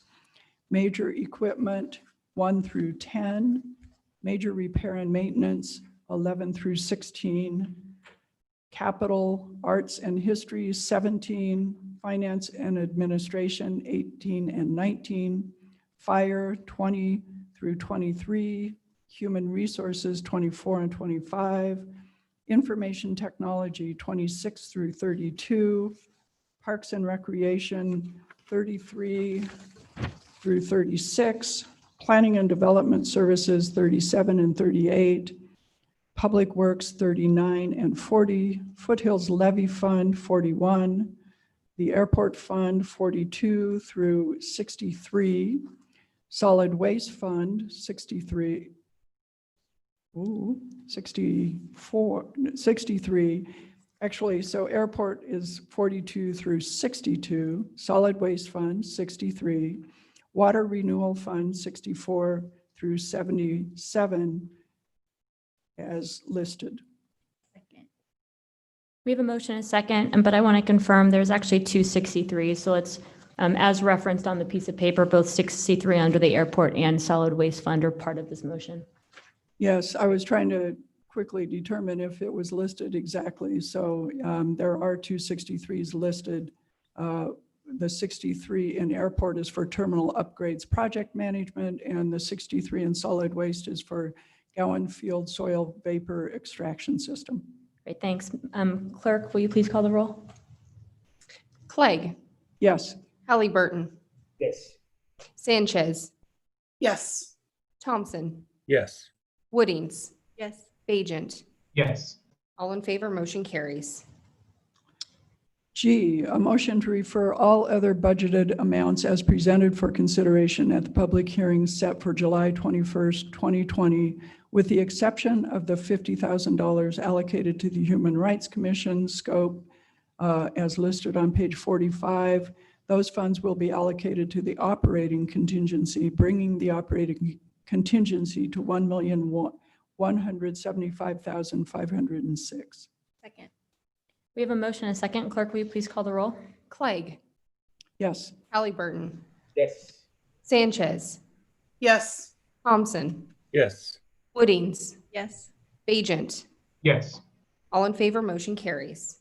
And finally, H, a motion to direct Public Works to take action on these climate policy deliverables in FY 2021, including a publicly available greenhouse gas inventory, an update of Boise's energy future plan, identifying $150,000 in the FY 2021 budget to be used to continue converting our fleet to electric, integration of the first all-electric trash truck, and a publicly available update to City Council regarding the climate action plan.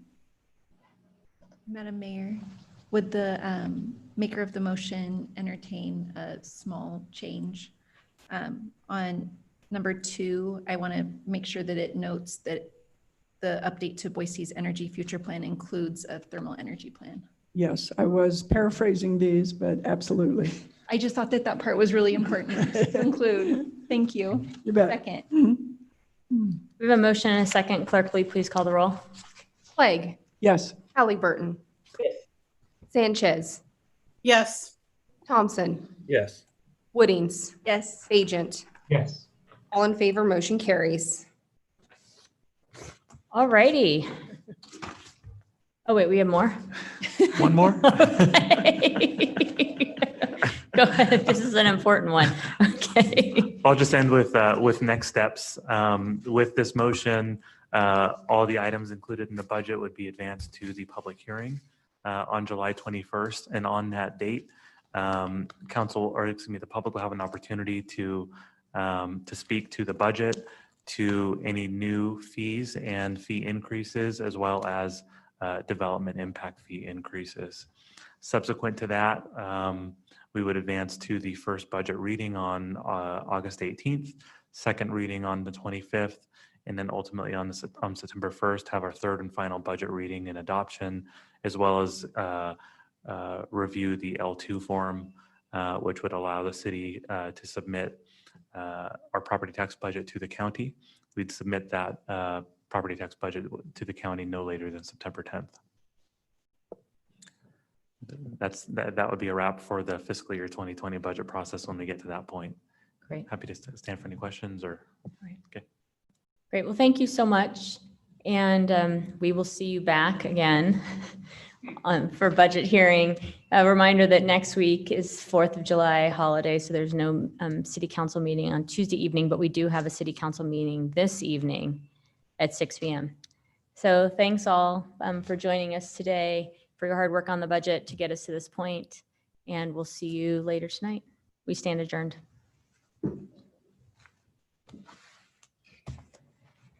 Oh.